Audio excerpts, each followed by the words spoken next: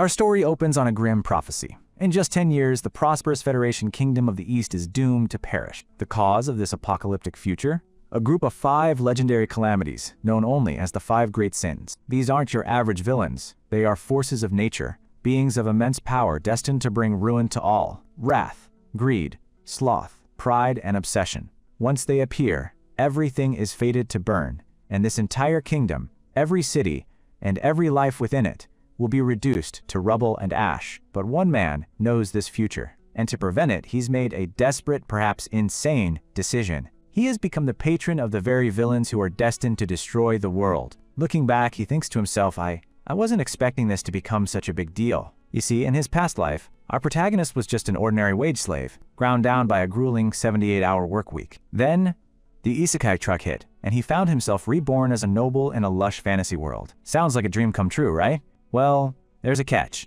He can't read a single word. His new butler has to point out, you're holding it upside down. On top of that, he's completely powerless. Still, being the useless young master of a count's family has its perks. He's treated to a feast that could feed a small army. After stuffing his face, one of the maids asks, "Are you done? I'll help with your bath before bed." He's pampered and washed by beautiful maids. Yeah, this is definitely an upgrade from his last life. He soaks it in, thinking, this is the life! But as he's relaxing, a maid casually mentions, "The young masters will be returning tomorrow, so please sleep early tonight." He asks who she's talking about, and she replies, "Young Masters Leo Antonio. Why do you speak as if you don't know your own family?" The name is ominously familiar. His lazy, content expression freezes, a scar on his face suddenly looking much more sinister. The luxurious dream turns into a full-blown nightmare. He lurches forward in the tub, sending water everywhere as the maids cry out his name in alarm. His mind screams in terror. Wait, am I in psychedelia? He knows that name. It's the title of a notoriously difficult turn-based RPG. He used to grind constantly to escape his miserable life. He remembers sinking countless hours into the game, fighting monsters and exploring the world, because he remembers the game's brutal main quest. No matter which route you take, the moment the 5 great sins appear, everything goes to hell. The kingdom, the nobility, the cities, they all begin their irreversible downfall. And at the very beginning of that downfall, before the main story even kicks off, is one particular noble family of troublemakers, the House of Palacio, his new family. His oldest brother Leo is the king of prostitutes, and the second son Tonio is the king of drugs. He drops to his knees, the weight of his new reality crashing down. He knows this family. They're not just villains, they're the starter villains. The first side quest in the game is to investigate their criminal organization, Avalon. They're the first domino to fall, the very first casualty, when the 5 great sins begin their rampage. And he is the extra villain, the useless third son who gets wiped out with the rest of them, Alan Palacio.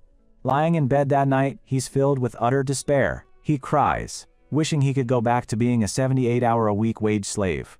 What's the point of luxury if he's just gonna die in 10 years? How come I possessed a fantasy character with no powers? The other guys get all kinds of things, he laments. This has to be the worst isekai luck in history. But then, an idea sparks in the darkness of his despair. Weight powers? Knowing what happens in 10 years, that's a power in itself. It's like being a prophet. A new resolve forms in his eyes. Then why don't I just remove the causes of this world's downfall? And so, for the sake of his own peaceful, noble life, he decides to reform the 5 great sins. He figures it should be possible, since at this point in the timeline, they're all still just kids. 2 months later, Alan's grand plan is underway. He sits in his study, listening the report from his newly hired knight, a man with an eye patch named Evan. He explains, "We rescued the orphans of the East's human testing center, and left the management of the orphanage to a girl named Utia."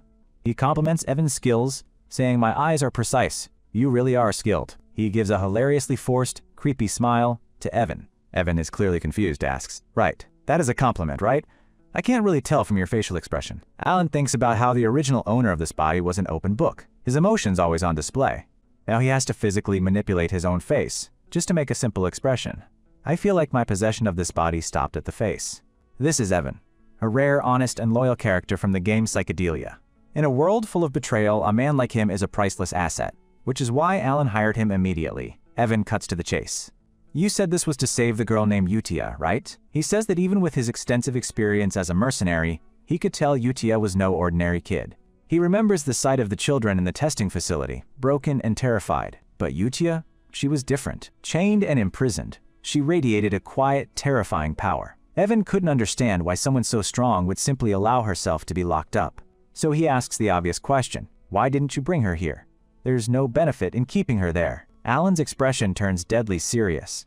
It might look like he's neglecting her, but he assures Evan, leaving her like that is a part of my plan, because he knows her true identity, Utia Blutia, a non-human destined to make a contract with an otherworldly being for its power, and become Wrath, one of the 5 great sins. The Bloody Queen, fated to kill hundreds of thousands of people. But if she's allowed to grow up in peace, she should never awaken as Wrath. With that, Alan thinks he's finally taken care of one of the ticking time bombs threatening his future. He clears his throat, preparing to give his knight the real mission. He looks at Evan and says cryptically, "It's not yet time." Evan is utterly perplexed. "It's not yet time?" Alan lays out his instructions. "Make sure nobody talks of this. Sponsor them with enough funds too." And then he hands him a sealed letter. "And give this to Utia." Evan takes the letter, confused. "A letter? Is it important?" Alan plays it cool, claiming it's just a letter of reassurance since she's been through a lot. With his orders, Evan mounts his horse and rides off to the orphanage. Alan watches him from the window, his calm demeanor hiding the massive gamble he's just made. Because the real purpose of the letter wasn't just reassurance. It was to include a specific quote he'd heard dozens of times during the Archbishop's attempt to calm the fully awakened Sin of Wrath in the game. The Archbishop would chant a spell, "Sin of Wrath, calm thyself." The incantation was always the same: agony of the dark, impassivity of the bright, belonging with the fall. In the game, this scene would play out under a blood-red moon, as Wrath unleashed her full, horrifying power. By then, it was always too late. The spell would fail and the player would be thrown into a brutal boss battle. But now, it might not be too late. The girl is still a child, before her descent into madness. Alan stretches, feeling a small sense of accomplishment. One future calamity down, 4 to go. He knows it sounds crazy, trying to befriend a future monster with a single quote from a game. But since these non-humans are like fanatics who worship some otherworldly god, he figures it's a gamble worth taking. Meanwhile, Evan arrives and delivers the letter to a small, white-haired girl, Utia. Evan can feel the unbelievable amount of mana rolling off her. She's a strange child, almost completely devoid of emotion. He delivers the letter, and she stands before him, an unnerving, doll-like figure. But when Utia confirms that Mr. Allen sent the letter, her emotionless facade cracks. An absolutely terrifying aura explodes from her small frame. "Why didn't he want me by his side?" she asks, her voice dripping with rage. Evan breaks out in a cold sweat. Her mana is physically manifesting as blood-red tendrils. That kind of power is only possible for someone who has reached the Master Realm. Her eyes, now burning crimson, lock onto him with pure, killing intent. Suddenly, Alan's strange words, "It's not yet time," make perfect, terrifying sense. This was a warning. Just as Evan prepares for the worst, Utia's eyes fall upon the contents of the letter. She reads the strange passage aloud. As the words leave her lips, the murderous aura around her vanishes in an instant. A faint blush appears on her cheeks. "This is a promise that only Master would know," she whispers to herself. "I get it." Evan can only stare in disbelief as the suffocating pressure recedes. He finally understands what Alan meant by timing. The word was a message, a code only Utia would understand. The harbinger of Wrath, the future Bloody Queen, now happily hugs the letter to her chest, her devotion to Alan absolute. Back at the mansion, Alan sleeps peacefully, completely unaware of the life or death drama that just unfolded. As Alan sifts through a mountain of books, his frustration grows. He mutters to himself, "Man, Tisk, is it not here after all? Finding clues about the third boss is giving me a headache." Just then, his loyal knight Evan enters the library. "Young master, we have rescued the second child you've mentioned." Startled, Alan scrambles to his feet. "Have you? Did you make sure to treat the child very kindly?" Evan flashes back to his mission. "Of course, after saving the child from the illegal slave market," but his report is cut short by an unwelcome voice. Dang, if it isn't Alan!" A hulking figure with a condescending sneer strides into the room. It's Tonio Palacio, Alan's second brother, and the resident king of drugs. He slings an arm around Alan, his voice dripping with mockery. "Why is an illiterate guy like you holding a book?" "Ah, right. I heard you've been studying recently." He squeezes Alan's head. "Hey, answer this brother of yours." Alan freezes. Internally, he's cursing his luck. He's always such a bother. How did the original Alan take this? I'd like to strike back, but he knows he's powerless against his gangster brother. Feigning politeness, Alan bows. "It seems you want to use the library, so I'll take my leave." But Tonio isn't having it. With a smug grin, Tonio kicks Alan to the ground and plants his boot firmly on his head. "You know your place, eh?" But before he can do more, a dagger whistles through the air and embeds itself in the wall just inches from his face. Tonio's cocky expression vanishes. He whips his head around, his face pale with shock. Standing in the doorway is a man who exudes an even more dangerous aura. It's the eldest son, Leo Palatio, the prostitution king. He glares at Tonio and warns, "Brother, I told you to drop your shallow attitude when entering the library. You reek of drugs. Get lost while you can." The two brothers face off, daggers drawn, a murderous tension filling the room. While they're distracted, Alan sees his chance and crawls away like his life depends on it. Because it does. Alan remembers the game's first subquest, investigate the Palacio County, a den of vice that sells drugs and runs the prostitution ring, Avalon. This family was meant to be the player's first taste of the world's corruption. But their power is greater than I thought, he thinks. The whole family dynamic is a ticking time bomb. At the heart of it all is a brutal succession war between the two scummy brothers. Leo, the huge figure of the underworld, the prostitution king, and Tonio, the manager of a large-scale drug cartel, the drug king. They're constantly at each other's throats. Alan shudders. I can't mess with these two for the sake of my sweet life. He has no intention of getting caught in their crossfire. The force of their confrontation sends a shockwave through the library. Alan's only thought is escape. Evan quickly helps his young master to his feet, shielding him from the fallout. He collapses onto a nearby couch. "URRRK." Evan looks on as his master completely deflates. Though the second child didn't seem ordinary either. Evan reports, trying to change the subject. Alan doesn't respond, just letting out a soft groan. Evan stands there, a silent statue of confusion. Evan can't help but wonder, looking at Alan. How did someone like young master find out about the illegal slave market and secret bio-experiments happening in a different region? Just how? Watching Alan's soul practically leak out of his body from exhaustion, Evan concludes, it seems he has a hard time keeping himself together. Later, Alan has recovered slightly, lounging on the couch. Evan continues his report. "Young master, you're quite strange. You sent the child to the orphanage." Alan simply hums in agreement. Evan's words echo in his mind. Did he say that the child didn't seem ordinary? Of course he isn't. Alan knows exactly who they save. He's not just unordinary, he's of a cataclysmic scale. Because within the United Kingdom, the central nation is the Kalian kingdom, and the child they rescued from the slave market was none other than the second boss of Psychedelia, Deus Macalian. In the game, Deus was a tragic figure, sold into slavery and brutally abused as he was passed from one cruel master to another. The endless torment caused his latent powers to awaken, transforming him into one of the 5 great sins, the sin of sloth. His awakening was a prelude to pure horror. In a fit of rage and despair, he unleashed his powers, annihilating entire kingdoms in the most gruesome ways imaginable. It was a part of the story so cruel, it made many players quit. Alan shudders at the graphic memories. Contrary to his epithet, Sin of Sloth, he was noted as a very hard-working individual, who repaid both debts and disservices several times over. Hence why I emphasize to Evan to treat Deus very kindly. He takes a sip of tea, his expression calm despite the horrifying knowledge he carries. Evan asks, "So, is the letter you sent to Utia is about the second child?" "Well, yeah," Alan says, looking surprisingly innocent. "I just told her to take care of this slightly sick child I sent her way, with some small talk too." Meanwhile, at the orphanage, the other children play cheerfully. But one boy, Deus, stands alone, isolated by his trauma. That night, under the moonlight, he's still alone. A broken figure in a tattered gown. Suddenly, a pair of elegant shoes steps into view. Utia approaches him. You're broken." Her crimson eyes scan him, seeing things no normal person could. "Those are traces of that." His hand twitches, scarred and thin from years of abuse. Utia recognizes the signs immediately. It was the black goat, wasn't it? A faint, knowing smile plays on her lips. "Yet the great moon still has chosen you.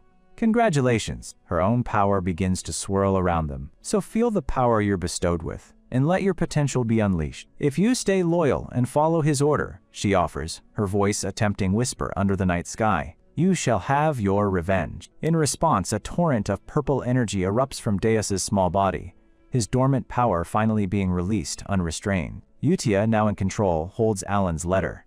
She thinks to herself, "Now then, I should send my first reply." Then she reads the Alan's letter. The letter is simple and friendly. "Utia, how are you doing?" "I'm doing fine. My second brother used me as a chair today. Haha, funny, right?" And so on. A year passes. Evan bursts into the library, looking frantic. "Big trouble! The scum!" "No, I mean the second young master." Alan looks up from his books, a single word hanging in the air. "What?" Evan delivers the shocking news. "That scum is dead?" The news hits Alan like a physical blow. Tonio, dead? Already? In the game, his death was a major event that happened much later. We see the funeral. A cold, sterile affair with Tonio lying in an open casket. At the wake, Alan watches his father, the Count, flanked by 2 women, looking utterly bored. Bringing drugs and women to his son's funeral, huh? I knew this family was messed up, but man, a dark fantasy genre indeed. Alan looks back at Tonio in his coffin. Anyway, for Tonio to die of an accidental fall, this is different from what I remember. Back in the game, Leo had desperately killed Tonio himself after years of fighting, screaming, "I finally killed that vermin after so many years. Now I'm the rightful heir." But now, Leo stands at the funeral with a smug look on his face, as if he's just had a lucky break. Alan knows better. At least try to hide your emotion. The culprit must be either Leo or his followers. Alan stands before his brother's coffin, his mind racing. The original timeline is already changing. Anyway, I just have to resolve the 5 deadly sins. Another year passes. With the succession problem solved by Tonio's convenient death, Leo absorbed the drug business, and an eerie peace fell over the county. Alan and Evan are enjoying a peaceful afternoon tea. Alan has become pen pals with Utia, a connection he believes will be helpful in the future. He reads her latest letter, a sweet report on the other children. Yuna is good at hide and seek, Hidan is good at warplay, and Deus is growing without trouble. He likes to do puppeteering. Alan smiles. They're good kids if you look at them like this. He scans the bottom of the letter. Below here is the sponsor list of this month. The list increased again. It's interesting that more sponsors are appearing for that small orphanage. Evan, munching on a pastry, remarks, "While unusual, it's a good thing nonetheless." "Oh right," Evan adds, changing the subject. "About that thing you've been searching for, I received a call from the Information Guild that they've found a clue." Alan's eyes light up. "Really? That's a relief." He carefully places a piece of cake in his mouth, his mind already whirring. He knows exactly what the clue is for. It must be an ancient book about the third boss. Finally, I get to find that guy as well. Everything's going smoothly. What a peaceful evening, or so he thinks. But Alan's peace is built on a foundation of blissful ignorance. At that very moment, his good kids are causing absolute chaos at a drug distribution site called Margot. One of Leo's underlings boasts, "The eldest of the Palazzo family is quite generous. He's always giving out huge rewards." His partner agrees. "Yes, our organization now has a few hundred members." But their celebration is cut short. In a flash, the entire site is turned into a slaughterhouse. Bodies litter the ground, silenced by an unseen force. One of the survivors watches in horror as his own hand moves against his will, raising a sword. "No! My hand is moving on its own." Forced by an invisible puppeteer, the leader's partner also plunges the sword into his own throat. The other men were also thrusted the sword, daggers into their own throats, their bodies ripped apart. And from the shadows emerges the architect of this massacre. It's Deus, his eyes glowing with purple light, as he manipulates his victims with ethereal strings, conducting a symphony of death. He is not alone. Utia stands by his side, watching the carnage with cold satisfaction. "I enjoyed the puppet show of the day." Deus asks, "Is there any point in doing this?" UTSI looks at the bodies of the drug dealers. "Why? Do you pity them?" "No," Deus replies, his voice flat. "Because they grind people to create drugs. I just don't know if this has anything to do with my revenge." "Of course it helps," Utia explains, her own power flaring. "This is the basis to create space for him to return. How can we let the place be shabby when he arrives?" Deus understands. Their power surges, resonating with each other. They are preparing the world for their master. The two calamities, Wrath and Sloth, stand together under the moonlight, their mission clear. A massive wave of energy erupts from the site, wiping the drug den off the map completely. Leaving nothing but a smoldering crater, they vanish into the night. Everything will proceed according to his will. We, the Plele, Blue Moon, shall be his sword. 2 years have passed since Alan established his connection with Utia, the Sin of Wrath, turning her into his eyes and ears at the orphanage. During that time, his loyal knight Evan has been run ragged, hunting down the remaining future calamities. He finally stumbles back from his latest mission, completely exhausted. He collapses in front of a nonchalant Alan, who's been practicing magic in the backyard. Evan gasps, I'm back. You were in the backyard." With the last of his strength, Evan gives a tired thumbs up. The 5th has been successfully sent to the orphanage as well. Alan lets out a quiet gasp of relief. In just 2 years, using his game knowledge and Evan's skills, he's managed to gather and save all 3 remaining sins, before their tragic fates could twist them into monsters. He recalls the trouble he had finding greed, the 3rd sin, but it all worked out in the end. To reward his loyal knight, he offers him a well-deserved treat. "Here, eat up." Evan, however, is not amused. Damn you." Just kidding. Alan unleashes a literal tower of macarons, and Evan dives in like a man starved, stuffing his face with the sugary reward. Alan stands over him, a hint of a smile on his face. "Good work on everything. You can rest now." Evan asks if that's all for the orphanage-related duties, and Alan confirms it. Evan lets out a huge sigh of relief, but then he notices his master's strangely subdued expression. "Aren't you happy, young master?" Lying on the grass, Alan says, "I am." But Evan says, "You don't look like it." Alan forces the tiniest, most unconvincing smile he can muster. "I'm smiling right now." Evan is not buying it for a second. "Let's just say that you are." With his mission to collect the future sins now complete, Alan allows himself a moment of peace, collapsing onto the grass and basking in the sun. He stretches out, thinking to himself, "I didn't expect things to go so well." His main quest is to prevent the rise of psychedelia's 5 final bosses, the 5 sins. Each of them was a product of a horrifying past, twisted by unspeakable torture and abuse that awakened their world-ending powers. They were broken children, who, in the original timeline, would grow into unstoppable calamities, fueled by hatred and despair. Alan knew the chances of saving them all before those traumatic events was slim to none, but somehow, he'd pulled it off, intercepting them before they were completely broken. He was worried he'd be too late, but now, they're all safe under one roof at the orphanage he sponsors. Alan asks, "How's the orphanage doing?" Evan reports, "As usual, things are going well," while handing the latest letter from Utia. "They once looked like broken dolls, but now they've lightened up quite a bit." Alan nods as he opens the letter. "Yeah? I guess we won't need to hire a separate caretaker for them." He's genuinely, and perhaps naively, impressed. "I didn't think Utia would do such a good job," he muses to himself. "Is it because of her character background that she feels sentimental toward the orphanage? I guess she'd hate it if I interfered more." Scratching his head, he smiles softly.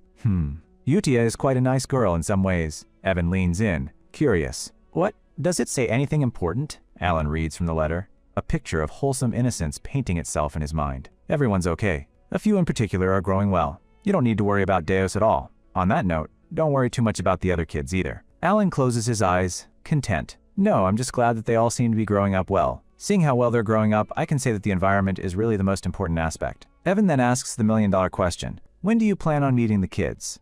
You always say that the time will come." Alan's pleasant expression vanishes, replaced by a dead serious one. "Oh, about that, I don't plan on ever meeting them." He explains that while it'd be nice to stay close, their in-game personalities aren't exactly ones he'd like to be around. He's haunted by the memories of how brutal they became after turning into sins. Just the memory of their in-game atrocities is enough to make him shudder. He admits, "It won't be as bad now that I rescued them before they experienced those events, but I'm still scared." After a moment of thought, he compromises. "Maybe in 5 years?" Evan simply replies, "I see." Either way, Alan knows he can't be complacent. He gets back to his training, thinking, "I need the skills to protect myself in this damned dark fantasy world." Alan inwardly thinks, "Fortunately, you need talent for magic, and this body is perfect." Just then, out of blue, Evan asks, "Have you heard of the Blue Moon?" Evan is completely lost.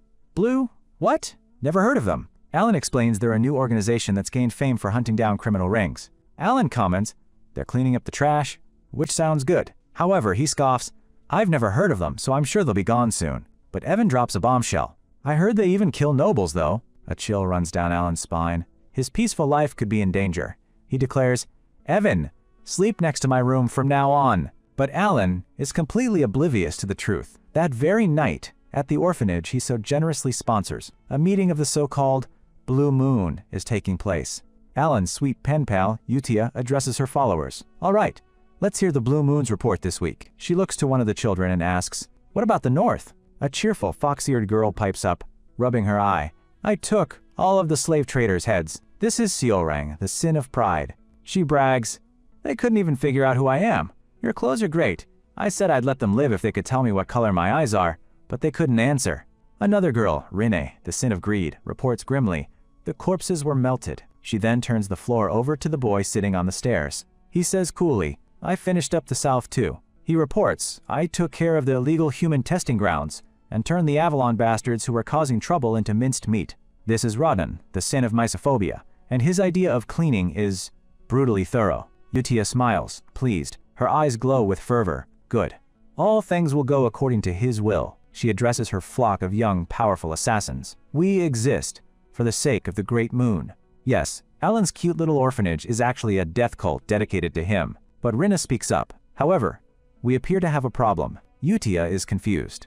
What could possibly be a problem when all is perfect under his will? Radon explains. "Isn't the head of Avalon the eldest son of the Count family where he resides? I found it dangerous written order while cleaning the South up." He delivers the shocking news. The eldest son of the Count appears to be targeting his greatness. Utia's expression darkens instantly. What? The air grows heavy as Radon confirms the threat against their beloved master, the one they call his greatness. Yutia's fury is palpable, a dangerous red aura exploding around her, as Radon reveals the contents of the letter. The order is simple and chilling.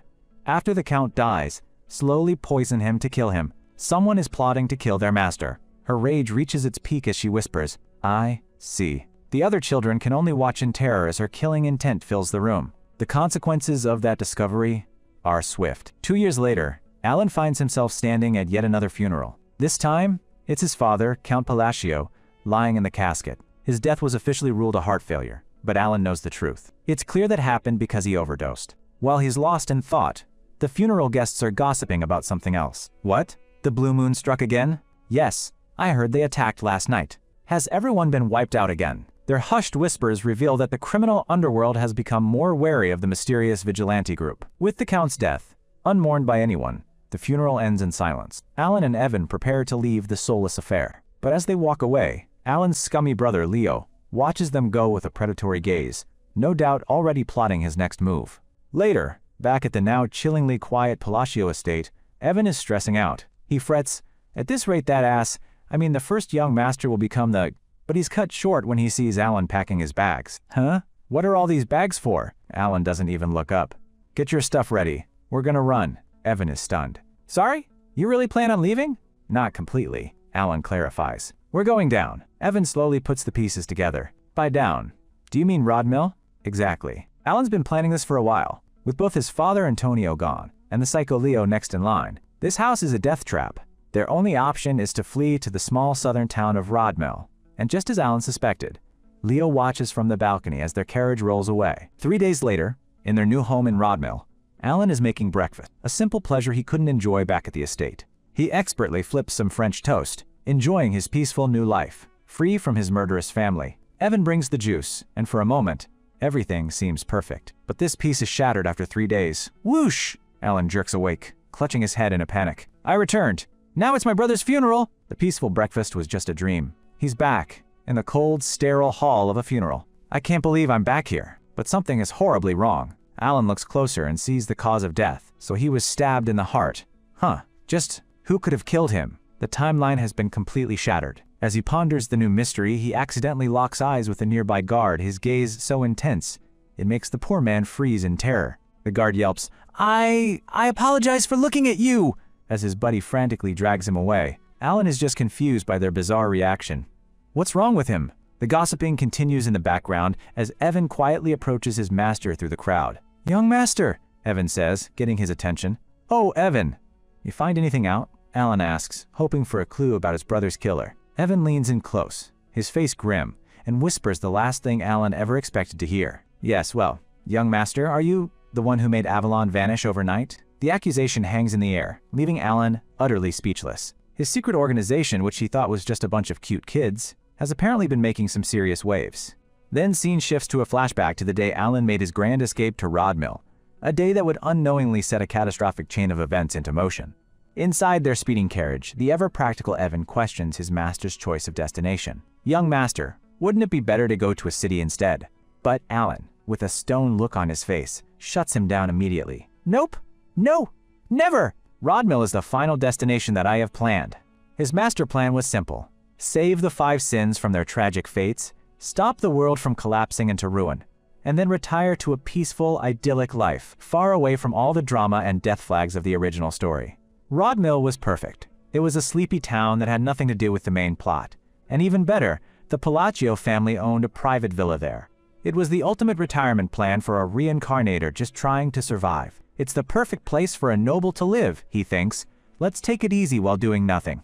Everything has a reason, he mutters. Evan, however, looks less than convinced, knowing his master's lazy excuses all too well. "You can't fool me anymore. You always say those things when you're not bothered." Alan just waves him off. Good things are great. Evan can only sigh. That was quick. But as they ride off into the sunset, a sinister figure watches from the balcony of the Palacio estate. It's none other than his scummy older brother Leo, who was already plotting Alan's demise. He muses to himself, should I kill him or not? It doesn't matter if he's alive or not. I was planning to kill him with poison after father's death either way. One of his men reports that Alan is heading for the border, seemingly to live a quiet life. Hearing this, Leo decides to let him go. He said he was going to quietly head off to the border, so I've lost all reason to kill him now. He lets out a thoughtful as he taps his fingers on the railing, seemingly content, but something about his little brother's sudden departure still gnaws at him. Is it because matters with Avalon aren't going well? He just bothers me. He turns to summon one of his most trusted men, Alman. A shadowy figure emerges from the doorway and orders him to follow the carriage. But the man, introduced as Alman, who works for Leo, asks a chilling question. Does that mean you want me to kill him? Leo is taken aback. What? He says, turning around in surprise. His mind reels. Alman has never talked back to me, no matter what orders I gave him. So why is he asking me a question all of a sudden? The assassin stands impassively, sword in hand, an unnerving silence hanging between them. Leo's shock quickly turns to fury. Ha! It's your job to do what I tell you to. But before he can finish his sentence, Alman strikes. A spray or red blood bursts from Leo's chest. Leo gasps in agony, clutching the fatal wound. Kuk! How? How dare you betray me? The assassin's face is a mask of cold indifference. I like playing war, he says simply. As blood drips from his blade, he continues. It was fun up until now. But wait a minute. A new profile card pops up. This isn't Alman. This is Hayden, a member of the Blue Moon. Hidden's voice echoes with a chilling conviction. We have the creed that was taught to us by the Red Moon. As the Blue Moon is that man's sword, it's only natural. I move according to his wishes, but if anyone tries to harm the Great Moon, his eyes glow with a terrifying light. I can act on my own accord, and slashes his chest. Hedon stands over the gurgling body of his former master. That's why I was waiting for you to say that, he says, his voice dripping with contempt. Leo warns him. My subordinates won't let you go.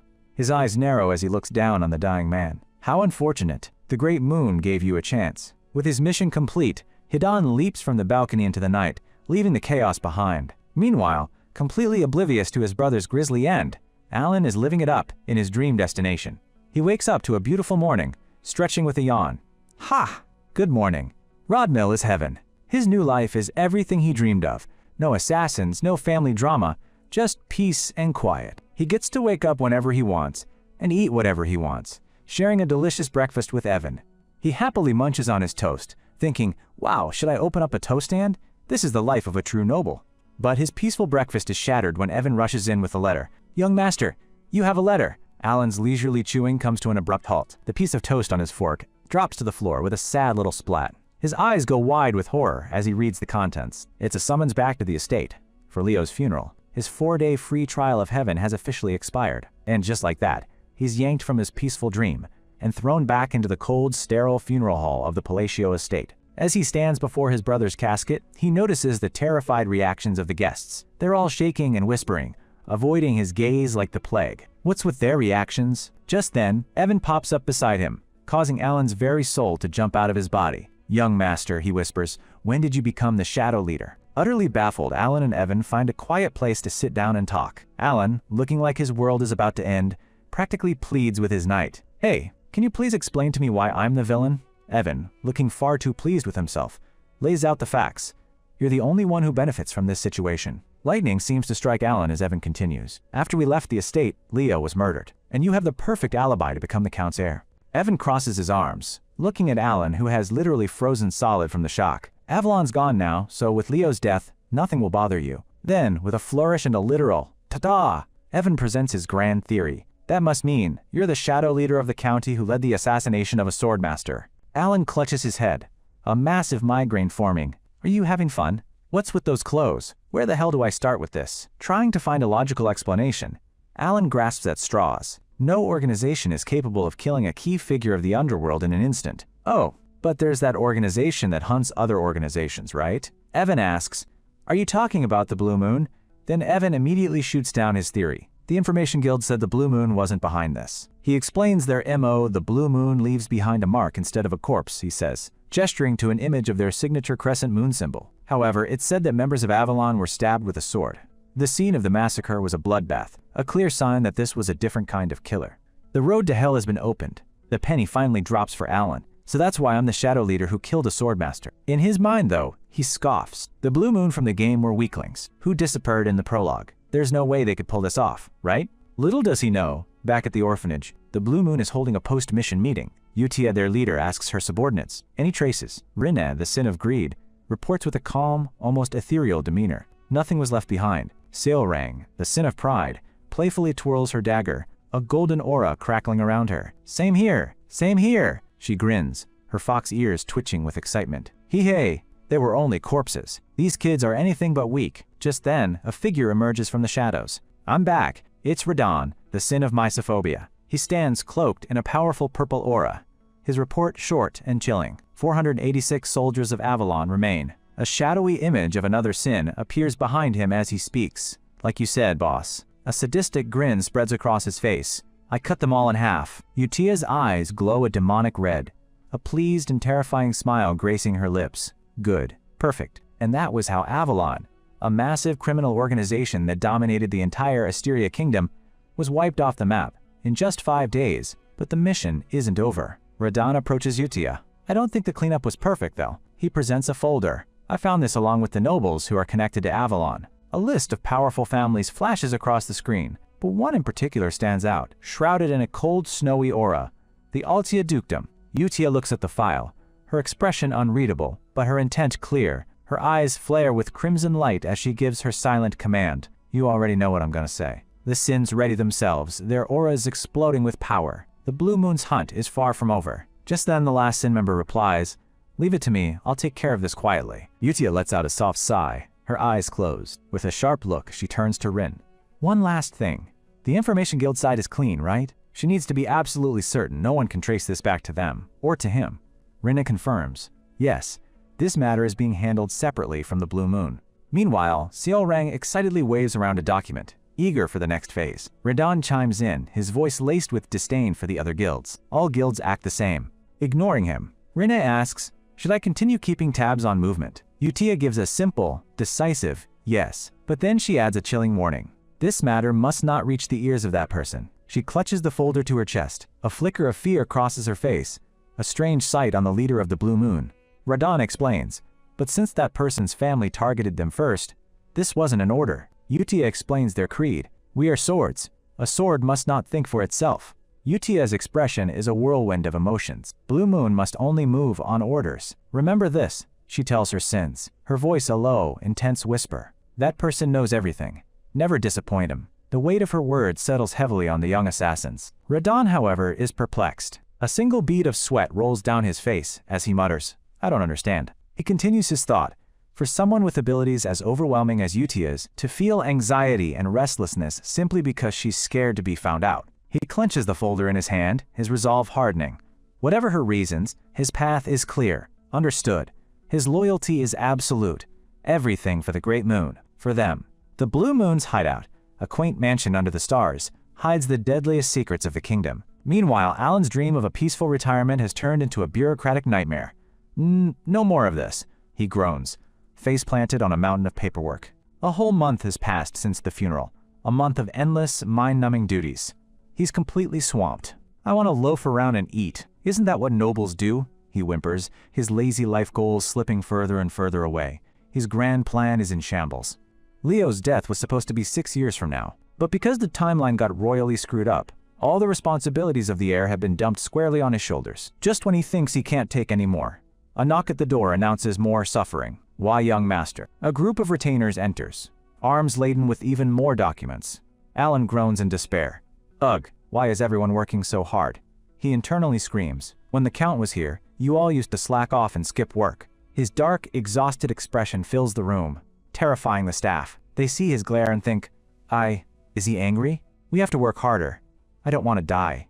Poor Alan is completely oblivious. Are the staff also working so strictly because of rumors that I'm the secret mastermind? He sighs, Evan. Why won't you come when I call? Turns out, the former slave just wants to do his job in peace. Tired of being buried alive in paper, Alan wishes they'd just handle things themselves. He needs a break. He finds Evan by the fireplace, tending to some chicken skewers. Young master, Evan says, looking up. He sizes up Alan's haggard appearance. Honestly, it's astonishing. But he's not talking about the workload. Evan's gaze is fixed on something else entirely. When did you grow this much? He asks, as a crackle of magical energy fills the room. It's quite shocking that you managed to reach the 2nd tier after only 2 years of self-study in poisoncraft. You've got great talent. Alan has been secretly leveling up. Evan explains that it normally takes 4 years of dedicated instruction to reach this level. Magic, like anything else, requires a hefty dose of innate talent. Alan just shrugs it off. I agree that my talent's pretty decent, but his casual demeanor hides a deep-seated anxiety. I practiced hard for self-defense because I was feeling so uneasy, he admits, a bead of sweat on his brow. The constant threat of death flags, has at least been a good motivator. To control poison magic, which is essentially manipulating mana to create toxins, you need incredibly fine control. It's no easy feat. But Alan knows the truth. But what good is it if it's only half-baked? I've used every kind of magic in this fantasy world now, he thinks. A small, unstable orb of mana hovering over his hand. When he first reincarnated, it was all so exciting. He remembers his early days of training. The thrill of wielding fantastical power. He thought if his plans worked out, he wouldn't need to fight. He could just learn at his own pace. But now, with his life on the line, he's realized a devastating truth. My mana haul is insanely tiny. All his practice, all his talent, can't change this one fundamental fact, Alan explains. Innate mana capacity is like an athlete's natural weight class. You can train all you want, but a flyweight can never truly beat a heavyweight. And unfortunately for Alan, my mana haul is very, very small. No amount of training can make up for his pathetically small mana pool. It's a hard-coded Dena buff he can't get rid of. But as Alan wallows in his magical inadequacy, Evan pulls out a letter. Your invitation to the ball finally arrived, he announces with a flourish. Alan looks up, utterly confused. A ball? And just like that, Alan finds himself dressed to the nines and thrown into the glittering viper's nest of high society. This is the regular aristocratic ball for the southern region, a prime opportunity for nobles to network. He looks sharp in his formal attire, Evan by his side, but he's already exhausted just from showing up. Phew, I'm already tired. Still, he has a goal. I'm about to become a count soon, so maybe I should use this chance to network. It's time to go into serious mode. As Evan looks on, questioning his master's sudden change in demeanor while munching on a plate of cakes, Alan psychs himself up. Forming connections with nobles is crucial for a peaceful future. But there's a problem. The moment he takes a step, the crowd parts like the Red Sea. They see him coming and practically trample each other to get away. Alan stammers, as one guy literally shrieks in terror. Yep, the whole shadow leader who assassinated his swordmaster brother. Rumor isn't exactly making him Mr. Popular. Evan, trying to be helpful, whispers, don't be too PFT upset. PFT, while trying to stifle his laughter. Alan is not amused. Upset? Not at all. This was expected, he says, brushing off his knight's shoulder. Evan, see you later. He's got this. He strikes a pose, determined to salvage the situation. I know they look down on me for being low-class and lacking refinement. Unlike my esteemed great-grandfather's era, the current Palacio family is full of troublemakers from the East, but I didn't come here thoughtlessly. He has a plan. He smoothly picks up a glass of wine from a passing tray. Time to unleash the social skills he secretly practiced. He approaches a noble lady, ready to charm her. He takes a sip, putting on his most sophisticated air. The wine's aroma is unique, especially the scent. It's distinctive. I'd like to have a few bottles at home, he says, attempting what he thinks is a gentle, charming smile. The result? A terrifying, psychopathic grin that could curdle milk. The poor lady freezes, her face a mask of pure horror. I'll tell father to prepare at once, she squeaks, before running away. Alan can only watch, bewildered. No, this isn't what I was expecting. The other nobles whisper amongst themselves. Did he just blackmail them into giving him limited edition regional wine? He's a bigger troublemaker than his other siblings. Evan can't hold it in any longer, erupting in a fit of giggles.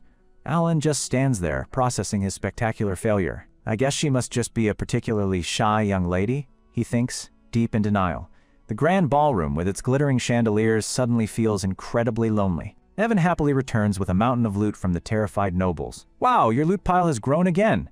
He lists off luxury teas, crafted metalwork, and of course, the specialty wine. Alan just sighs, leaning against a wall in defeat. Palacio turned out far more notorious than I thought, he muses. The rumors about me taking out mine monstrous brothers have made me a social pariah. He watches the nobles huddled together, deliberately keeping their distance. My social life is ruined. Deciding he needs a moment, he tells Evan he's getting some fresh air. Evan just gives a cheerful, okay tilde. As Alan leaves, his exit is watched by a striking woman with fiery red hair and an elegant gown. Her crimson eyes follow him with a curious intensity. Out on the balcony, Alan leans against the railing, sighing under the moonlight. Where did it all go wrong? He wonders, his grand plans for a peaceful life now a distant memory. He just wanted a quiet retirement. Was that so much to ask? Suddenly, a soft voice cuts through the silence. Excuse me. Hello there. May I have a moment? Alan turns, completely surprised. Someone spoke to me. Who could it be? He sees a door creaking open behind him. His eyes widen. A young woman steps out onto the balcony, her expression gentle and unassuming. She introduces herself with a graceful curtsy. I am Loria, the third daughter of Duke Altia. Alan's brain short-circuits. Altia. That explains it. He forces a polite reply. Yes, hello. The Altia family is one of the 3 major shadow players of psychedelia, known as the Northern Troublemakers. So there's no way she's a normal person, he thinks. But he doesn't seem to remember this grill from the game. I don't think she appears anywhere in the game. Just then, out of the blue, she speaks. "I'll be blunt. Please lend me your strength." Alan's face turns dark, with just the thought of trouble coming his way. Loria drops another bombshell. "Please lend me your strength. I'm going to be assassinated soon." Alan, however, is completely unfazed by her desperate plea.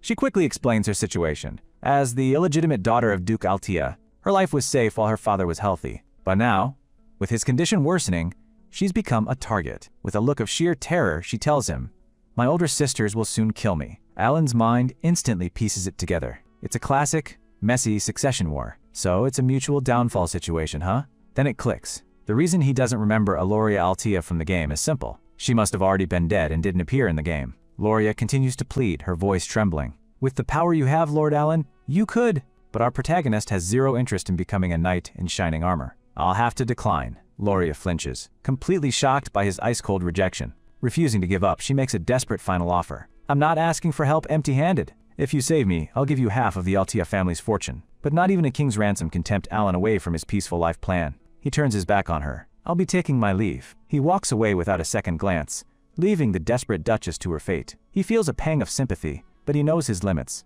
"I can barely take care of myself right now," he thinks. Better not give her any false hope. As Alan's footsteps fade, Loria is left alone on the balcony, her last hope crumbling to dust. Alan lets out a sigh of relief, loosening his collar. That was way too close to getting involved in something troublesome. He offers a parting thought as he steps back inside. "Still, I wish you luck. I hope you find a reliable ally." But their conversation didn't go unnoticed. High in the rafters, 2 cloaked figures have been observing the entire exchange. One of them speaks, her voice low. "It seems Altia has approached the Great Moon."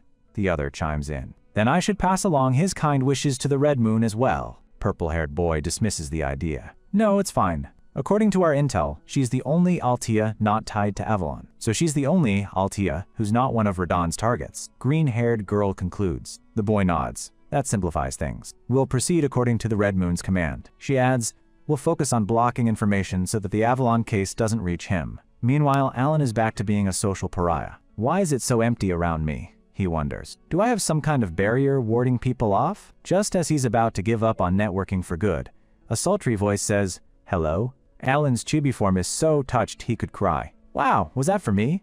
Maybe I can actually socialize for once." He turns, a hopeful expression on his face. "Yes, hello?"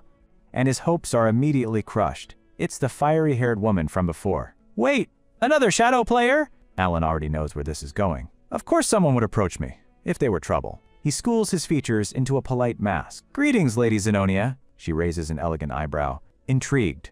"Oh my, you know of me?" "Of course," Alan replies smoothly. "You're quite famous in many ways. In the world of psychedelia, there are 3 great shadow players who pull the strings from behind the scenes. There is Altia of the North, Pelagio of the East, Alan's own chaotic family, and Zenonia, the troublemaker of the West." She smiles, a snake hidden in the roses. "Am I really that famous?" she purrs, introducing herself as Kalia, the eldest daughter of Count Zenonia. Alan breaks out in a cold sweat. This woman runs a full-blown criminal syndicate. He's internally panicking.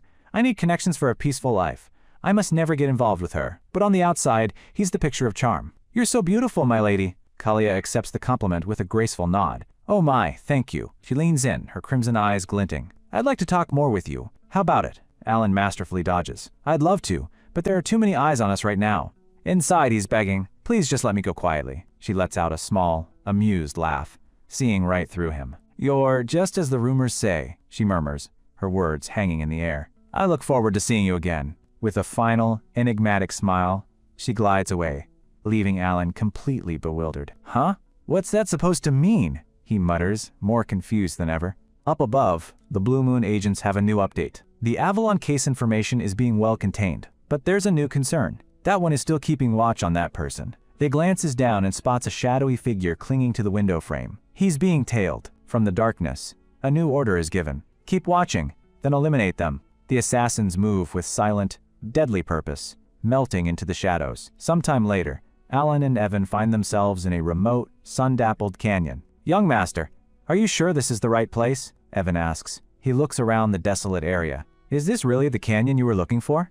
Alan ignores him, his eyes scanning the terrain. It's midday, but strangely dark inside. His gaze locks onto a specific spot. Finally found it. My real objective. He walks with renewed purpose. Evan mutters, if this is empty again, I might cry. But Alan denies his suspicion, saying, no, this time it's real. He reveals the true purpose of their trip south. It wasn't for the ball. It was to find this place, a hidden labyrinth from the game. This is the Labyrinth of Whispers, a famous dungeon in psychedelia. The reward for clearing its 8 puzzle rooms is a ridiculously powerful artifact, and thanks to his countless hours of grinding, Alan knows this place like the back of his hand. I've memorized all the routes and puzzles. Time to speedrun this. But standing at the entrance in real life is a different feeling entirely. Wow, even though I've run this dungeon countless times, this is new. Evan is completely baffled. This place feels artificial. How do you even know about it? Alan, who's lost in his own thought, lets out, I've come here often. Evan stares at his master. You've been here often? Alan snaps out of his thoughts and flashes a grin that's more terrifying than reassuring. Just kidding. I have my ways. Let's go in. Evan whimpers. Please don't joke with that expression. The moment they step inside, the walls come alive, and demonic gargoyles descend upon them. With glowing red eyes, the monsters lunge, their claws ready to rip and tear. Evan calmly explains the dungeon's gimmick. If you get the riddles wrong, those things slam down on you mercilessly. While Evan panics, Alan simply steps up to a pedestal and solves the puzzle. Evan can only stare. How can he stay so calm? We've worked together for 4 years and I still don't get him, Evan thinks, completely bewildered. His master's missions are a bizarre mix of vigilantism and random errands, from taking down crime syndicates to saving orphans. As the dungeon's mechanism activates and crushes the monsters, Evan is floored. He's barely left the estate, yet he knows everything. Alan just points. Oh, got it right. The door only opens once the mechanism finishes. The massive stone door to the final chamber slowly grinds open. Evan is still reeling from the puzzle's gruesome aftermath. What exactly are you planning this time? Alan, on the other hand, is looking a little green. Finally! The door's open. I feel like I'm gonna puke. I knew it would be cruel. But seeing it firsthand, it's way worse. Alan lets out a sigh of relief. Seems like it's finally over. Before them is the treasure room, overflowing with gold, gems, and priceless artifacts. But Alan isn't interested in any of it. Yeah, let's just take that black ring and go. The artifact he came for is a plain black ring, lying inconspicuously amongst the glittering hoard. Evan is dumbfounded. That thing, it looks the most useless of all. But Alan knows its true value. Taking anything else would only bring trouble. Leave them. He holds up his prize, a triumphant gleam in his eyes. I finally obtained the oath of restraint. On the way out, Alan reassures a nervous Evan. Don't worry, the way back is safe. Evan is not convinced. Thanks to Alan's game knowledge, their exit is indeed easy at first, but their path is suddenly blocked by towering stone figures. The labyrinth's final guardians have awoken. Evan draws his sword, his face pale. A new, unknown enemy. This is the worst-case scenario. This time I'll handle it, Alan says calmly, stepping in front of his retainer. Evan can only stammer. What? Evan screams a warning. No matter what you're planning, we need an escape route first. But the golems are already attacking, their colossal weapons blotting out the light. Evan shouts, second-tier magic isn't enough against this colossals. Alan steps forward, raising his hands and mutters the words, I invoke the oath of restraint. The ring flares with power, and the world dissolves into a cosmic void as an ancient voice echoes in Alan's mind. Oh, fragment inheriting the great will of Nyakula. The voice booms, speak 2 restrictions I can enact. This is it. The pop-up choice window from the game, now a reality. The voice, it almost makes this world feel real. The Oath of Restraint is an absorption-type artifact, granting immense power in exchange for self-imposed limitations. Alan begins. First, the entity responds, speak. I will always perform this hand signs of Babylonia when using magic. A skill icon from the game materializes, confirming his choice. What is it you desire through this restriction? The voice asks. Alan replies, the power to twist the laws of the world a little further. Granted. A torrent of power surges through Alan's very being. Then he says, as for second, the voice commands speak. Alan makes his second vow. When using magic, I will strictly chant the words of Babylonia. What is it you desire through this restriction? Alan's goal is clear. Greater power to defy the world's laws. The second skill icon appears. By combining these 2 restrictions, he can achieve the highest possible magic attack power. The Oath of Restriction becomes speechless at the demand. Alan then thinks, thanks to my countless playthroughs, I've memorized all the best combinations. This has to work. Granted. The power flowing into him intensifies tenfold. The entity speaks again. O human who remembers the gestures and mysteries of a forgotten god, I express my gratitude to you who inherit the will. Alan is momentarily stunned. Inherit the will? What does that mean? Before he can process it, the ring on his hand dissolves, becoming one with him. The restriction was applied successfully. As his consciousness returns to his body, the voice leaves him with a final, chilling message. I shall forever be watching you. Time snaps back to normal. Evan is still shouting, Young Master! Second-tier magic isn't enough, but Alan is more than ready. He knows his power is limited, but he also knows the rules of the game. With a cold, determined glint in his eye, he decides it's time to use the trump card he came all this way for. Alan pours every last drop of his tiny mana pool into a spell. A sphere of lightning forms in his hand, but it's pitiful. It should be a brilliant, blinding orb of destruction, but instead, it's a sad, flickering spark. He thinks to himself, no matter how hard I train, this is my limit. His innate talent is high, but his mana capacity is fatally low, which is why, he thinks, it's time to test this restriction. With his mana reserves on empty, Alan begins to weave his spell, but this is no ordinary casting. He chants the words of a forgotten god. First, refraction. The pitiful spark of lightning begins to bend and contort, its very properties shifting at his command. The energy twists violently, crackling with a power that far exceeds the mana put into it. Then, repulsion. The spell pulses, pushing against the very laws of physics. It erupts into a violent torrent of raw, untamed lightning. A blinding flash fills the cavern, and Evan can only shield his eyes from the overwhelming power. Third, blue light. The energy converges, condensing into a massive, swirling orb of pure destruction that dwarfs both Alan and Evan. And for the final incantation, Line of Diffraction. He performs the ancient hand signs of Babylonia, a condition of his oath of restraint, forcing the magic to its absolute peak. With a final, decisive gesture, Alan unleashes the spell he meticulously crafted over 5 turns. The enhanced chain lightning rockets forward, a blazing spear of judgment aimed directly at the Golem Guardians. Evan is completely gobsmacked. He's never seen such power from what should be a simple second-tier spell. The lightning tears through the stone titans. At first, it looked like no damage was done.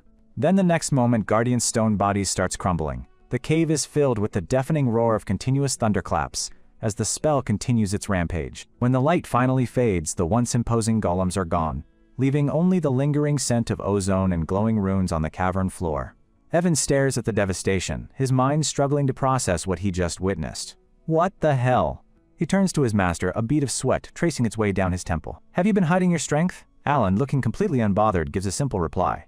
Not at all. Evan can't believe it. Huh, I've never seen anything like that throughout 15 years of being a mercenary. Are you sure that was just second circle magic? Yes, Alan confirms, his expression as calm as ever. But internally, even Alan is shocked. He thinks to himself, I didn't know either. It wasn't like that back in the game. He flashes back to the game's turn-based system. In Psychedelia, magic could be enhanced each turn through hand signs or incantations for a small boost. This time, I enhanced the chain lightning magic with 4 incantations and hand signs for a total of 5 turns. In other words, I simply used a magic setting for a large-scale lightning spell. But in addition to that, due to my restraints, I must use hand signs and incantations for all of my magic. The entity's words echo in his mind.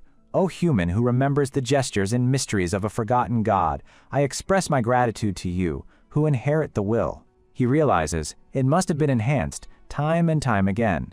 Even so, he admits, to think that second circle magic was overkill. The result far surpassed my expectations. It also surprised me. As they walk out of the dungeon, Alan lets out a sigh of relief. Sigh. We finally made it out. Evan collapses onto a nearby rock, completely drained. Ugh, this is more exhausting than the battle. He looks back at the ominous canyon. Just who in the world created this unpleasant place? Alan's eyes narrow in thought. Now that I think about it, the Maze of Whisper had a different name. The map outlay and strategy guide were posted on the community website. It was known by another name, the Maze of Palion. He nonchalantly answers Evan's question. A guy named Palinjon created it. Evan's eye shoots open. Pardon me, what did you just say? Alan helps his dizzy retainer to his feet. I said, let's go back to the east. Good work for the past 3 weeks, he adds, since there's something I'd like to do once we return. Evan is taken aback. Huh? Young master, you're more diligent than you look. As they walk, Alan continues to mull over the differences between the game and this reality. If I choose a hand sign that matches the spell's attribute, its power increases, and if I choose the right incantation, its properties get enhanced. That's how the game mechanics were supposed to work. But unlike in the game, where visuals stayed the same and only the number went up, this time I actually noticed the spell change shape with each incantation. He wonders, even though my mana pool may be pitiful, Maybe I can see those transformations, because I'm especially good at controlling mana. I'll have to test it once my mana recovers. In any case, it's a relief that things turned out fine. Meanwhile, under the light of the moon, a mysterious cloaked figure watches from the shadows. It's the green-haired cloaked girl from the ball party, who was keeping eye on Alan. She leaps from her hiding spot with silent grace. Her destination clear, she walks into the very same labyrinth Alan just cleared. Before her lies a massive stone tablet covered in glowing, ancient text. The era of the forgotten outer gods. The glyphs of the Alanef Empire. Her eyes scan the strange writing, her expression unreadable. She reads a specific line aloud, one left behind by the maze's creator. For my friend who shall be left alone from coward Palayon. A small, knowing smirk plays on her lips. Ha! She reaches out and touches the ancient inscription. Her mind fills with images of a legendary hero. The one who stopped the invasion of the Black Things, while standing victorious against the Alakulaka, who ate the hearts of the citizens. The brilliant emperor, Palon the Great. She recalls her own origins. I obtained all of this knowledge because I was born with the ancient library after being assigned the Great Mission. She thinks back to Alan, the man known as the Great Moon, and the demonic entity that follows him, the Bloody Queen. I knew he was special since the Bloody Queen followed him, but I didn't expect the Great Moon to be a friend of Palayon. Moreover, the phrase he whispered doesn't even exist anywhere in the ancient library. Just what is he? A smile graces her lips. The Red Moon was right. I'm embarrassed to be blindly following orders. Then she notices the presence of his comrade, approaching. She asks, "Did you get the information?" The blue-haired boy bows. "No. The Dark One is dead." His head twisted all of a sudden in midair. The agent reports, describing a gruesome, inexplicable death. The superior is unfazed. We'll have to report this for processing. The two then melt back into the shadows. The scene shifts to Zenonia County, where Kalia Zenonia sits alone, pondering her strange encounter with Alan Palacio. She sips her tea, a storm brewing behind her crimson eyes. It wasn't just a rumor. She recalls his unnervingly calm demeanor, chillingly emotionless. His eyes were those of the abyss. She approaches her father, the Count, who is busy with paperwork. Yes, Count Zenonia is strong and famous. Her eyes gleam with a dangerous light. However, he called me famous even though I do not participate in any social activities. Isn't that fascinating, father? As she speaks, a dark energy flows from her hand, her eyes glowing with malevolent power. The Count freezes, his pen clattering to the desk. He slumps forward, his will no longer his own. Kalia smirks, her secret safe. No one would know that I've made my father a puppet so I can work as the real head of the household. But one question remains. How did he figure it out? She remembers Alan's parting words. There are too many eyes on us right now. She sees the silhouette of one of her tails in the rafters. It seems he also noticed the tails I've put on him. Just then, a panicked attendant bursts into the room. "Miss Kalia? What's the matter?" she asks, annoyed by the interruption. The attendant stammers, "You should go see your room." In her room, she finds a horrifying sight. The corpse of the very tail Alan had noticed. His neck snapped clean. The attendant is aghast. Judging from how his seal didn't activate, he didn't reveal the secret. He caught a major weakness of mine the moment we met, huh? She thinks, a predatory smile spreading across her face. The story shifts to the sprawling Altia ducal estate, where a lone carriage pulls up under the cloak of night. Inside, a storm is brewing, not in the sky, but in the mind of the youngest daughter, Loria Altia. Thinking back on her recent encounter with Alan, a wicked smile plays on her lips. As expected, she muses, clenching her fist. He's not someone to underestimate. She recalls the chilling abyss in his eyes, a coldness that rivaled even her own father's, the distinguished one of the underworld.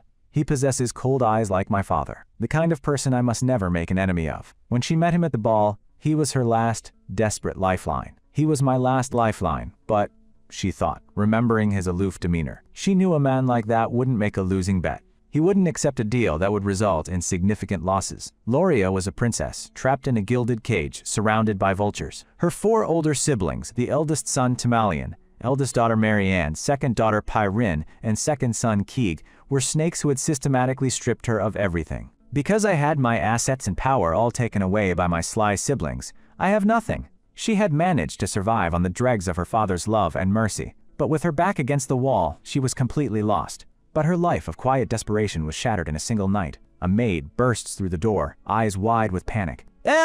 Lady Loria, our youngest lady is back! Before Loria can even process their return, another servant stumbles in, barely able to speak. Lady Pyrene and Keeg have taken their own lives! Loria's world freezes, the words hanging in the air like a death sentence. What? Her mind reels. Pyrene and Keeg? The two who would sooner gut their own family than give up an inch of power? Those people would rather stab their own family, yet they took their own lives? That doesn't make any sense. A cold dread washes over her as she asks the question she already knows the answer to. Then, what about Tamalian and Marianne? The servants can only tremble in fear, their faces pale as ghosts, unable to form the words. Another butler confirms the nightmare. Hell, Lord Tamalian is Lady Marianne. In the main hall, a gruesome tableau is revealed. The two eldest siblings, impaled on their own ambition, their bodies left as a macabre work of art. Loria stares at the carnage, her mind refusing to comprehend the scene. What in the world? Meanwhile, on the moonlit rooftops of the estate, a silver-haired assassin lands silently, his work complete. With a cold, satisfied smirk, he confirms his success. Successfully eliminated, and, just as quickly as he appeared, he melts back into the shadows, leaving behind a trail of death and a dukedom in chaos. Walking through the now silent halls, Loria recalls Alan's cryptic words from the ball. Her eyes widen in a shocking realization. He had simply said, "Just, good things will happen." And now she understood. He wasn't just some underworld figure, the true mastermind of the Count's household, who hid his claws and waited for the right moment to seize power. The terrifying truth crashes down on her. This is what he meant. He had orchestrated everything. Just like that, she trembles, not from cold, but from a profound, bone-deep fear. And just like that, I became the only successor in the ducal family overnight. She lets out a shaky laugh, a mix of horror and awe. Ha! What kind of monstrous devil have I made a pact with? But the fear is quickly replaced by a cold resolve. She's in too deep to turn back now. But I can't go back now. What happens to those who betray him? There are already far too many precedents. Alone in the vast, empty mansion, the new Duchess of Altea makes her choice. I must walk the path I chose. 2 months fly by and the seasons begin to change. At the Palazzo estate, a butler from the Altea dukedom arrives with a formal greeting and a gift. I am here under Duke Altea's order. Evan looks at Alan, intrigued, while Alan remains impassive. Duke Altea? He asks, a hint of curiosity in his voice. Evan opens the ornate box, his eyes widening in surprise. Wow, it's a bottle of Cernan's wine. I heard it costs a few thousand gold per bottle. I never thought I'd see it. Alan picks up the card, his expression unreadable. It's from Loria. Why would she send me this? He wonders, a pang of guilt hitting him. It stings my conscience because I wasn't able to help her. Unknown of the matter, Alan asks the messenger, "Are you sure this is for me?" The man bows deeply. "Yes, the Duke herself prepared it and ordered me to deliver it to you."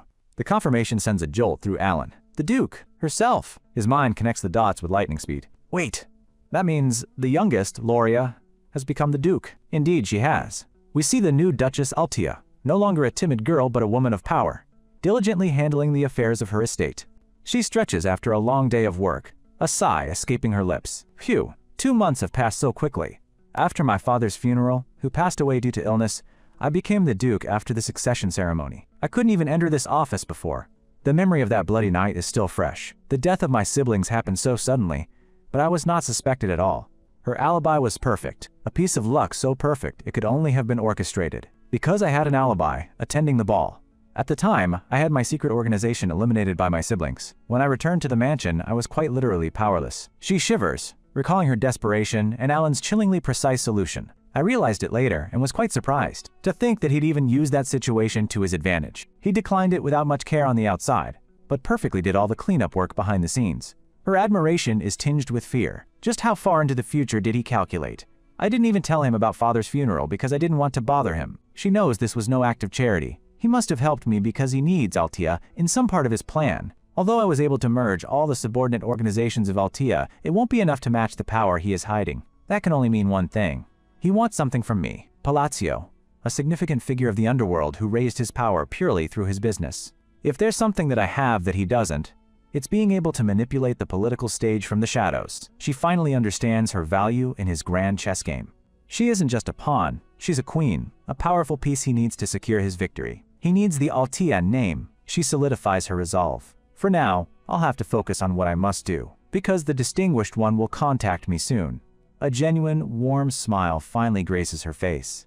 Her first act as Duchess is not one of vengeance, but of gratitude. I hope he liked my gift of gratitude. Back with Alan, the messenger takes his leave. Evan watches Alan, completely baffled by the turn of events, while Alan processes the new reality. Loria, the girl who was about to be killed, is now a Duchess. Something's not right, he thinks. Sensing the currents of fate shifting once again, time flows onward. A few months later, we find ourselves 5 years before the start of the original game's story. The Palazzo estate is blanketed in a thin layer of snow. Evan runs up to his master, full of energy. "Oh, young master," he quickly corrects himself. I should call you the Count now, right? Alan lets out a small sigh. "The succession ceremony hasn't occurred yet, but I guess you can call me that since the year has passed now." This wasn't the life he planned. I didn't plan on becoming the Count, though. His ideal future was simple.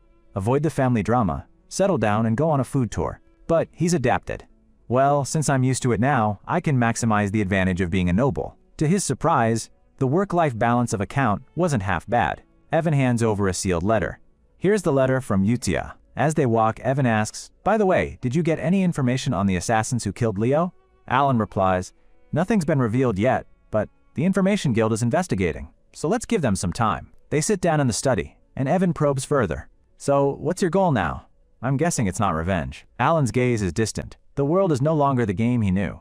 All the things that slightly differ from the original game were probably butterfly effects caused by me. So, I'm just going to be prepared for unexpected events. Evan can't help but be impressed. "Oh, you sounded like a real Count just now." Alan just gives a non-committal. "Sure." He breaks the seal on the letter, his expression softening as he reads. "I wonder what she wrote this time. Tilda." The letter is a heartwarming update from the orphanage. Utia writes about the children's simple joys. Deus has become a master puppeteer. Solrang is having fun playing with her friends. And Rinna and Radan have found peace in reading and gardening. A fond smile spreads across Alan's face. This routine has grown familiar, and it warms my heart. I've never seen their faces, but seeing them grow well, I can't help but smile. Suddenly, a practical thought strikes him. He looks up from the letter. "Now that I think about it, how old are the children?" Evan blinks. "That was sudden." "They're ready to go out into society now. Some of them left the orphanage earlier." He then adds a crucial detail. "The ones you ordered to save are about that age now." The image of them bowing, a mixture of respect and tragedy, flashes in his mind. He feels a bit strange. Right. That's it." He makes a decision. It's time to let them go. Evan is taken aback. "Really? Didn't you put them all in one place because they had wounds?" He replies. "There's no reason to do that now," Alan explains, his tone firm. "Now that they're all grown up, it's time to let them go for their future." He believes he's done enough to divert them from their tragic destinies. "I cared for them enough not to awaken his deadly sins, so they should be fine, right?" Evan nods slowly in understanding. "Now that they're all in good health, I see." Alan recalls their innate potential from the game's lore. Utia, blessed with the talent of faith. Dasus, the peerless swordsman, with the talent of the sword. Rinne, the brilliant mind, possessing the talent of studying. Seolrang, the ferocious beastkin, born with the talent of a fighter. And Radan, the divine warrior, carrying the talent of an apostle. With their inherent gifts, he's confident in their success. If they were to use their talents in the right fields, they should be more than fine. Satisfied, he declares, What a perfect plan." A blush creeps onto his face as he thinks. "And while I'm at it, I should prepare a gift for each of them. I planned on giving them gifts anyway." As dusk settles over the snowy landscape, Alan's plans are set in motion. He finishes the last of his paperwork with a triumphant cheer. "All done." Evan, meanwhile, has completely conked out on the sofa. Suddenly, Evan jolts awake, salutes with a grin, and dashes out of the room to deliver the letter. "All right then, I'll be back." Alan watches him go, a smirk on his face. "I wonder if I can get something back from them once they become huge." With his work done, he looks out at the sunset, a sense of paternal pride swelling in his chest. "Children, read my letters and go out into the world." In a dimly lit warehouse far away, Utia holds up her letter. The time has come. The orders have arrived. She gathers the others, but this time, the news is different. "This time," she says, her voice steady, "he delivered them to us individually." The reactions are a mixed bag. The cheerful Selrang erupts with a happy A, while Deus, the future swordsman, looks on with a calm, curious expression. Rinna quietly clutches her letter with a smile, while Radan remains as stoic and unreadable as ever. But it's Utia's reaction that's the most unsettling. Her crimson eyes hold an unnerving intensity, a silent storm brewing behind that placid face. What could her letter possibly say? But before anything else, Utia says calmly, "We should read the previous letters too." Radan scratches his head, confused, while Seolrang asks, "Can we really read them?" "Only you would read before." Utia explains, "Seeing how he's given each of us orders, it means he's decided it's time for everyone to see." Seolrang reads the casual lines. "How have you been? If you need anything, let me know." This is an order?" Rin points out what they're all thinking. "Looks like just some daily small talk." "Right," Utia says with a wry smile. He disguised the orders as ordinary conversations from the very beginning. "Okay, look." She holds up their very first correspondence. This is the first order, after the greeting letter. It reads like a simple pen pal message, but Utia deciphers the hidden command. He designates the elimination target, gives the mission, and tells us to report the situation afterward. This was when he entrusted the Blue Moon to me, she reveals, showing another letter that seems to just be asking for monthly updates on the orphanage. As you can see, he personally chose you all, she tells them, cementing their purpose. Deus finally understands. I see. It's to prevent information leaks. Utia nods. Like this, you must clearly understand the orders and carry out the mission. Radan, ever the practical one, chimes in. Then, wouldn't it be better for us to visit him in person or use a magic communicator? But Utia's response is swift and chillingly absolute. I hope you haven't forgotten that all we have to do is follow the order. Her unwavering devotion silences any further questions. As one of them notes, it's a chillingly steadfast trust. Seolrang, ever the ray of sunshine, breaks the heavy atmosphere. I haven't forgotten. Then, let's read the order. And so, the 5 of them finally open their new, individual orders, ready to step into the wider world. Deus reads his first. He told me to head to Caliburn, the nation of knights. Selrang, however, isn't as thrilled with her destination. Colony? But I don't like deserts. For me, it's Raxus, the entertainment city, Radan says, looking forward to the city of gambling and riches. Rene adds, he told me to head to Larthania, the maze city. And for Utia, her path leads to a place of faith, the Holy Kingdom, Rosario. Her crimson eyes gleam with an unreadable emotion. She reminds them, what you all must do is written in the letter, correct? Deus is still puzzled. I don't know the reason, but he told me to become a knight. Seolrang adds a comforting detail. He also said not to worry because the patronage will continue. Rene confirms. He also told us the location of the gifts. As they prepare to depart, Utia delivers one final, crucial order. Good, but remember, unless E says it first, do not mention the name of the Blue Moon. With their paths now set, the 5 orphans who were once destined for tragedy step out into the world, their futures irrevocably changed by the man they've never met. Each one sets off towards a different corner of the continent, a living, breathing testament to Alan's interference. 3 months pass. Back at the Palazzo estate, Alan is drowning in paperwork. He sighs, frustrated. As expected, there's nothing about the change in magic and phrases. I'll have to experiment with it myself. He turns to Evan. Now that I think about it, how's collecting information on who killed Leo going? Evan reports that the Information Guild has found nothing. Alan grows anxious, realizing the consequences of his actions. It seems the butterfly effect has gotten out of my hands, which resulted from me saving the 5 deadly sins. Even Loria, who should have died in the story, also became Duke Altia, expanding her power and influence at a terrifying speed in the underworld. He comes to a startling conclusion. Let's stop investigating the assassin. Evan is shocked. Huh? Really? Alan knows that some things are better left unknown. This is clearly a situation where ignorance is bliss. In the setting, there's almost nothing that can escape the network of the Information Guild. If even they can't find anything, it means he's poking a beast he can't handle. Even if I try to dig into what I shouldn't, what may come back as a result is just death. He wisely concludes that secret organizations won't harm him as long as he doesn't meddle in their affairs. Alan agrees. All right, I'll tell them to stop the investigation. Evan then perks up. Oh, and there's another piece of news.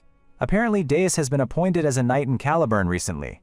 Alan's face lights up. Really? Good for him. The news of his, child's, success is a welcome change. Time continues to fly. 3 more months go by in a flash. Evan rushes to Alan, holding a handful of skewers. Count. Apparently, Deus made an entire knight order. Alan nearly chokes on his food. What? Then he must be at least expert level or higher. In this world, swordsmanship has clear ranks.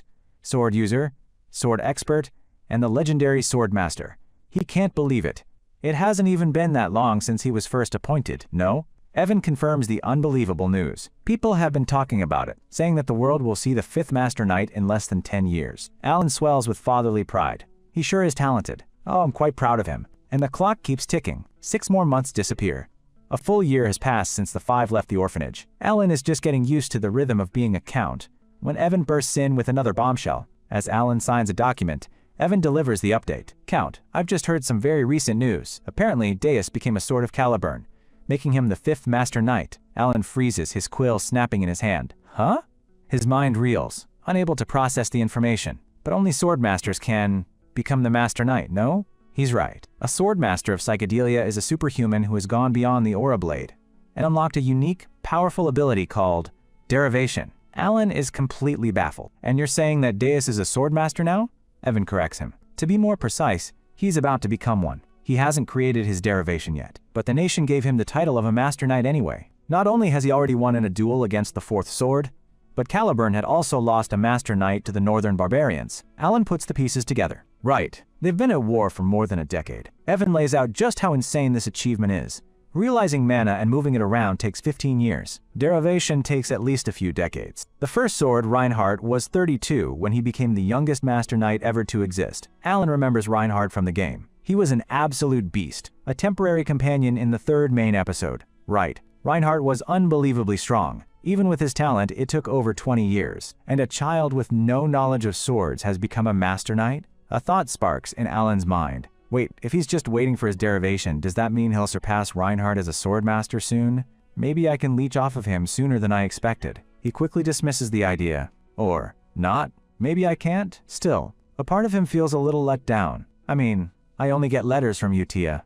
Even after going to the Holy Kingdom, her letters, which she continued to send regularly, contain news of the deadly sins she grew up with. It seems they keep in touch. He sighs. Even though they've never seen my face before, they could at least thank me for the gift. I kind of feel bad. But then he gives himself a mental slap. Going back to the basics, I am already more than thankful that they haven't destroyed the kingdom after awakening into the 5 deadly sins. He gazes out the window, a genuine sense of relief washing over him. As long as they're doing well, I'm happy. Meanwhile, in the capital of Caliburn, Kirtham, within the grand mansion of the illustrious Solar Eclipse Knights, the air is filled with the sounds of training and the glint of polished steel. A lone figure in ornate armor stands by a magnificent window, lost in thought. This is Deus Meklian, the captain of the Solar Eclipse Knights, the youngest Master Knight. His gaze falls upon a young woman approaching in the courtyard below. She looks up, a bright smile on her face, and calls out, "Ah, brother!" A complex mix of emotions flickers across Deus's face. He looks away, flustered. It's been a whole year, but thinking back still makes me feel embarrassed. His mind drifts back to a horrifying memory, when I lost everything to those black things. He remembers watching helplessly as his sister was taken away from him by shadowy tendrils. The memory is a whirlwind of uncontrollable rage and hatred, leaving him with nothing but a shard of hope. He was consumed by darkness, his spirit broken. Left to rot in a dark cell, he clutched the only thing he had left, when a light appeared in his despair. The fact that the Great Moon saved my life wasn't a good enough reason to swear my allegiance to him, but because she promised that I could take revenge with my own hands, I followed orders under the Blue Moon. For years, he worked as part of their secret organization, undertaking dangerous missions and brutal training. He never cared for his own well-being, focusing only on building the foundation for his revenge. And then, he received his first personal order. The letter was simple. A small hotel located in southern Caliburn. I left a gift in the... Take a look.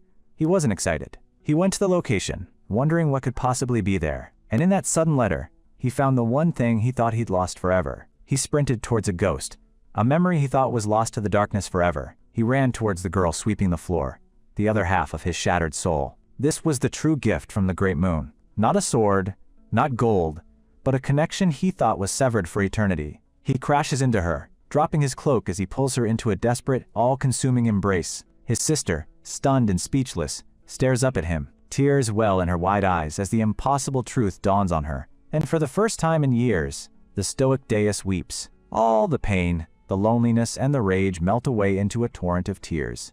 His inner monologue is a storm of disbelief and joy. My little sister, whom I'd thought was dead, is alive. He can barely speak, choking out her name through his tears. Siley!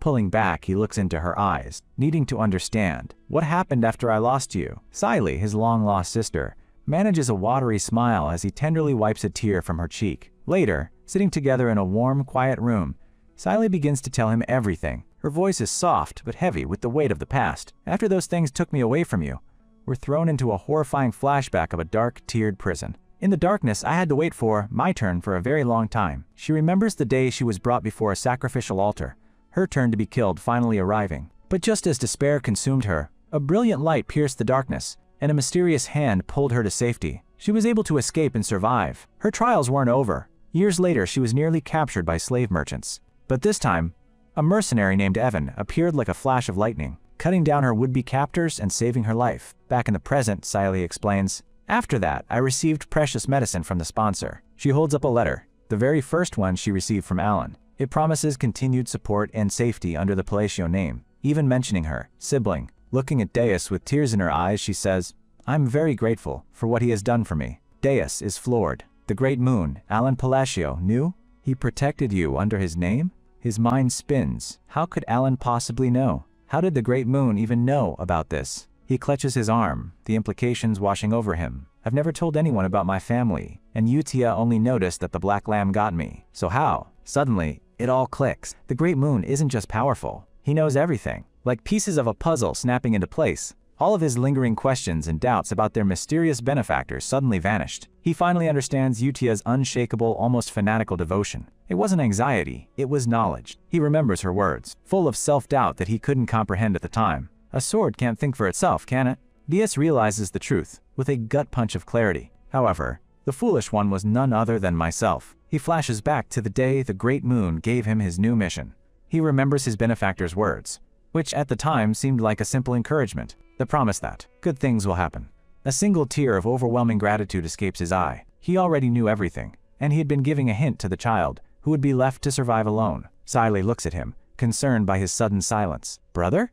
Deus places a reassuring hand on her head. He had doubted, acted on his own like a disobedient sword, but the great moon had shown him nothing but generosity and mercy. Deus finally understands the sheer scale of the man's plans. Alan isn't just a sponsor.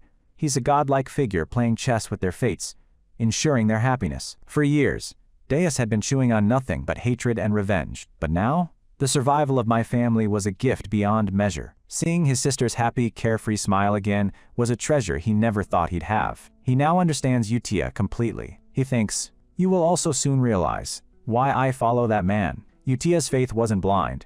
It was earned. And now, so is his. I have to repay him. His personal mission of revenge is over. A new, grander mission takes its place. To become the Master Knight, the absolute pinnacle of power in Caliburn, and to forge a personal Knight Order, the Solar Eclipse, filled with the continent's greatest swordsmen. Back in the present, Deus stands as captain of that very order. A subordinate approaches. "Captain, it is time." With his right-hand man, Deus walks past the rows of his loyal knights. This expedition will serve as the first stepping stone for the 4G Solar Eclipse. The Knights of the Solar Eclipse stand at attention, their loyalty and strength a testament to Deus's incredible journey. His resolve is absolute. I do not care what hardship may come. He grips the hilt of the legendary blade gifted to him, as I await the day I can offer my gratitude, along with a recompense that will satisfy him. With his sword held high, bathed in purple aura, Deus is no longer just a vessel for revenge. He is a true knight, ready to fulfill his purpose. And so, the Solar Eclipse Knights begin their march into the frozen north to battle the barbarian hordes, their first true test. Meanwhile, worlds away from the frozen battlefield, Alan is enjoying a rare moment of peace. Fuatilde, so peaceful. He stretches out, relaxing against a stone wall, surrounded by his books, perhaps because all my kids are grown up now, Tilda. But his moment of tranquility is shattered by a sudden gust of wind, scattering his precious research notes. "No! They're all flying away," he yelps, flailing about trying to catch the flying papers. After gathering his notes, he grumbles to himself, looking at his messy handwriting. HMPH. Why did I have to use cursive? I'm going to write better from now on. Settling back down, he begins meticulously organizing his findings. After I returned from the labyrinth, I focused on researching the phrase. Our MC looks quite cute in his serious research mode, doesn't he? His notes detail his analysis of the ancient magic system. He's found that each phrase changes differently. His first case study, refraction. The phrase refraction can act as a reinforcement of imperfection in magic, strengthening a flawed spell and causing its range to spread dramatically. But that's not all. Refraction can also be used to crush the form and alter the projectile, changing a spell's fundamental properties mid-flight. He visualizes the concept, a spell twisting and changing its very state as it travels. Another phrase he's researched is blue light, a simple but effective modifier that reinforces parallel magic, like electricity. He remembers back to the canyon where he, unknown to the power of it, casted a massive sphere of lightning. Then there's the line of diffraction, which adds penetration and critical effects, turning a standard spell into an armor-piercing, critical-hitting monster. He recalls the effect as a blast that doesn't just impact, but pierces straight through its target. He's even jotted down the core rules. No mismatched phrases, no repeats, and a maximum of 4 can be used in a single spell. Any more, and it fails. He sighs. With my mana hole, I can only use 1 magic per day, so it took a long time to figure out this much. He recalls the difficulty of his research. In the world setting, the hand signs and phrases of Babylonia had already been long forgotten, so there was no information on it. In the end, I had to do the research myself, he thinks. I found myself having some fun, even though I learned magic only to protect myself. Now, it's time for a practical test. Let's see the result of 2 months of experimenting, he says, electricity crackling in his hand. He begins making the precise, intricate hand signs required to cast the spell. A sphere of mana gathers above his hand, and he chants the first phrase. By eliminating the focal point of the mana sphere, he causes an imbalance that sparks raw lightning. The first phrase is fixation, which stabilizes the chaotic energy into a usable form. The lightning coalesces into a glowing orb, hovering in the air before him. Next he chants, compression! The orb begins to shrink, its energy density skyrocketing. The lightning is packed tighter and tighter, contained within an ever smaller space. The third phrase is breakdown. The compressed energy violently shatters, becoming dangerously unstable and ready to be unleashed. Finally, he chants, fleeting bloom, giving the explosive energy its final form and purpose. He reaches out to command the volatile energy. A massive sphere of power moves to the sky, and crackled down as lightning. The spell erupts, not as an explosion, but as a magnificent, tree-like structure of pure, crackling turquoise energy. Alan makes a mental note. Oh, so the order also matters, because when I used breakdown first, it failed, but his thought is cut short by a shocked gasp from the distance. Impossible. Alan whips his head around, his heart sinking. He wasn't alone. Standing in a nearby archway are two figures who definitely shouldn't be here. It's the fiery-haired Kalia, and with her, an old man who looks like his soul just left his body, clutching his chest in disbelief. Alan starts to panic, a single thought racing through his mind as he recognizes the uninvited guest. What? Why is Kalia here? The old man stammers, his monocle nearly falling off his face in pure shock.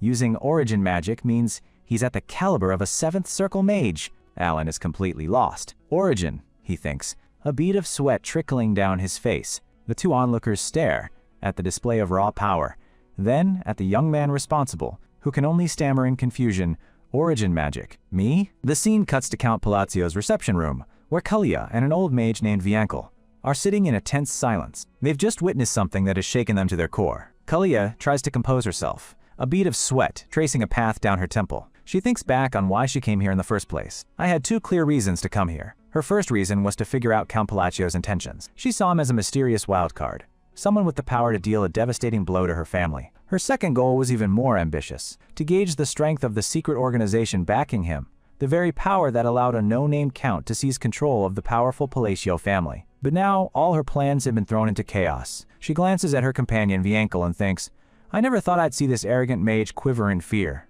And he has every reason to be arrogant. This is Viankel, a 5th circle mage so ruthless he was banished from the magic tower for his inhumane experiments. A man who can single-handedly wipe out an entire division of soldiers. Yet here he is, trembling like a leaf. Even though he's always so smug with me, his own sponsor, Kalia thinks, I can sense his fear. I've never seen him like this before. Her mind races, trying to make sense of the overwhelming power they just witnessed. So she wonders, was that really origin magic just now?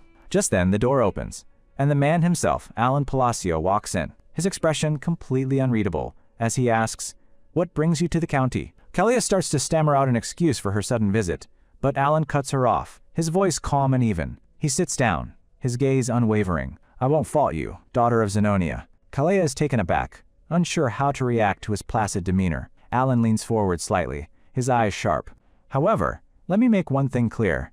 He looks them both dead in the eye and drops a bombshell. What I had just used was not origin magic. With a straight face, he delivers a statement so unbelievable it's almost comical. If you really want to categorize my magic abilities, I'm only at the 2nd circle. He gestures towards Viankel. The mage beside you must have noticed that magic has no effect at all. He inwardly thinks, unfortunately, that magic couldn't be used in both defense and offense. A wave of pressure fills the room, an unspoken threat hanging in the air. The message is crystal clear. Stay quiet about what you just saw. Viankel, still pale and sweating, immediately gets the message and forces a shaky agreement. Why? You're correct.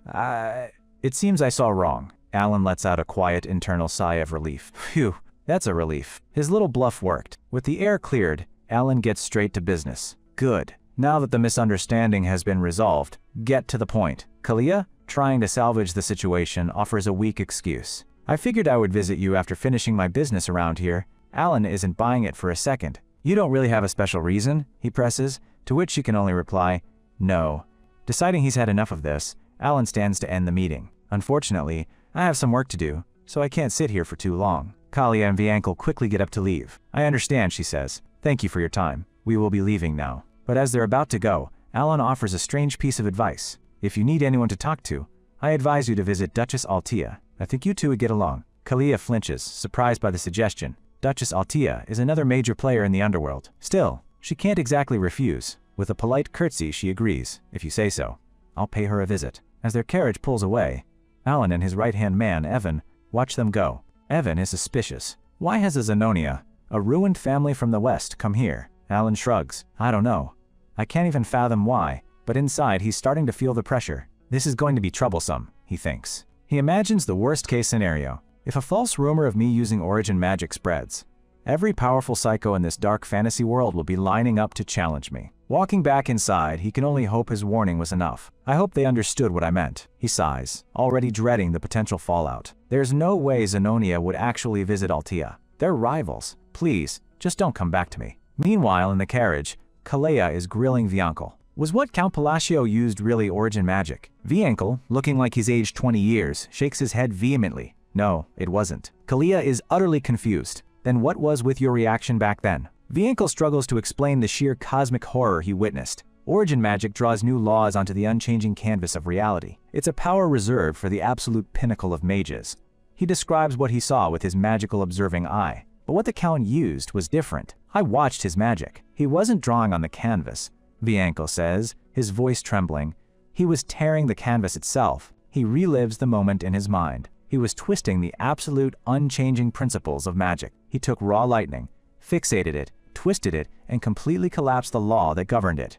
And even after all that destruction, the spell still materialized. His voice cracks as he reaches the terrifying conclusion.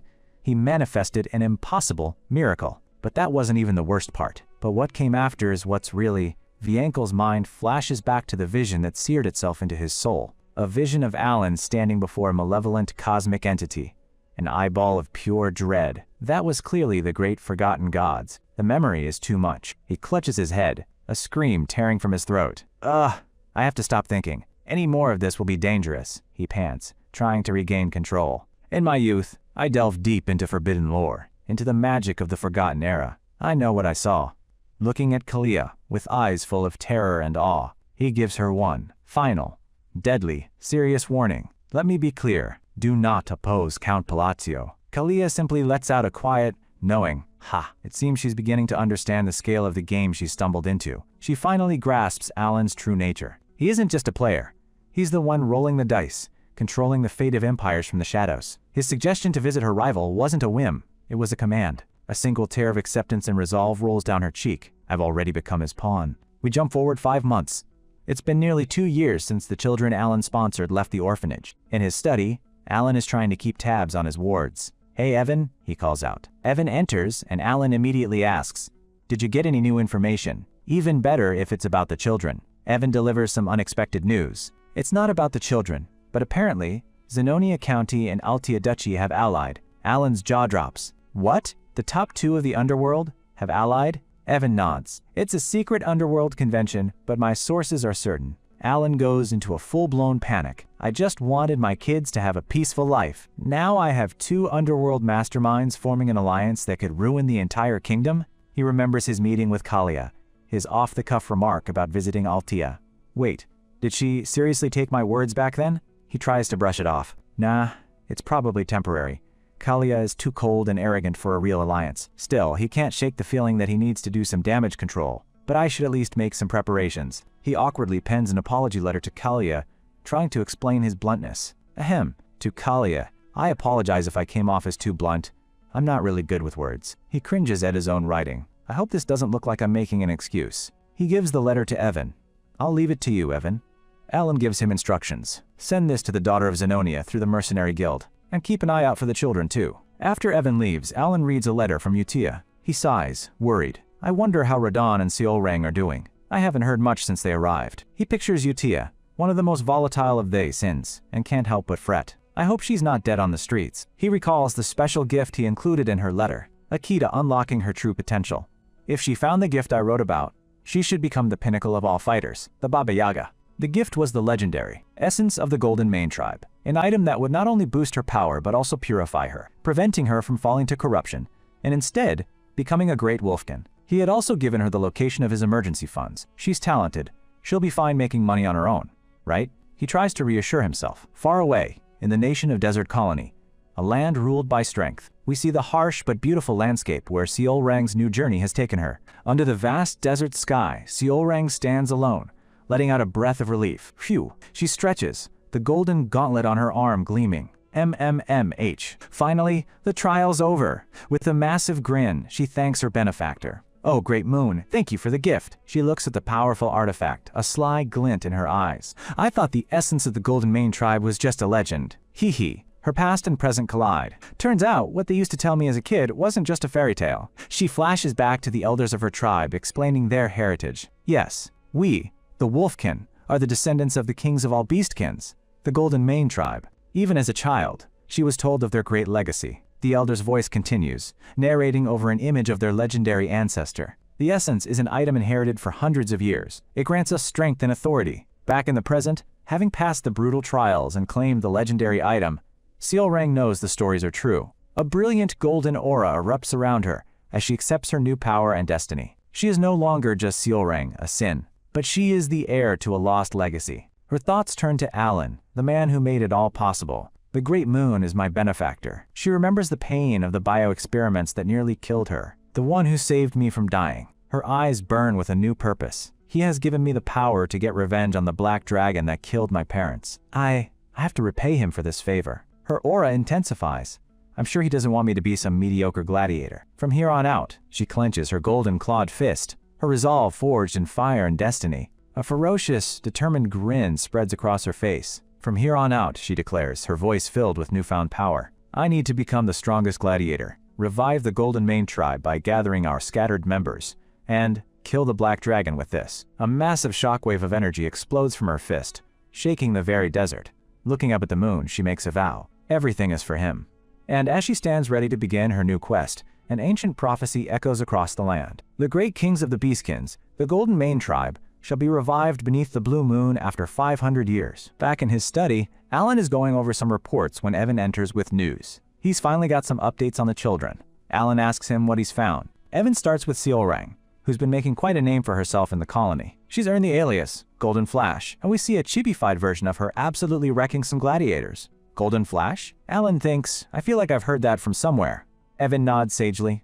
Right, you can be anything if you have strength in that land. In the colony, might makes right, and Seolrang is proving she has plenty of it. What about Radon? Alan asks. Evan informs him that while there is some information, they're still in the process of verifying it. Seems like Radon is keeping a low profile. Alan suddenly changes the subject, asking Evan if he's busy. Evan is confused, asking why Alan is giving him a weird look. Alan casually drops a new task on him. You have to prepare. It takes at least a month to get to the Magic Tower. The Magic Tower? Evan shouts, completely blindsided. I've never even heard about that. Alan tilts his head. Oh, did I not mention it before? Evan just lets out a long, suffering sigh. At this point, he's just used to Alan's spontaneous, life-altering plans. Still, the logistics don't add up. A month? It should only take a week to get to the Green Magic Tower, Evan points out. We'll be heading to the Blue Magic Tower, Alan clarifies. Evan immediately understands. The Blue Magic Tower is near Labyrinth City, making it a much longer journey. With a nod, Evan heads off to begin the preparations for their month-long trip. Once alone, Alan collapses onto the sofa. The mere thought of spending a month in a carriage is exhausting, but he has no choice. The one item that can support his small and precious mana hole is located there. His thoughts drift to Labyrinth City. The name brings back a wave of nostalgia from his past life as a gamer. He spent a lot of time grinding levels there. Labyrinth City was the signature grinding spot in his old game, Psychedelia, a massive, multi-level dungeon where players could find better loot the deeper they ventured. It was an endless dungeon that no player had ever fully conquered. One old forum post shows a player who cheated to reach the 150th floor, only to find there were still more levels below. The devs, it seems, just wanted to watch them suffer, but the rewards were worth it. The labyrinth is a treasure trove of powerful relics and artifacts. Because of this, the job of official magic appraiser became a ticket to a wealthy life. This reminds Alan of Rin, who's about to take her appraiser exam. He's confident her talent will see her through. Still, he worries. Compared to the legendary items he gave the other children, Rinny's gift, a simple appraisal tool, seems lacking. He makes a mental note to send her some extra support just in case. And now we shift scenes to that very city. Larthania, the city of labyrinths. A neutral territory ruled by no one. a hub for explorers and mercenaries. Tucked away in a corner of the southern district, past countless other shops, lies a secret high-end appraisal shop that has quietly built a legendary reputation, Murd. Its clientele consists mostly of nobles and A-rank explorers, including its most recent customer, the Lord of Larthania himself. The appraiser, a masked woman, presents a mana-ignited lantern. The appraisal is over. The Lord is astounded. It's a relic that can be imprinted. He eagerly asks what its new ability is. The appraiser explains that now, a tiny bit of mana will keep the flame burning for at least an hour. The Lord is ecstatic. Its efficiency has skyrocketed. He thanks her profusely and leaves, a very satisfied customer. With the jingle of the bell, another successful transaction is complete. The appraiser lets out a sigh of relief. She pulls off her mask, and it's none other than Rinne. She looks down at the mask in her hands, then over at another item on her desk. Ah, she says, picking up a spyglass-like tool. This item can also be imprinted. The reason her shop is so famous is because she, the owner, can bestow unique abilities onto items. She heads to a back room, her steps echoing with purpose. She thinks back to her benefactor, the Great Moon, and the gift he gave her. A glowing artifact hovers over a pedestal, the counter on it reading 247 out of 500. Rin remembers when Alan first told her to become an appraiser. At the time, she couldn't understand his reasoning. She knew his true identity, a friend of Palin from the forgotten era of the Outer Gods. And she knew their ultimate goal was to eliminate the Black Things. But his instructions were specific. Head to Labyrinth City Larthania and become a magic appraiser. The order seemed completely unrelated to their grand mission of saving the world. She walks through the bustling streets of Larthania, a briefcase in hand, her mind filled with confusion. What does becoming an appraiser have to do with killing the Black Things? But, as she puts it, the moment I saw his gift, I realized it. In a dark room, a single object rests on a pedestal, waiting for her.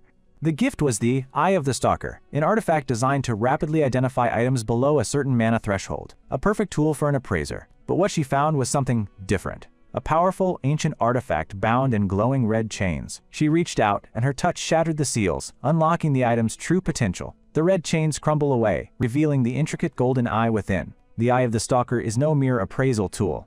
It's a growth-type relic, hungry for power. And Rinne finally understood her purpose. To obtain strength to fight against the Black Things, I must awaken this item. It's a weapon, and to power it up, she must offer it sacrifices. She offers up the spyglass from earlier, and a beam of light shoots from it into the eye. This is both an ability and a means of offering sacrifices. The counter ticks up to 248. Her face is set with grim determination as she holds the artifact. She still has 252 more sacrifices to make until it fully awakens. She smiles. This is no simple task. The eye only reacts to high-tier relics. In return for raising the relic's stats, it absorbs a part of it, essentially changing the eye itself. And if she feeds it the wrong item, all the progress she's made will be lost. It's an incredibly high-stakes process, but this is a task only. She can perform. Accurately appraising high-tier relics and selecting the perfect sacrifices is possible because she was born with the Library of Eternity. Everything she does is for the sake of killing the Black Wolf, all according to the will of the Great Moon. 3 weeks later, Alan and Evan's carriage pulls up to the magnificent blue magic tower. They're met by a woman with long blue hair buried under a mountain of scrolls. This is Fania Krazine, the Sixth Circle Vice Tower Master. She doesn't look happy to be disturbed. The Tower Master is currently absent, she says curtly. Just state your business and leave. Alan and Evan step forward, and Fania finally looks up, her expression unchangingly cold. Alan immediately recognizes her. This is a major character from the game's main storyline. Though she's just the Vice Master now, in the original story, she was a once-in-a-lifetime genius who reached the 8th Circle at the tender age of 20, becoming the Tower Master. He knows the Magic Tower is an immense power, not just magically, but politically. They monopolize essential goods, giving them status equal to that of nobles. Still, Fania's attitude seems a bit much, even for someone with authority that transcends human limits. Alan introduces himself and states his purpose. As I relayed earlier, I came to speak about the matter with the Time Gate. Fania is a whirlwind of activity, sorting through endless paperwork. So, what is it? She asks, clearly annoyed. Alan leans in and drops the bombshell. I can eliminate the Time Gate. A Time Gate, as the narration explains, is a crack to a mysterious subspace that appears where magic is frequently used. It's a dangerous anomaly that causes significant damage. It often spits out hordes of monsters, like these dragons, wreaking havoc on the surrounding area. Fania gives him a look of utter disdain, her magical eyes scanning his power level. With such a lowly talent, what are you even going to? Whatever, just leave. Alan is flustered. This is not how he expected this to go. He tries to protest, but Fania cuts him off. Her patience has run out. You're going to eliminate the Time Gate and claim the treasure? Yes, of course you will, she says with biting sarcasm. Yeah, right. She slams her hand on the desk, her voice rising. Do you have any idea how many people visit in a day for that matter? Huh?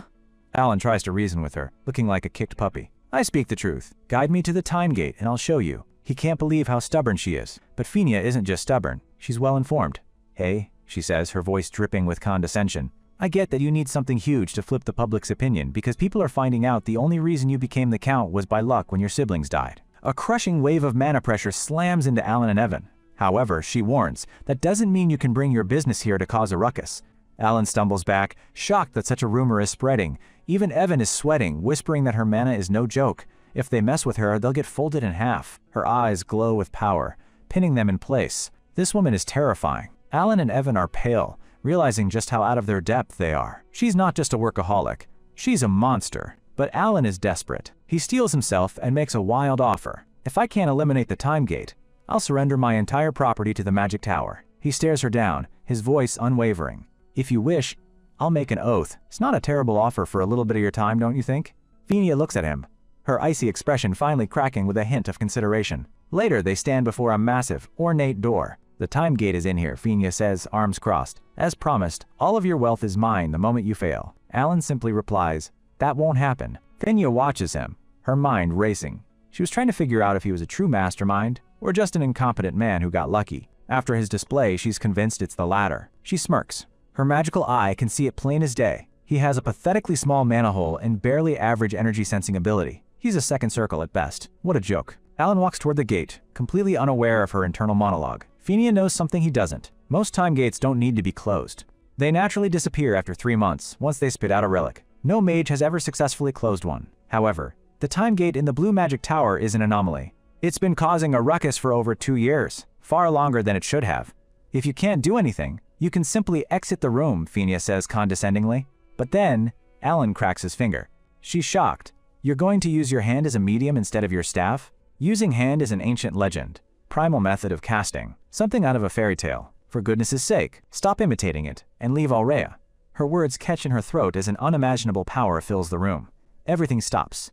The air itself feels frozen solid. Phinia finds she can't even move a muscle. Her eyes widen in absolute terror. No, it's not just her. Anamaz everything has stopped moving. Through her own magic-enhanced vision, she sees it. The world bleeds into a terrifying crimson, and a massive, slitted eye opens in the fabric of reality itself. Alan stands before the cosmic entity, a silhouette against its apocalyptic power. The air crackles, reality itself warping around him. The eye wide opens. Phinia is frozen, but by pure, unadulterated fear. The cosmic eye that Alan summoned peers into the very soul of the Vice Tower Master. It sees through the essence of the unknown plumbing depths of reality that mortals were never meant to comprehend. A wave of mental agony washes over Phinia as her thought starts running wild. The great eye stares, its crimson pupil boring into her very being, showing her the futility of everything. An ethereal hand, glowing with apocalyptic power, manifests from the void. It descends upon Phinia, who can only look up in pure, unadulterated terror, completely helpless. In that moment, the voice commands absolute silence. The experience shatters her. With a gulp, she forces out the words, I understand your demand. As her will breaks, the terrifying eye finally closes. The crimson world recedes, and the calming blue light of the time gate chamber returns, as if nothing ever happened. Alan stands there, his back to her, looking completely unfazed by the reality-breaking event he just caused. And with a soft hum, he declares, the time gate is now closed. Phinia is still reeling, but Alan turns around casually. Easy peasy for me.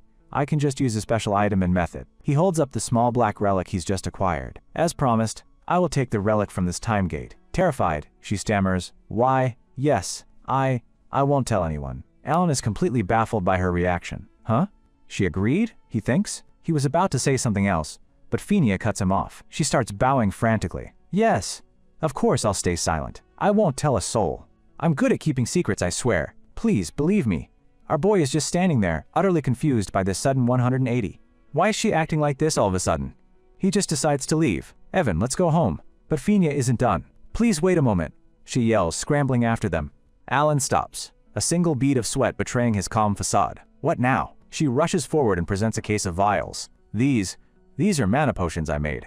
Please, take these with you as a gift. Alan blinks. He knows her reputation. The Vice Tower Master's homemade mana potion? These things are legendary. Phinia asks nervously, do you like them? Alan is just calculating the price in his head.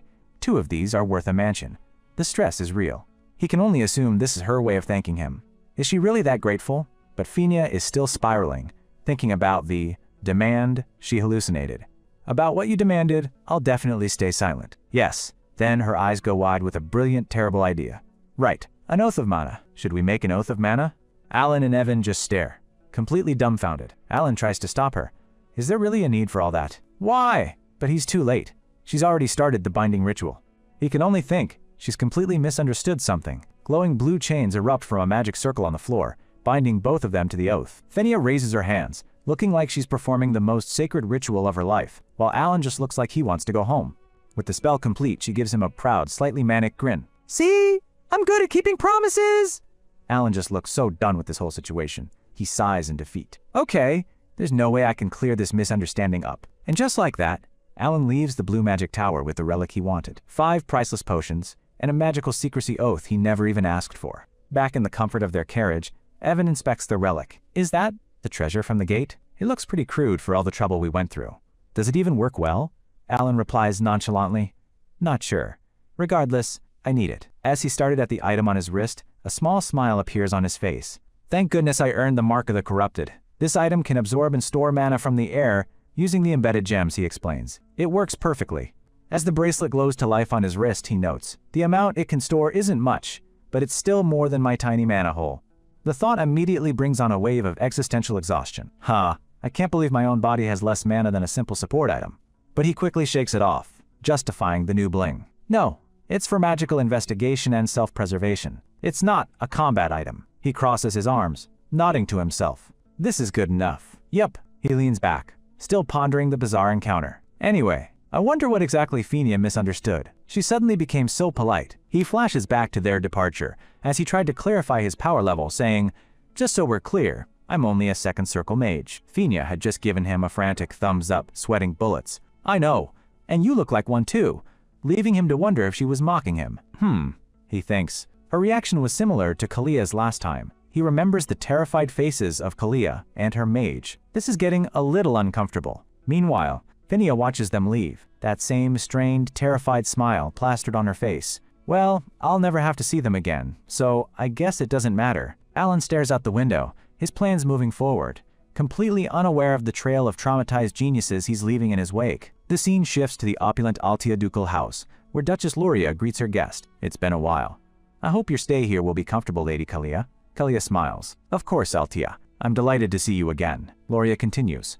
I always feel so comfortable around you. There's no need to measure rank or power between us. Once again, Kalia adds, a knowing look in her eyes. Count Palatio's foresight astonishes me. She remembers Alan's words. I advise you to visit Duchess Altia. Kalia recalls. Once I followed his order, I quickly understood what he meant. A flashback shows their first clandestine meeting in a moonlit garden. It was there they realized they were both being maneuvered by the same man, Count Palatio. The shock of the revelation is still fresh in their minds. They weren't rivals, but pieces on the same chessboard. They understood that in an alliance forged by the Count's will, any power struggle between them was pointless. There was an absolute number one, and it was him. And through that shared understanding, a genuine friendship was born. 2 of the most powerful women in the West, united by their shared puppet master. Back in the present, Luria gets to the point.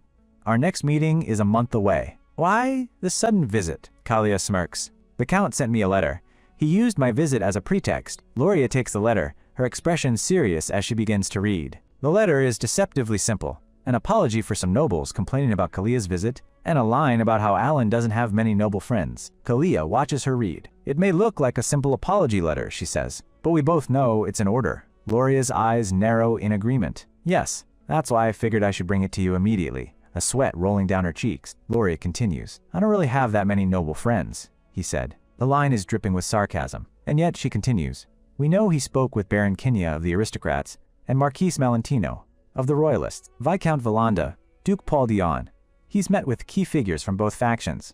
A single drop of sweat traces a path down Luria's face as the implication sinks in. Kalia's eyes are cold with understanding. She's connected the dots. So, in conclusion, Kalia states flatly, he doesn't like either the aristocratic or the royalist factions. The terrible question hangs in the air between them, unspoken but clear. Is he telling us to kill them all? Luria takes a shaky breath. Who? I believe we have to use common sense here. Kalia agrees.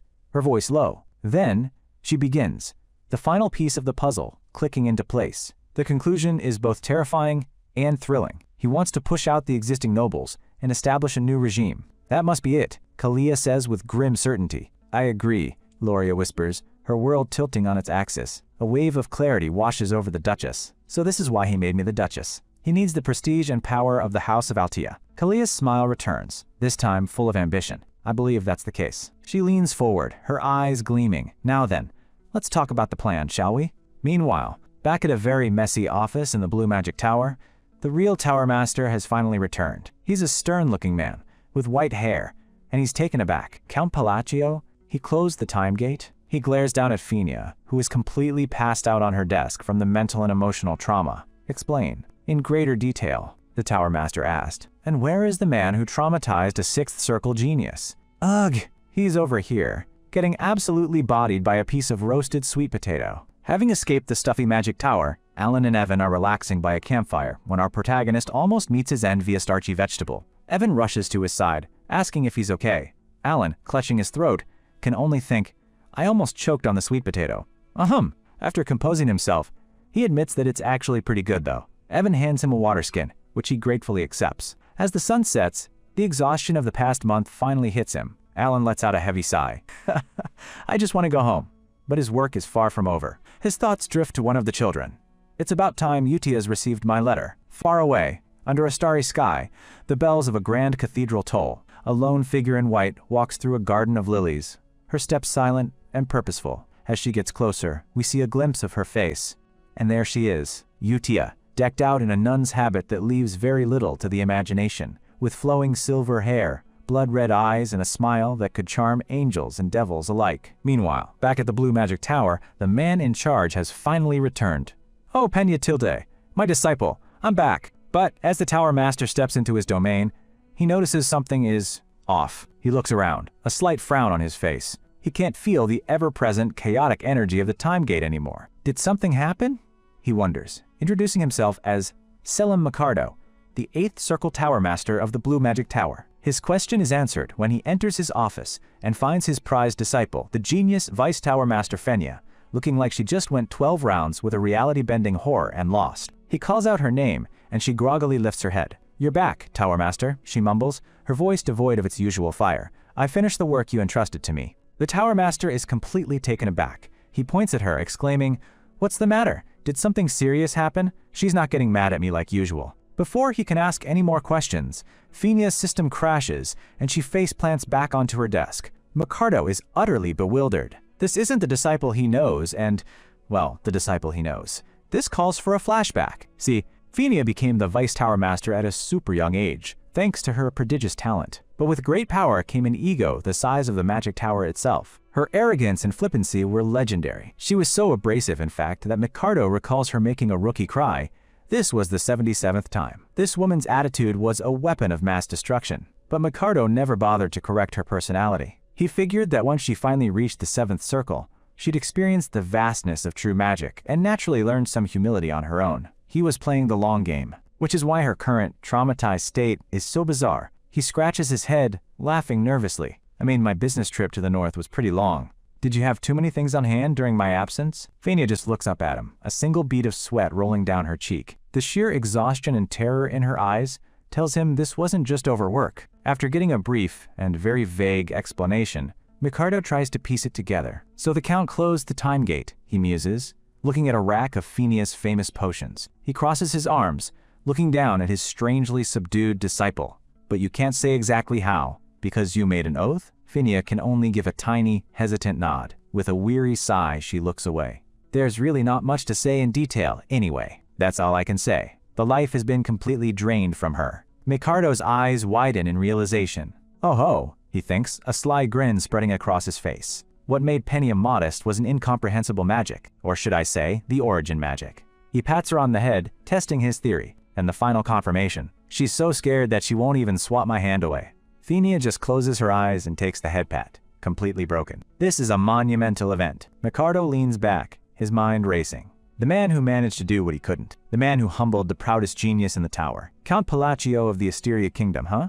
His smile is sharp and full of interest. Interesting. Very interesting. 1 month passes since Alan's reality-shattering, yet completely misunderstood, visit to the Magic Tower. Back at his own estate, Alan is finally getting down to business. Phew, Tilda, he exhales. After obtaining the Mark of the Corrupted, he's finally able to seriously research his unique phrase, magic, since he can use it more often now. He's been meticulously taking notes. He's also learned that similar phrases can create new, overlapping effects. He taps his pen against his notebook, still trying to wrap his head around it all. Seems like a certain phrase needs to be properly set up in advance, I think, he mutters, scratching his head.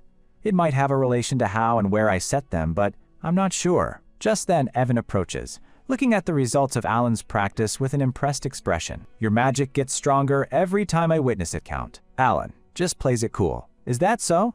But Evan isn't letting it go. It never seemed like second circle magic before, he insists, but it seems to be on a different level compared to what it was a few months ago. He points to the massive crater in the training grounds. I guess using an average gravity spell can't create a crater like this. The evidence is pretty damning. Alan knows that gravity is just a second circle spell, which shouldn't be capable of this kind of destruction. But seeing the proof with his own eyes, a thought crosses his mind. I thought I was getting stronger. Maybe it's not an illusion? Evan's face says it all. Your magic sure is interesting, Count. Alan quickly dismisses the idea of simple proficiency. An increase in magical proficiency means an increase in precision and realization, after all. That's about control, not raw destructive power. And he knows his phrases are more like trigger words that alter a spell's attributes, not just a straight power-up. It's like changing a lamp's shining knowledge, 2 pi wers, blinding light. It modifies the effect, but shouldn't cause this kind of exponential power jump. He spent months researching his gravity spell, and his own charts show that fine-tuning the phrase array only results in gradual, steady increases. A sudden spike like this doesn't fit his data. He shakes his head, trying to rationalize it. Nah, it has to be an illusion, or else it wouldn't make sense. Just as he's about to spiral, Evan steps in. Ah, I'm here to hand you Utia's letter. It just arrived. Alan takes the letter. Oh, thanks, Evan. I'll go back to my room and read it at leisure. As they walk back, Alan mentions he's done for the day. Yep, I've already used up all 3 times of magic I can use in a day. His tiny mana hole is a harsh mistress, but Evan's words have planted a seed of doubt in his mind. A reason for my magic suddenly getting stronger, huh? He racks his brain for a plausible explanation. Maybe it's a curse? It is an Oriental ritual, in which the caster sacrifices themselves to place a curse on another, or just themselves. The target suffers a loss but gains a reward. But he quickly dismisses it. There's no one around me from the east, so it can't be that. His next thought is even more outlandish. Maybe it's receiving faith. He trails off, the idea hanging in the air. Then he remembers who he is, Count of a small kingdom that the underworld has ignored. The notion of anyone having faith in him is so absurd it's almost funny. That doesn't make sense at all. He finally gives up, deciding it's a mystery for another day. Well, sometimes I just have to forget about it and live on. He shrugs, completely oblivious. Nothing bad will happen because of it, right? The scene shifts far, far away to the magnificent Holy Kingdom, Rosario, and its capital, Rional. This is the pure white city, Sharonia, where people worship the goddess of moon and peace, and within its east prayer house, a familiar figure makes her appearance. It's Utia, a paladin.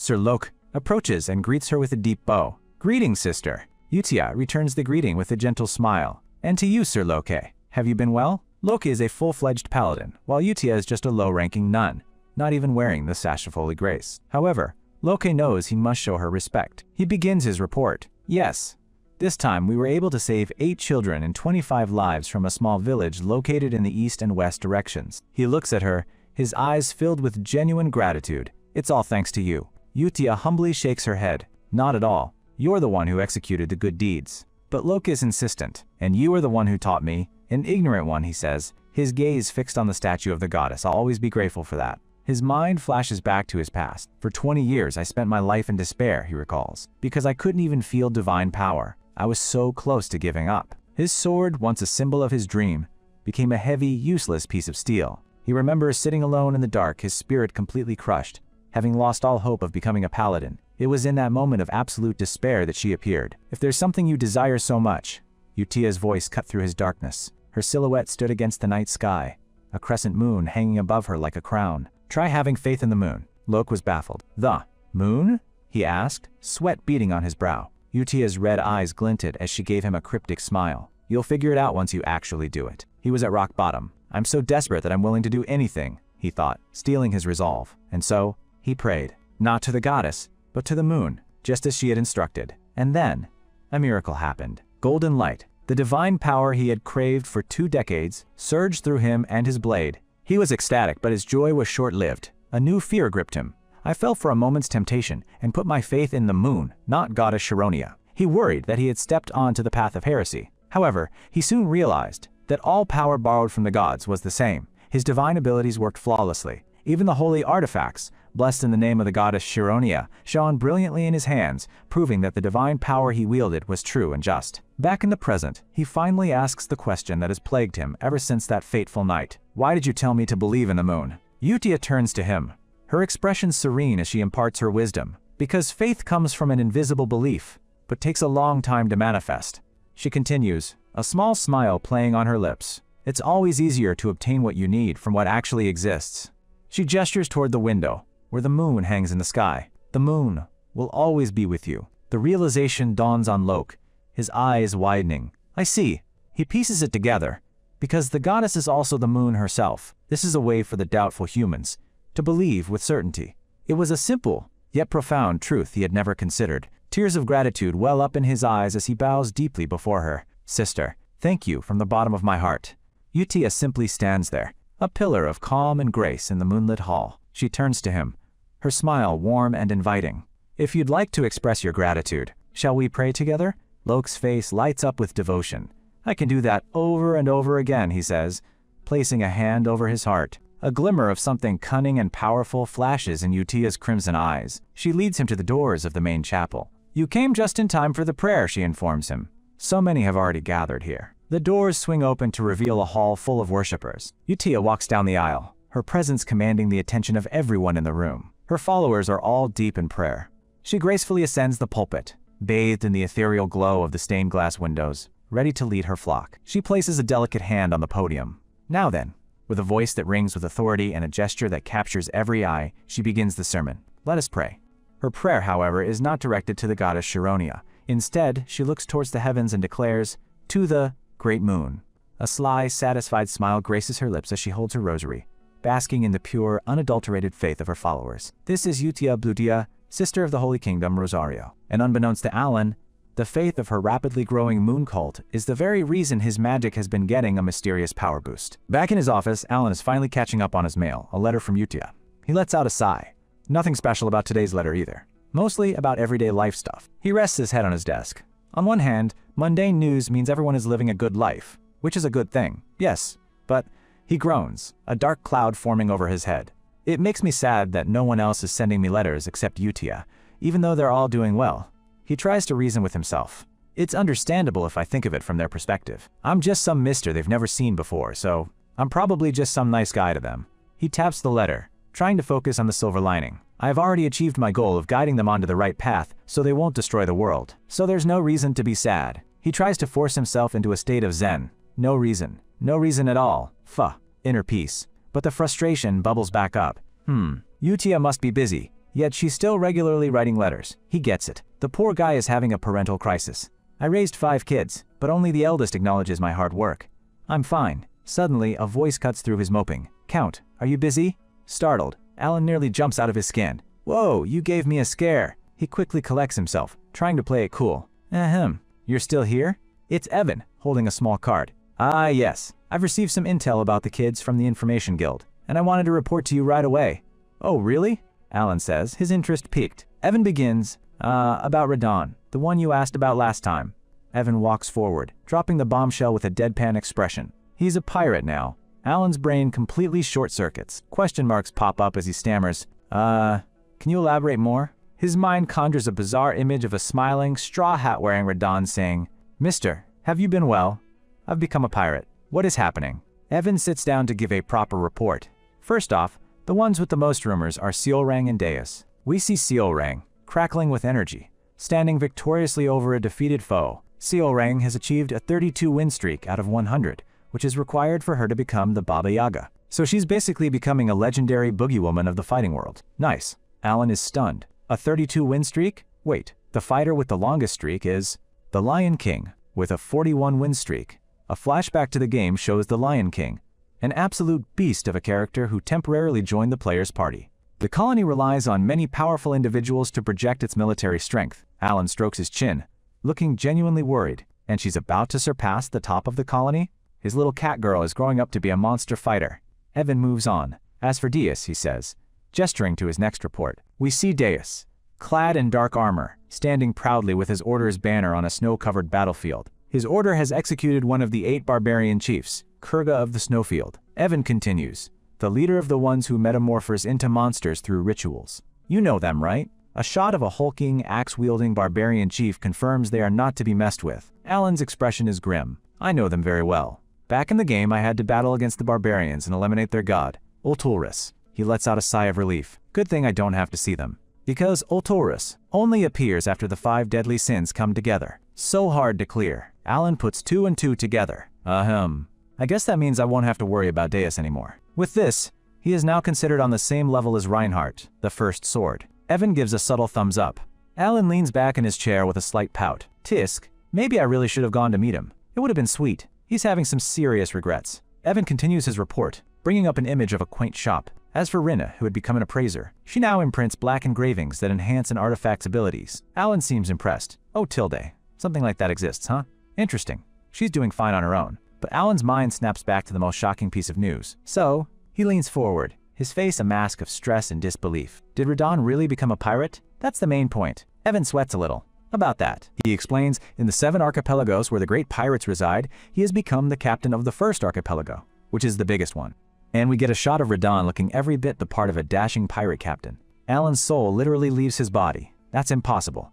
He buries his face in his hand. A pirate? No, I didn't send him to Raxus for that reason. The plan has gone horribly, horribly off the rails. Evan tries to explain the logic. Radon is a rare sea godkin, making him a natural in the water, and he's good at finding enemies. Plus, the oceans of Raxus are filled with precious relics. So I recommended him to become a treasure hunter, Evan says, a career path Alan himself endorsed. Evan continues, but a captain of a great pirate practically means he's the lord of the island. He's become a very important figure now. He's trying to frame Pirate Lord as a good career move, and Alan is not buying it. Alan leans in, a bead of sweat on his brow. Well, I guess, but how did Radon eliminate the captain of the first archipelago? Evan reminds him, all captains are superhumans, and they'd never lose naval battles to anyone. These are not your average swashbucklers. Suddenly, a light bulb goes off in Alan's head. Oh, maybe he salvaged only the real gems among the relics of the old era. He flashes back to his gamer days, grinding for hours on his phone. I also wanted to get a good relic, so I had to spend a lot of hours on the treasure hunter minigame, so he geared himself to obtain the captain's position. It's the only explanation that makes sense. He slumps in his chair, completely drained. I know the world doesn't always work in my favor, but this one's pretty bitter. The feeling of having a pirate for a son is just too much. Seeing his Count's soul trying to escape his body for a second time, Evan rushes over. Count? Are you all right? The scene shifts far away, to the gigantic maritime city of Raxus, a beautiful tropical paradise, at least on the surface, because beyond its coast lie the 7 paradises of pirates, and the biggest of them all is the first archipelago. Here, we see the shattered sword of the former captain, the great pirate Alcride the Red Slayer, a man who received the Heavenly King's protection through wealth. But his reign is over. A powerful blow was struck, and a new ruler has taken his place. Radon, the boy Alan sent to be a treasure hunter, is now the new captain. But the new captain seems troubled. He sits alone, overlooking the city, deep in thought. I just don't know. His mind drifts to a strange, unanswered question. What is the Great Moon? He'd heard so much from Utia, but I was never interested, so I never really thought deeply about it. At first, he was just a guy the first was grateful to? He's talking about Alan, of course. Radon's past flashes before his eyes. I was destined to die as a vivisection slave, but thanks to him, I met Utia and awakened my ability. Honestly, it felt more like I was following Utia's orders while I worked as the Blue Moon. So when I received a direct order from the Great Moon, under the light of that same moon, he reads the order again. I don't understand this order. Lying on a rooftop, he questions his new path. What's the point of becoming a treasure hunter? The very thought fills him with disgust. It even stirred a sense of revulsion. Because his past is a nightmare he can never escape. He remembers the black things that massacred his clan. He remembers his people, a peaceful tribe of sea godkin, living on a hidden island, suddenly ambushed and destroyed. The few who escaped to the mainland, like his parents, were hunted down and mercilessly killed. His mother was cut down right before his eyes, and he was captured, chained, and sold into slavery. The trauma is still fresh. Looking out over the sea, he steels his resolve. I didn't think that becoming a treasure hunter and the Korean gift had anything to do with my promised revenge. He stands, a cloaked figure against the sunset. I guess I'll just have to make it look like I'm following the order at least. He has his own plans. His brooding is interrupted by the sound of fireworks. Why is it so noisy over there? A flurry of wanted posters blows past him. He catches one and his eyes go wide with shock and fury. On a ship deck below, the pirates are having a festival. A man in a mask, one of the so-called heavenly kings, is showing off. He pours wine with a flourish, boasting about his power. He lights a cigar with a snap of his fingers. The chosen captains of the 7 archipelagos, forever! He roars as the pirates cheer. But from the shadows, Radan watches, his eyes glowing with a cold blue light. He knows their secret. Then I found the bastards who killed my parents. He knows the so-called heavenly king is spreading lies. Their power doesn't come from wealth. It comes from a sacred ritual. A ritual that uses parts of a sea godkin's body. Their power is the stolen life force of his people, granted by the sea god Clyad. And every single one of the 7 captains wielded that stolen power. The wanted posters aren't for criminals. They're for his people. The fireworks aren't a celebration. They're a monument to a massacre. The pirates laugh and cheer, completely oblivious to the Avenger in their midst. Radan's face twists into a mask of pure, unadulterated hatred. Those damned hunters split my parents' bodies into 7. As the pirates' festival rages on, Radan stands alone, a storm brewing within him. But a single question echoes in his mind. How did the Great Moon know? How did Alan know about his quest for revenge? Radan murmurs to himself, I've never talked about myself before. He never told anyone about the massacre of his clan, so how could Alan have possibly known the truth? He looks at the celebration below, a monument to his people's slaughter, and it all starts to click. It's almost as if the Great Moon had arranged an opportunity for revenge in order to fulfill a promise. With a newfound, terrifying clarity, he turns away from the edge. His path is no longer clouded by doubt, but he clenches his fist, reining in the burning hatred. However, I can't execute my revenge right away. He knows the celebrating pirates below aren't just a simple crew of swashbucklers, because they're superhumans who wield the power of the sea god. He ponders Alan's grand design. If everything had been intended, then the gift Alan sent him must have a purpose too. He pulls out the shining pendant, the light glinting in the dark. Holding it up, the necklace frames the festival of his enemies perfectly. A wave of understanding crashes over him. The Great Moon must have assigned everything accordingly, to orchestrate the foundation and frame of the revenge. He clutches the gift, a spiritual echo of himself appearing as he accepts this new reality. Alan's plan wasn't random. It was a carefully crafted masterpiece of vengeance. A new fire burns in his eyes. He now has a direction, a purpose given to him by the man he once simply saw as a benefactor. And so, Radan begins. He returns to the wild, to the home of his people, the sea. He steps onto the lush earth of a remote island, and with a powerful leap, he dives headfirst from a towering cliff into the deep blue below. As a sea godkin, the ocean welcomes him. He sinks into its depths, becoming one with the water. Underwater, the necklace begins to glow, reacting to its new environment. The Fago gift activates, and its true nature is revealed. As he drifts in the silent abyss, a pair of ethereal spectacles form over his eyes. The gift from the Great Moon was the spectacles of Amrita. Their power is immense. It allowed me to identify and locate relics deep inside the sea easily, guiding him towards hidden power. And with this newfound ability, he gathers the lost treasures of the old era. The specific relics I found were able to make up for the lack of force. He was no longer just a boy.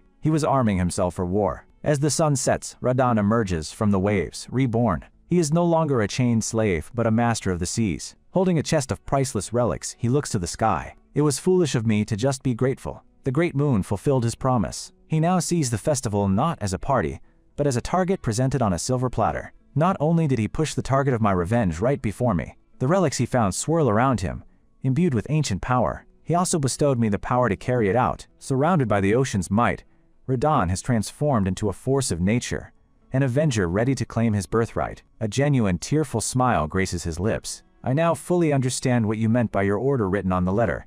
Your true intention is to have me carry out my revenge and take control of the 7 archipelagos. He remembers Utia's words, which once felt like a strange mantra. See? I told you.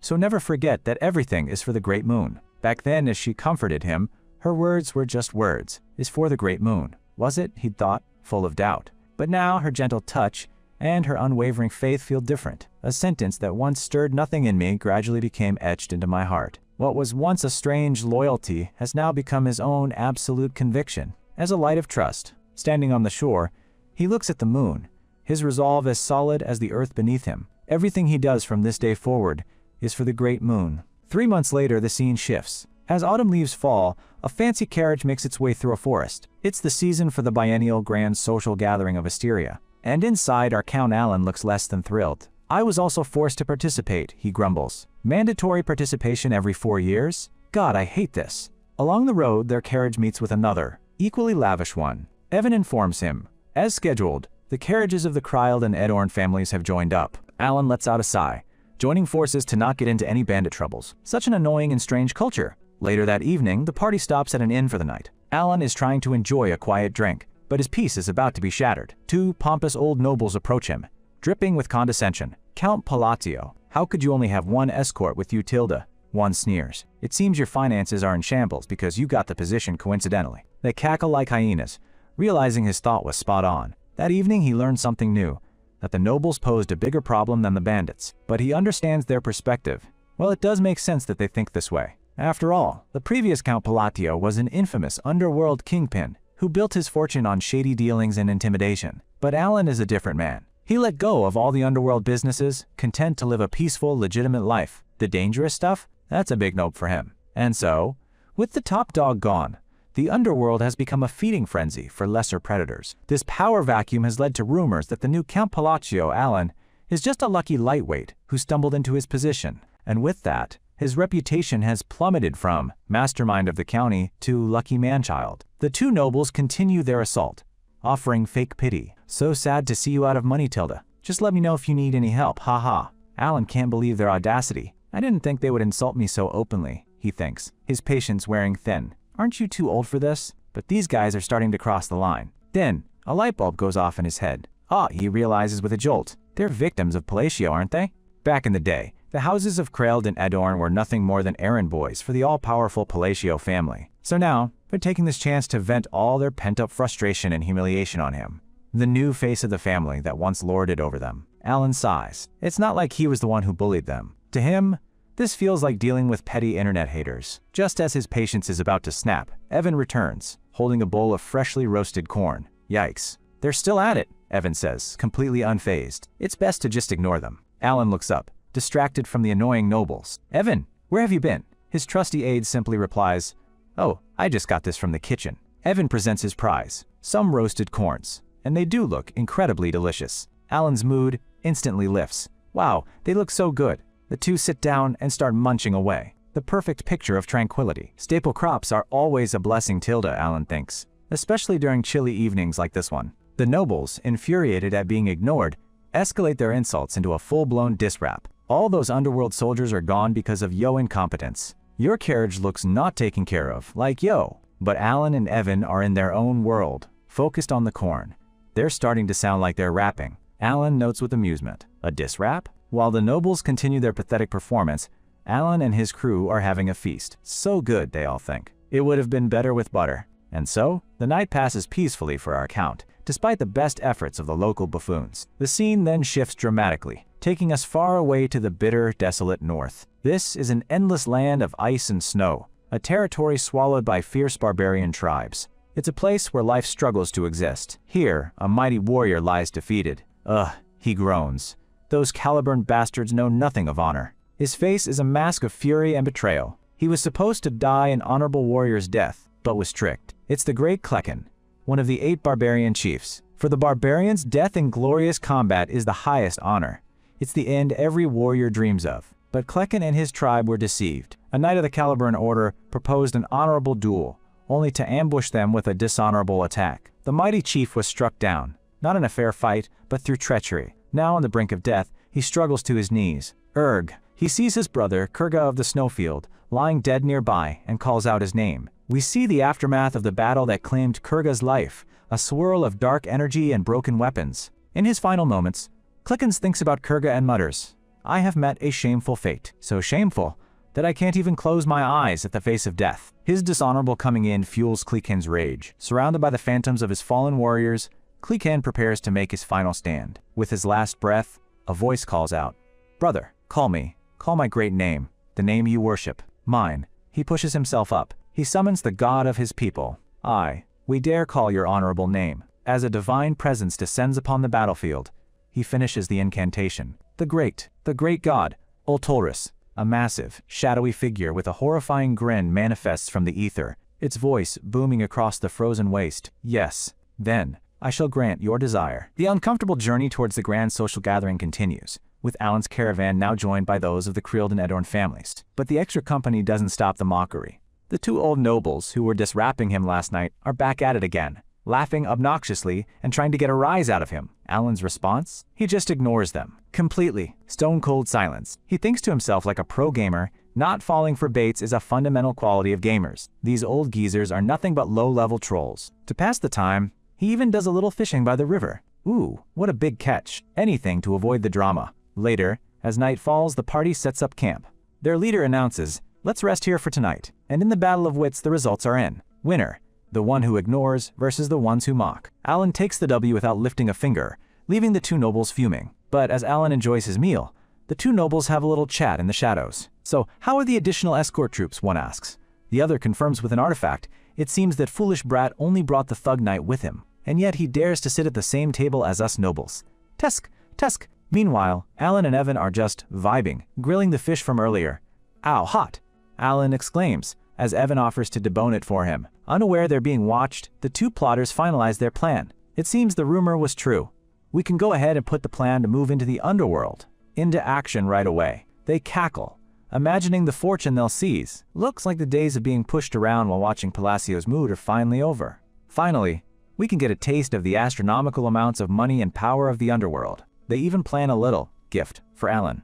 Once we take control of the underworld, we should give him a little something. He'll be thanking us for teaching him how the world works. Haha, you have such a great personality. But their scheming is cut short by a sudden scream. A guard stumbles back in terror. One of the nobles points a trembling finger into the darkness. Monsters! A horde of glowing red eyes emerges from the trees. Chaos erupts. The guards scramble into formation. Mages, secure our vision first. A mage raises his staff, casting a brilliant light spell that cuts through the night. But what they see is far from reassuring. Hulking, monstrous creatures with vicious snarls and jagged crystals protruding from their bodies charge forward. One of the guards squints, trying to identify the threat. Goblins? Another sighs in relief. Ha! It's just goblins. The narrator tells us, while goblins are usually weak. But what if there are too many of them? The soldiers are shocked by the sheer ferocity of the attack. Ah! They're being torn apart. In seconds, the ground is littered with the bodies of the fallen guards. One of the survivors cries out in sheer panic, Holy crap! Everyone who was keeping watch outside is dead. What in the world is happening? These aren't your typical starter zone mobs. Their bodies are massive, covered in glowing amethysts, and radiating a sinister purple aura. I've never seen goblins that look like those before. They're bigger too. Are they a new variant? Another shouts. The mage adds grimly, they also have mana. That means one thing. Their physical abilities are completely different from what we know. These goblins are on a whole other level. The enhanced monsters leap through the air, their claws and crude weapons tearing through armor like paper. They crash into the line of soldiers, a tidal wave of pure, unadulterated violence. Just as they're about to be completely overrun, a massive wall of solid rock erupts from the ground, blocking the goblins.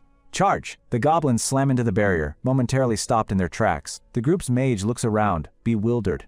The third circle spell rock wall, and the second circle spell shield. Is there another mage in our ranks? Who did this? His eyes land on Count Alan, whose body is glowing with magical power. The lazy, corn-eating noble is the one who cast the spell, using enhancement, magic. Even the soldiers look surprised as Alan gets serious. With a focused expression, Alan extends his hand and mutters a single word, compression. A powerful gravitational force suddenly emanates from his hand, pulling the ground off their feet. They're sucked into the air, goblins helplessly loses their balance, and the rocks moves towards a single point above the battlefield. The compression spell intensifies, crushing them together into a chaotic, writhing mass. A swirling ball of earth now hangs in the sky, a testament to Alan's incredible power. The remaining soldiers can only stare in awe and disbelief. Alan stands alone, facing the condensed mass he just created. He clenches his fist, and the bracelet on his wrist glows ominously. Vacuum. The space around the Terrap spear begins to collapse in on itself. Pure, destructive energy surges from Alan's hand. As he mutters another incantation, return to the origins, one of the glowing gems on his bracelet loses its light. The compressed sphere implodes, launching rocks shard toward the horde of goblin, tearing them apart. Continuous slamming sounds erupts as what's left of the goblins hits the ground. The two cowardly nobles, who had been hiding this whole time, peek out and witness the aftermath, their faces masks of pure terror. With the immediate threat gone, Alan rallies the remaining troops.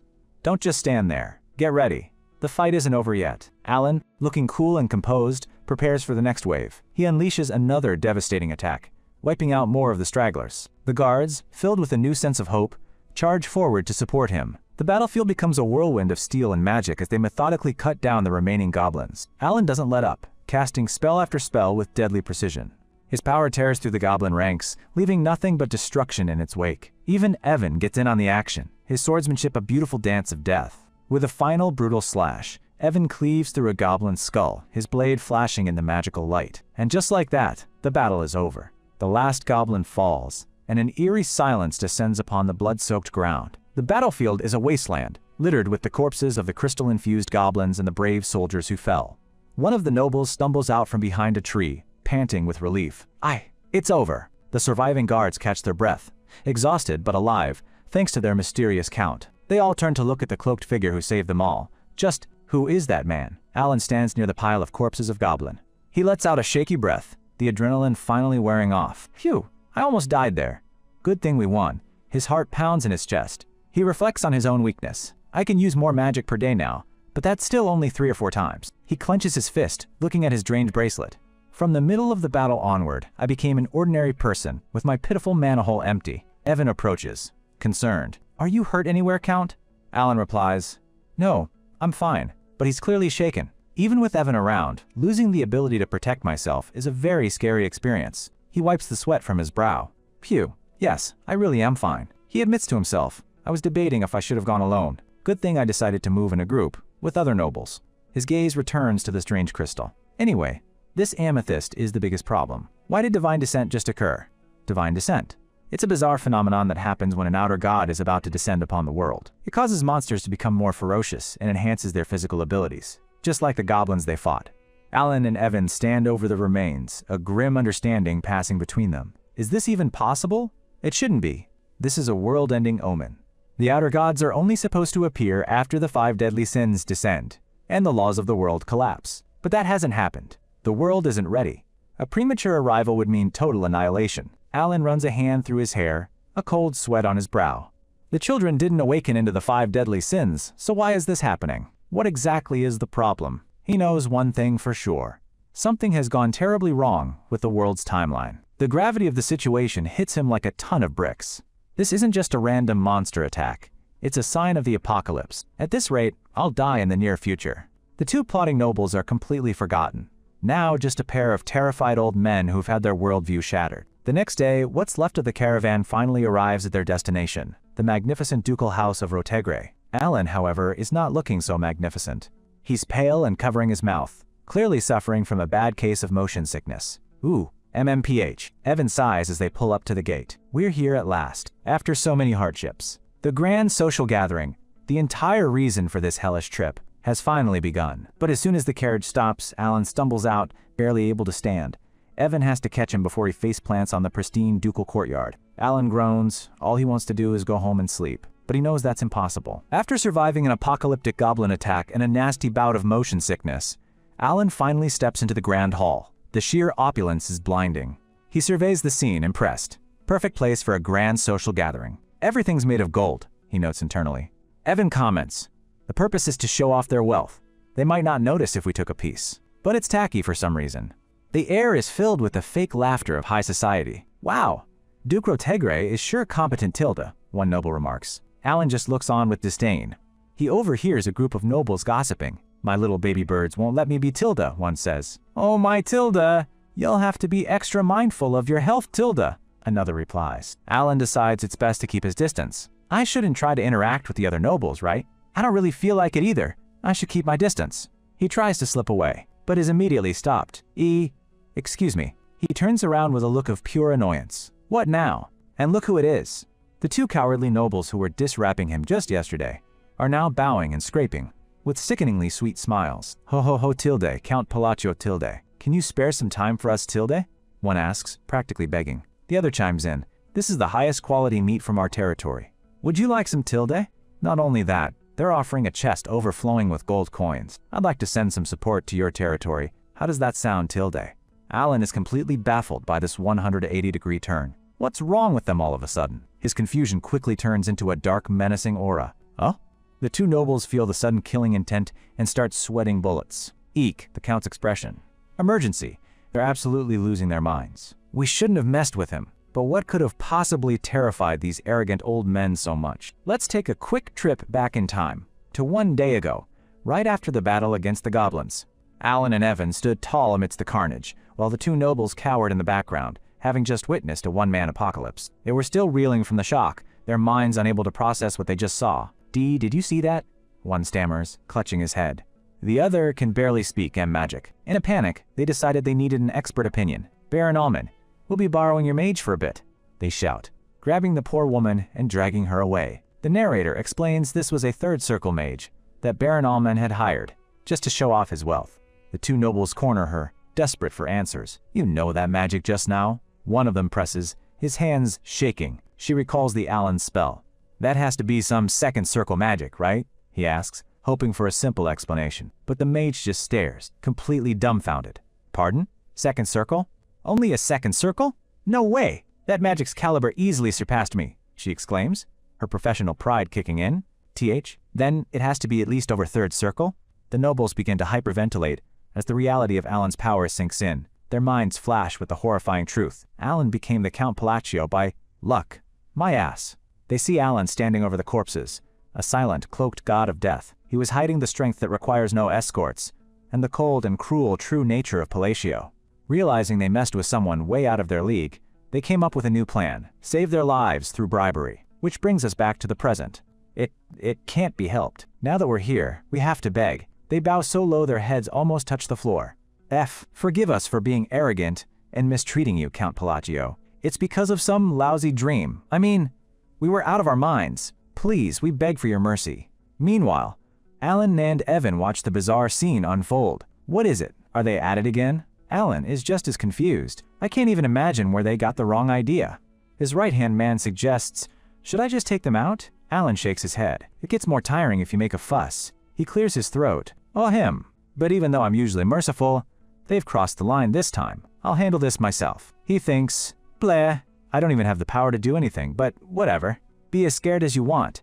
The two nobles practically collapse to the floor, shaking uncontrollably. Tears and snot stream down their faces as they realize just how royally they've screwed up. We're screwed. We're dead meat. Having dealt with the trash, Alan decides to get back to his main mission, food and information. Now that I've sent Evan to the Information Guild, time to scout for some noble news. He casually scans the room, blending in with the other guests while keeping his ears open. He grabs a tasty-looking egg tart. Oh, his eyes land on a familiar pair of nobles having a hushed conversation in the corner. It seems that those two are having a secret conversation. Time for a little magical eavesdropping. By enchanting my hearing ability with mana, he zeroes in on their discussion. That's true, but, Baron, did you hear about this too? About Duke Altia and Count Zenonia? Of course I have. They're trying to create a faction even. The other replies, huh, I couldn't believe that they formed an alliance at first. Alan processes this new intel. It's a significant political move, but has nothing to do with him. Oh, it's nothing important. I don't even need to worry about that. The two mastermind families, Altia and Zenonia, are known for not getting along, so their alliance is bound to be shaky and short-lived. He takes a bite of the egg tart, putting the political drama out of his mind for a moment. Gasp. This is delicious. The egg tart here is great tilde. But the conversation takes a surprising turn. There's something even more surprising. Make sure you don't tell this to anyone. The head of the faction isn't one of those two. The other noble leans in. Then, who? The first noble whispers the shocking truth. The head of the faction is Count Palacio. The news hits Alan like a bolt of lightning, causing him to choke on his delicious tart. He stands there, utterly dumbfounded. Question mark, question mark, question mark. WHWH? What kind of nonsense is that? He sputters internally, completely flabbergasted. He recalls his past encounters. I've met Duke Altia once when she was younger, and the daughter of Zenonia twice. The current Count Zenonia has never met me once. He clutches his head, a migraine forming. How did a rumor like that spread? Sigh, I should have expected as much. It's all just gossip and baseless rumors. Just then, a voice calls out to him. Count Palacio? Alan looks up, annoyed. Why are there so many people talking to me today? Makes me feel uneasy. A foppish man with ludicrously styled purple hair approaches him with a flourish. HMPH. I'm Carmine, the third son of Duke Camelon of the Ashutalon Kingdom. Nice to meet you. Alan is not impressed. He remembers that nobles from other countries would be attending. This guy is one of them. He gives a curt reply. Yes, nice to meet you. I'm Count Palacio. Carmine's smile turns into a smug, malicious grin. I heard you became the Count by luck. I'm so jealous of you that I just had to see what you look like. What's your secret? Alan just stares, thinking, wow, these days even twisted donuts can talk, huh? His internal comeback game is always on point. One nobleman asks, what did you just say? 3 imposing figures step in, their presence silencing the immediate area. One of them, Marquis Mardanio, glares down at Carmine. Are you mocking a noble of our Asteria kingdom? Alan tries to backpedal. No, that's not what I meant. But Carmine is already panicking, trying to defuse the situation. This is Carmine Comelan, the gorgeous and romantic guy, as he calls himself. He's come from a faraway country with one goal in mind, to take the youngest daughter of Rotegre as his wife. In his mind, he's a perfect specimen that no woman could ever refuse. Unfortunately for him, his approach needs some work. After finding his fiancée, he immediately starts criticizing the other ladies. Gasp! She has to lose some weight, Tilda, and the one next to her has too big of a nose. He then tries to charm his betrothed with a backhanded compliment. Ahem, Tilda, of course, it's a blessing that you have a beautiful appearance, like your mother. The lady is not having it. She slaps his hand away. Let's think our marriage over, she says coldly, leaving him utterly stunned. What? She runs off, leaving Carmine on his knees. So, with his marriage plans in shambles, he's in a foul mood. This is so annoying. I've come this far for no reason, he fumes, stomping his feet like a child. He scans the room for someone to take his anger out on, and his eyes land on the quiet, black-haired noble in the corner. Black hair and a cold-looking face. Is he Count Palacio? I heard he's immature with no connections at all. Perfect target for me to vent on. A truly terrible idea. Which brings us back to the present confrontation. The powerful nobles of Asteria have Carmine cornered. Have you lost your respect? Ashutalon Kingdom has been a long ally of ours. Alan watches the scene, picturing Carmine as a small bird being pecked at by bigger, meaner birds. What's this interesting situation now? No matter how indifferent he was to politics, he knew who those 3 were. First up is Duke Rotegre, an important figure in the noble faction. Next is Marquis Mardanio, a key player in the royalist faction. And finally, the man at the center of the moderate faction, Count Palin. These 3 are the central axis of the Asteria kingdom. He looks down at the flustered foreign noble. Duke Rotegre adds, so does this mean that Duke Comelan, the pillar of Ashutalon, looks down on us, the Asteria kingdom? Carmine is absolutely terrified. That's not true at all, he stammers. The Count Palin presses on. Then, is there a reason for you to call a noble's name so disrespectfully like that? Carmine can only apologize. I've made a mistake. The Marquis isn't finished with him. The main point here is that you've taken a condescending attitude towards him. Carmine hangs his head in shame at a complete loss for words. That's Alan watches the whole exchange with a smug grin. Wow, how unlikable does he have to be for those 3, who barely know me, to protect me like this? He suddenly realizes why this feels so familiar. It's just like a scene from his past life in the military. He imagines Carmine, just like a new recruit getting chewed out. The drill sergeants would yell back, "Hey, don't you have anything else to say other than sorry?" I said, "Anything else to say other than sorry?" The memory makes Alan wince. This is bringing back some traumatic memories. Carmine, meanwhile, is practically sobbing. Sob.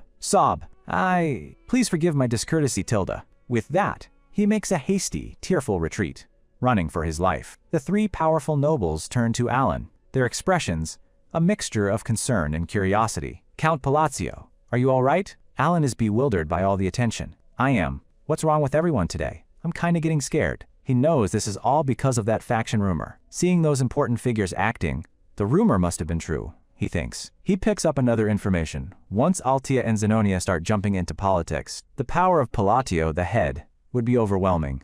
The weight of these new, false expectations is already giving him a headache. Is it because of that rumor? Things will get bothersome at this rate. Maybe I should let them know it's all baseless. Marquis Mardanio makes the first move. Now that I think about it, we haven't had a proper conversation, Count. I understand you must be very busy. Before Alan can even respond, Marquis Mardanio chimes in with a shrewd look.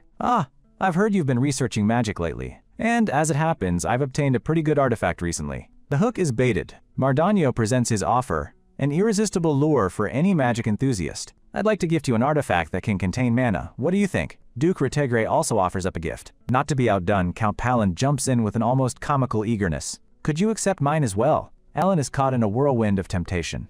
His brain is screaming at him to clarify that the rumors are false, but the allure of free, powerful artifacts is just too much. He can't bring himself to refuse. The scene shifts. As dawn breaks, we're taken to a private annex of the Ducrotegre estate, far from the prying eyes of the party. Inside, a clandestine meeting is underway. Marquise Mardanio sits opposite a mysterious woman shrouded in black, the puppet master behind the evening's events. She gets straight to the point. How did it go?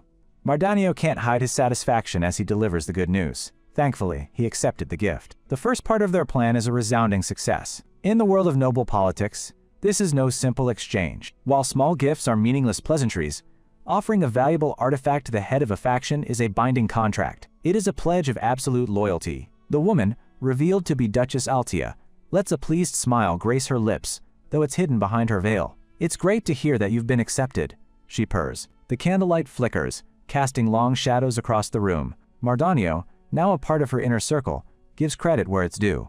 "Haha, it's all thanks to you, Duchess Altia." The Duchess formally acknowledges her new ally, her voice smooth and confident. "Welcome, Marquise Mardanio. We can now officially share the same purpose." With a cunning smile, Duchess Altia secures another piece on her grand chessboard.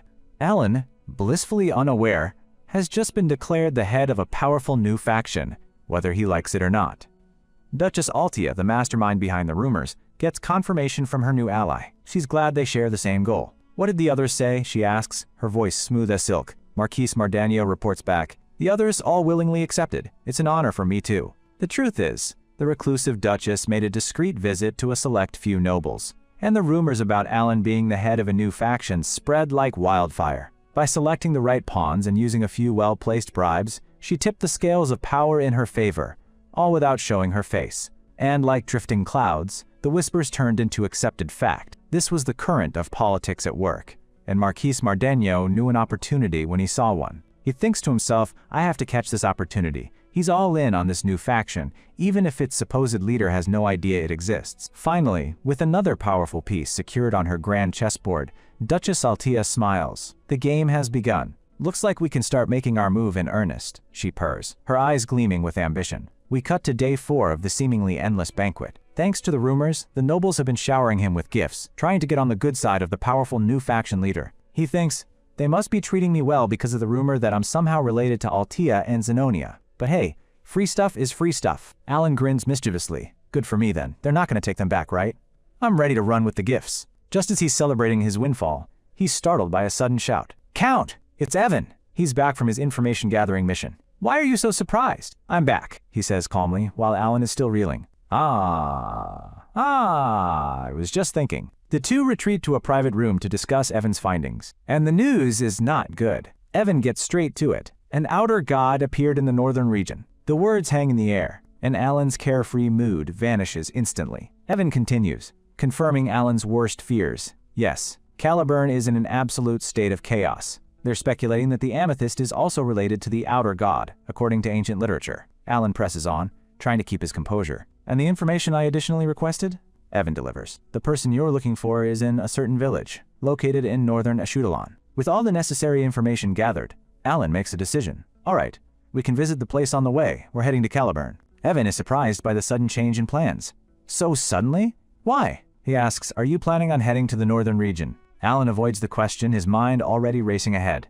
"We can talk in detail on our way there. Pack up and get ready to leave." Evan simply replies, "Understood." Left alone with his thoughts, the full weight of the situation crashes down on Alan. I really wished it wouldn't happen. He knows exactly what this means. The appearance of catastrophic beings, much like the 5 deadly sins, the outer gods. According to the game's lore, the arrival of an outer god, a process called divine descent, is unpredictable. No one knows which god will appear, or when. But Alan knows the consequences all too well. Having played through hundreds of scenarios, he can see the grim future laid out before him. The allied kingdoms will fall apart, tearing each other to pieces in foolish wars over land polluted by otherworldly energy. And in that chaos, his own life would be over in a second. His plan for a peaceful, lazy existence is going up in smoke, but he's not going down without a fight. I did think of a plan, but he recalls a crucial piece of game knowledge. After descending, the outer god enters a vulnerable state for several months, like a chrysalis, before awakening as an incarnate deity. During that time, they can't use their full power. Waiting for that moment, and striking when they're weakest, is the only viable strategy. I have to do it anyway, even if it's not guaranteed. Stealing his resolve, Alan picks up a quill and begins to write. This is the only way. He seals the letter, his mind set. He wonders what that child would like, a thoughtful expression on his face as he prepares his next move. A week later, a knight rushes to deliver a message. "Captain!" The captain takes the report, his expression serious as he delivers it to his superior. The man reads the report, his face unreadable. It's Deus. He turns to his vice captain. "Yes, sir." The man responds, awaiting orders. The commander gives the new directive. "Tell them that our next schedule in the north will be delayed by 2 weeks." The scene shifts to the Patron village in the northern Ashdolan kingdom. Alan and Evan have arrived. Alan sighs in relief, a bit of sweat on his brow. "I didn't think I would find him this quickly." Suddenly, a bright, cheerful voice rings out. "Hello!" A young boy with vibrant blue hair and a blindingly sunny aura greets them with open arms. Alan is momentarily stunned. He sure does stand out. And then it hits him. This is Elevan, the protagonist of the turn-based roguelike RPG, Psychedelia. The very hero of the game he used to play. So a protagonist is still a protagonist, I guess. He thinks, looking at the boy, he looks exactly like the illustration, but he's taken aback. He's a boy, right? Too pretty for a boy. The kid strikes a pose, completely oblivious to Alan's internal crisis. "Do you know who I am?" Alan asks. The boy cheekily replies, "I just wanted to welcome a stranger. I'm Elevan." Alan looks at the boy, a strange feeling washing over him. No matter how different this world is from the game, the main character is still the main character. In the end, he will become stronger and more famous. Alan knows this kid is destined for greatness. "Well, I love your positivity," he admits. "It feels strange to face the very character I used to play." He wastes no time. "Here, take this." He offers the unsuspecting protagonist a hefty bag of gold. Elevan is completely bewildered. "Pardon? Isn't this gold?" Before he can even process the gold, Alan calls out, "Evan." On cue, Evan appears with an ornate case filled with potions and starter items. But that's just the beginning. Evan starts unloading a mountain of gift-wrapped boxes, dropping them at Elevan's feet. "These are all yours," Alan declares, as Evan opens all the gifts in a swift motion. It truly looks spectacular, like a show. The sheer volume of loot is overwhelming. It's an entire early game's worth of high-tier equipment, rare items and resources, all delivered in one go. Elevan's jaw drops. His eyes are wide with utter disbelief. "All of those?" he stammers. But why are you giving them to me?" Alan gives him a simple, yet heavy answer. "It's an investment." He inwardly comments, "I've brought everything that would help the main character grow in the early game." Alan leans in, his expression dead serious, and places a hand on Elevan's shoulder, and tells him, "Because you will be huge in the future." His true intention flashes in his mind, so grow up quickly and defeat the outer god in my place. With that, he and Evan turn to leave, leaving a stunned Elevan amidst his newfound riches. "Hope he likes me now," Alan thinks. Then he adds, almost as an afterthought, "Right." He turns back one last time. "Sorry for the late introduction. I'm Count Palacio." "It's the name of the sponsor whom you should thank when you become successful," he says with a little chibi wave. Elevan, clutching the bag of gold, calls out after them, Thank you, Count." He clambers onto their carriage as they're about to leave, his face beaming with gratitude and determination. "I'll remember this." As the carriage pulls away, Elevan waves goodbye, his future now irrevocably changed by this bizarre, yet incredibly generous, encounter. Alan watches him go. Was he always so bright? I don't remember him being like that, since the game was a dark fantasy. Back in the carriage, Evan looks thoughtful. "Count, I can kinda tell what you did there, but is it really fine to just leave without having a proper conversation?" Alan brushes it off. He's a smart boy, so he should know what I meant. I'm in a hurry, so I don't have time to build a relationship with him. So just in case, I left the protagonist running on auto-grind mode. It's a pay-to-win strategy, plain and simple. Evan comments, "Anyway, that child seemed very talented, like the other ones." He adds, "Dense mana was surging around him, and although his attire was plain, it looked like he was wearing artifacts as well." Alan listens, a frown forming on his face. The original story was that he was an average boy before he went on the adventure, so he's starting to realize the potential consequences of his actions. This might become another butterfly effect, which will make this world different from the game, especially because he's the main character. But he quickly shakes off the doubt. "But Tilde, whatever. As long as I preserve my sweet life plan, that's all that matters. The stronger he is, the better for me. The investment will be worth it." He continues, "There's not really much to worry about, since Elevan is one of the few characters with a kind personality in this desperate dark fantasy world." Then he stops, a sudden realization dawning on him. Wait, kind personality? The mood in the carriage shifts. Alan turns to Evan with a hesitant, almost nervous expression. "Evan, about Deus." He asks Evan, "Do you think he would even want to meet me?" He's paralyzed by his past cowardice, admitting, "I was so scared that I never even visited the orphanage. I never thought it would come to this." Evan, completely unaware of the mental anguish his master is going through, says, "I guess so. Maybe." The awkward silence hangs heavy in the air as their carriage rolls away, leaving the northern village and its newly sponsored hero behind. Palazzo is left to stew in his anxieties, both about the protagonist he just met and the dais he's terrified to face. This wasn't a recent development either. A flashback reveals Palazzo has been planning this for a while. As Evan questions why he's bought so many miscellaneous items, Palazzo explains his grand strategy. These are the bribes I'll give to my future lifeline. 10 days later, Alan and Evan finally arrive at their destination, Kirtham, the majestic capital of Caliburn. They join the long line of carriages waiting to enter through the city's northern gate. Inside, Evan is looking worse for wear, and lets out a huge yawn, groaning Gautilda. That was very exhausting. Alan agrees. A long journey is bound to be tiring. But Evan clarifies, if it weren't for that weird labyrinth at the end, I would have felt much better. Evan just replies, it couldn't be helped. Alan looks at a strange, ornate amulet, thinking back on their detours. The reason I visited various places was to prepare for the fight against the outer god. And some gifts. The carriage is literally overflowing with chests and presents. I hope Deus likes them. Alan thinks, feeling like a father wanting to give his son everything. Outside, Evan tells his master, it should be our turn soon. He heads off to handle the paperwork. The capital inspection should be done with verifying our identities. I'll be back quickly. Alan gives a little chibi wave, saying, alrighty Tilde. Leaning back amidst his pile of gifts, Alan breathes a sigh of relief. It's a relief. Things should go easy from now on. Evan returns with a grim look on his face. Count. He gets straight to the point.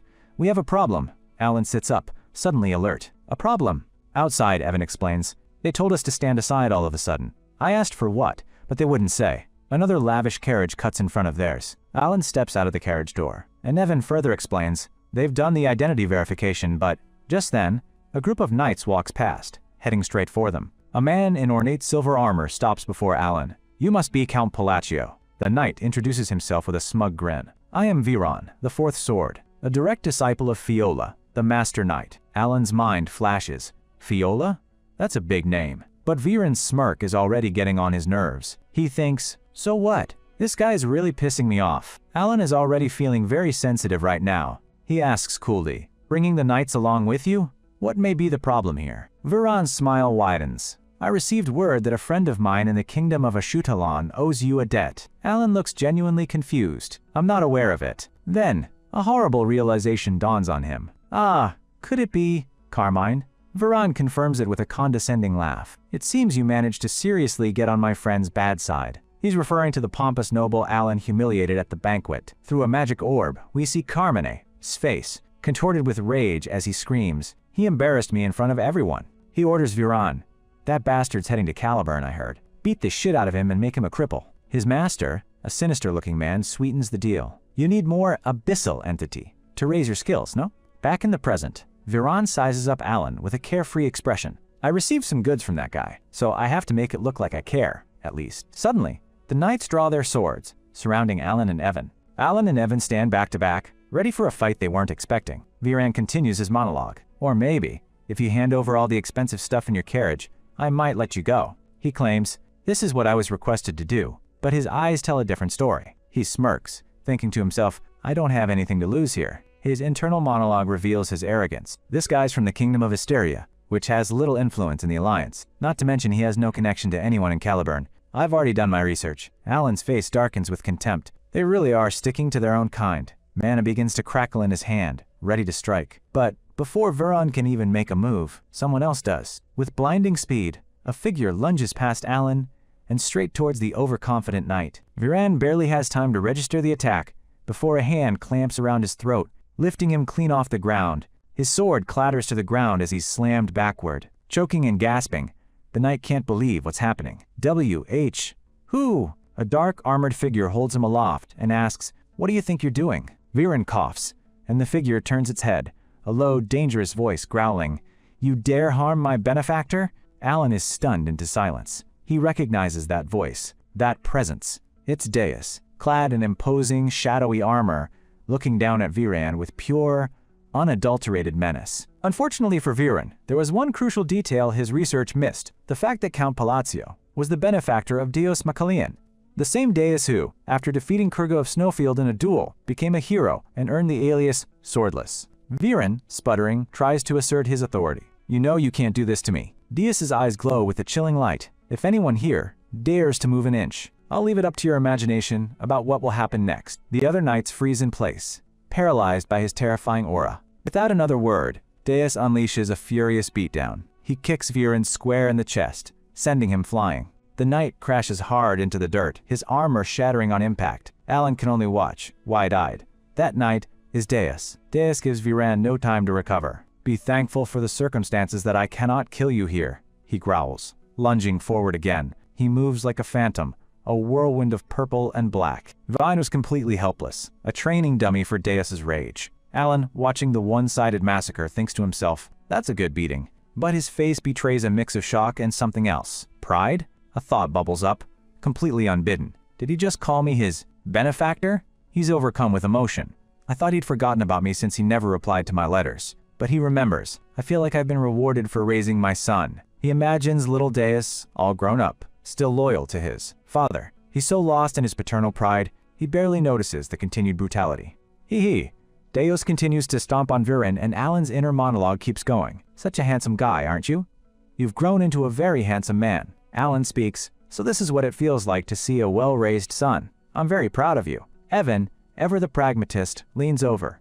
By the way, you do realize your son is beating the hell out of a person, right? Alan plugs his ears with a chibi face. I didn't hear that. His proud papa thoughts continue. To think he'd stand up for his father, who had been mistreated in a foreign country. Why is my son such a sweetheart? He's very touched. The beatdown finally concludes, leaving Vera in a broken, bloody heap on the ground. Even Evan has to comment. But, isn't he going a bit too far?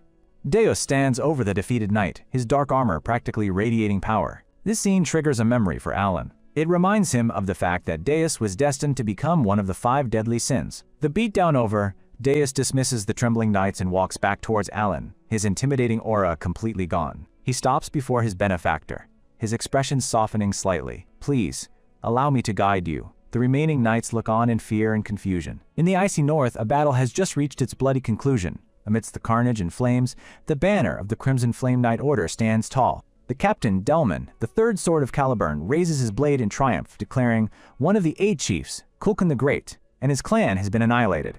His knights erupt in cheers, celebrating their great victory. They prepare to head home, with their captain ordering, let us return to the forward base for maintenance. But Delman isn't just celebrating a victory. He's fueled by a bitter rivalry. He clenches his jaw, thinking, having secured achievements of this magnitude, I won't be outdone by him who just became a master knight. He reveals his dark secret, admitting to himself, even if I used underhanded means that no one knows about. For generations, the wars between Caliburn and the barbarians were fought with honor. But Delman broke that sacred tradition. I deceived Kulkan, and dealt with him when he came out alone, together with an infiltration force. With the chief gone, Delman slaughtered the entire clan without mercy. His obsession? To one-up Deus Macalian, who had recently defeated Kurga of the Snowfield and was getting all the glory. He needed a big win, no matter the cost, and his dishonorable methods didn't stop at a simple ambush. Kulkan's corpse disappeared, but even if he was still alive, he should have died by now due to the poison. Satisfied with his dirty work, he smirks. Anyway, it's all done once I return to Caliburn and report this achievement. He turns to leave the battlefield,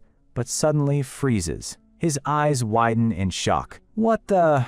The forward base, which should have been their safe haven, is a scene of utter destruction and death. And standing amidst the ruins is a lone, imposing figure, a man who should be dead. It's Kulkan, the barbarian chief he supposedly killed. And he is not happy. Delman, though shaken, prepares for a fight.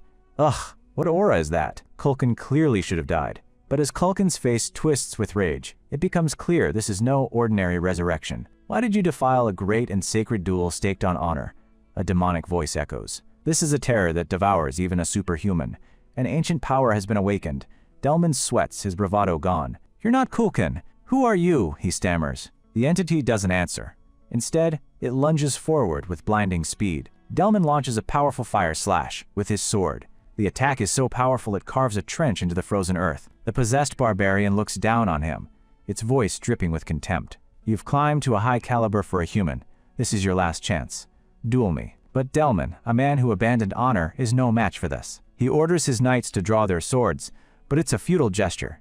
The barbarian scoffs at the dishonorable mortal before him. His body glows with an eerie, dark energy. He unleashes a horrifying power, twisting Dead Knight's body in unnatural ways. Delman is completely startled with the horrifying sense that unfolded just before him. All the Dead Knights are caught in the spell, their bodies contorting as they scream in agony, begging for death. The barbarian moves through them like a phantom, a whirlwind of destruction. His fist connects, shattering armor and bone. The ground cracks under the sheer force of his assault. The knights are tossed around like ragdolls. A brutal kick sends another one flying. The battlefield becomes a symphony of explosions and screams. He pummels Delman relentlessly, breaking him piece by piece. Delman can only scream in agony, his pride and his life force draining away. The entity reaches for him, a predator savoring its meal. All savages of this place. It growls. The scene is a hellscape, a predator, bloody coliseum, made of the dead who were denied their deaths. An outer god, Altalris, father of duels, has descended to pass judgment. He offers one final, terrifying gift. I, the god of all barbarians, personally wish to bestow an honorable death upon you. Prove that you aren't savages, through a duel. Back in the present, the aftermath of Deus's beatdown is clear. The knights carry away Viren's broken body as Deus, his intimidating aura gone, calmly says, "Allow me to guide you." The remaining knights can only stare in disbelief. He's bowing his head? The swordless himself? They all know his reputation. In Caliburn, Deus Macalion's aspirations are as high as the heavens. He even beat up the second prince for harassing his sister and got away with it. He's known for being polite to no one but the king himself. So to see him bow his head to a foreign count is utterly mind-boggling. The knights are completely baffled, wondering, for the swordless to bow his head. Just who is Count Palacio?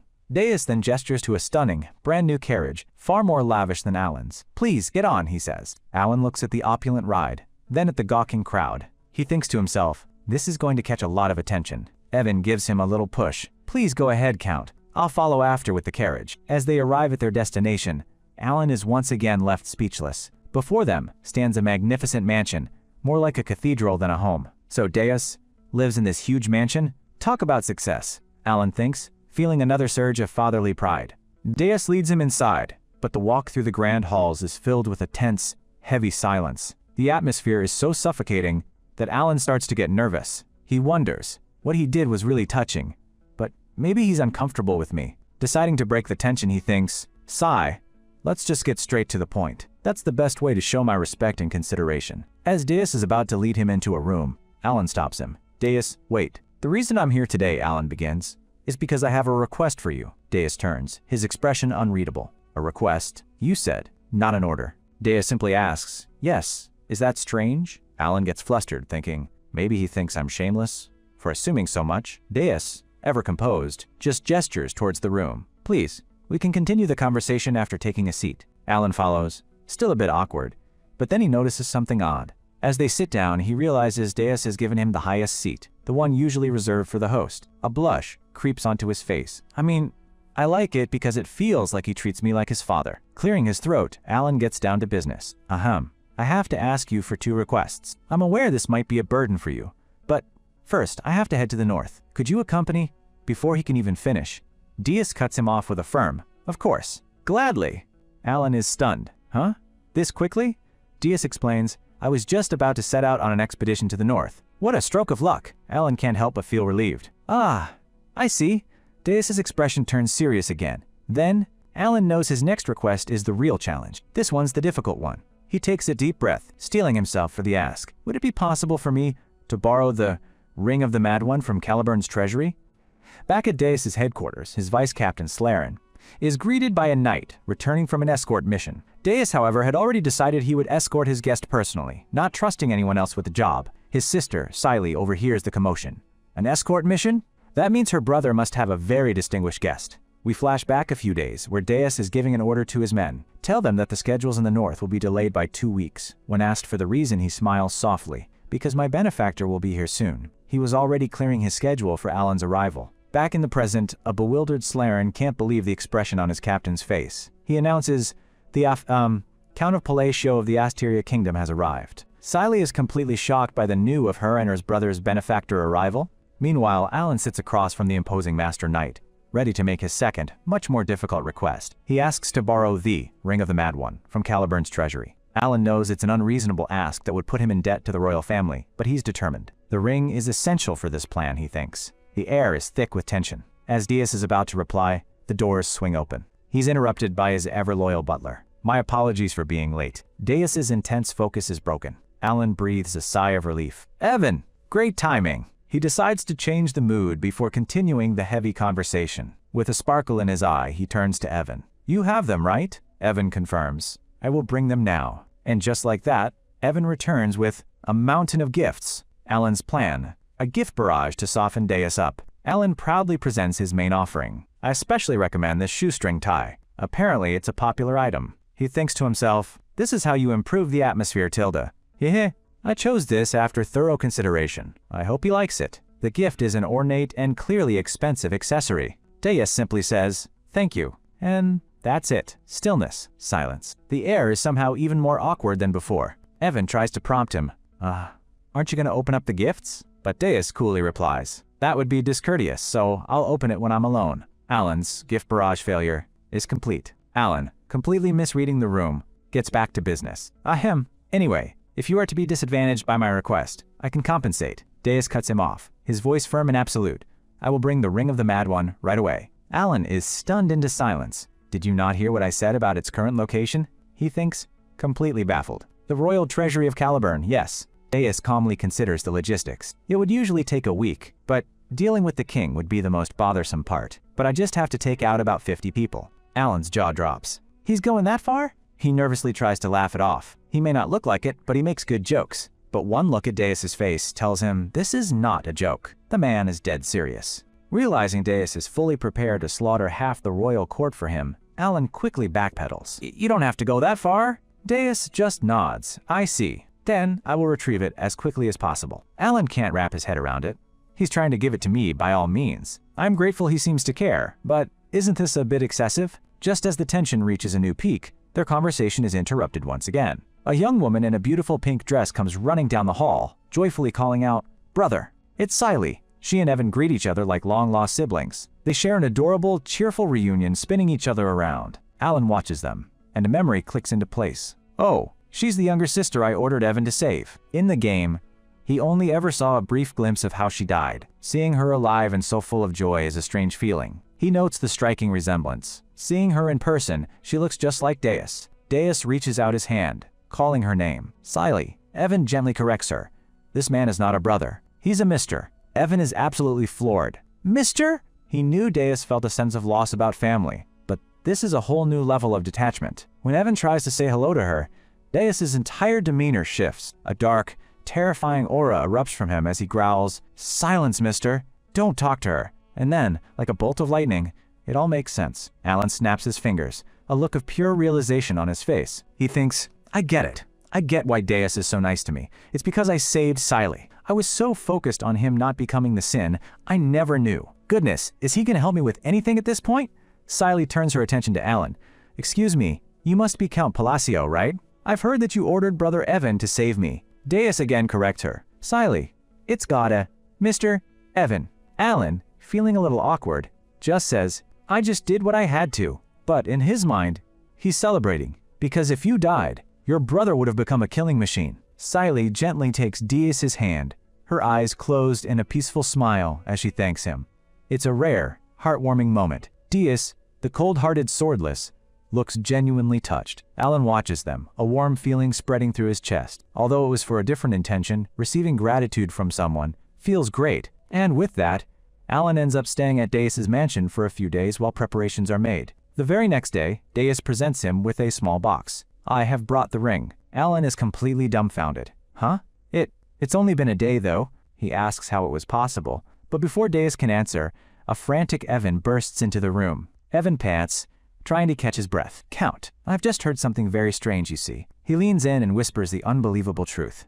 Deus made a fuss at the palace, demanding the ring, and when the second prince got in his way, Deus just slapped him around until he got what he wanted. This guy really doesn't care about royalty. 3 days later, all preparations are complete. Alan, now armed with the Ring of the Mad One, sets off on the northern expedition with Deus and the Solar Eclipse Knights. But as they travel, grim news reaches them from the front lines. 2 weeks later, at the forward outpost on Caliburn's northern border, some terrible news came pouring in. The third sword of Caliburn, Delman, has been killed at the eastern base, and the second sword, Kiriana, has been severely wounded at the western base. The cause? An outer god is sweeping through their forces, raising the dead to fight for him. The commanders are in a heated debate. A viscount screams, "Retreat, you say? Are you suggesting we show our backs to the barbarians?" Another officer slams his fist on the table, arguing back, "But you've seen it yourself. The soldiers are severely wounded, and with the first sword in seclusion, we have no winning chance." The argument is silenced by a single sharp clap. Everyone turns to see Deus sitting at the head of the table, his expression unreadable. A woman with long, light blue hair stands. This is Fiola, the fourth sword of Caliburn. She brings order to the chaotic meeting, suggesting they cool their heads before deciding. Later, she and Deus walk through the snowy camp. Fiola sighs. "So, the outer god is sweeping our bases with his undead, huh?" The third sword, Delman, the man who used dishonorable tactics to get ahead, is dead. And the second sword, Kiriana, one of the most powerful knights in the kingdom, is on the verge of death. Deus looks out towards the horizon. I can already see it from here now. He's not talking about the enemy army. He can see the very mana in the air. Warped and corrupted. Yes, devoured by ominous mana. A strange red. It's a chilling landscape of pure corrupted energy, visible only to those who have reached the highest echelons of power. The ominous aura is so overwhelming that Fiola thinks perhaps retreating really is the best option. But then Deus' eyes catch something completely out of place in this dire situation. Smoke? It's a grill, full of perfectly roasting sweet potatoes. He finds Alan and Evan tending to the fire, with Alan muttering magical formulas. Diffraction, condense, focus. Deus can only stare, dumbfounded. Where did he even get those from? His attention is then drawn to shouting nearby. A blue-haired woman, a vice master of the Blue Magic Tower, is fending off desperate soldiers. "I said I can't, you fools. The treatment is done. I'm only here to investigate the ritual of the barbarian." The soldiers plead with her, pointing to a grievously wounded man. "But people come before investigation, don't you think? Just one more time." She strides over, her patience worn thin by the pointless squabbling. She finds Deus in her way, and she shouts, "Get out of my way." The Vice Master freezes, her eyes wide with terror as she's hit with the full force. Wait, why is he? She spots Alan nearby, holding a small, intricate wand. Alan casually waves to the Vice Master of the Blue Magic Tower, who freezes in her tracks. "Oh, Vice Tower Master. The tower said you'd be here." And it was true. She lets out a startled shriek. She grips the roasted sweet potato so hard it's about to break, her entire body trembling. Flustered, she tries to dismiss him. I don't have any extra of the medicine you just said. And the process is so it takes a long time, and I'm really busy."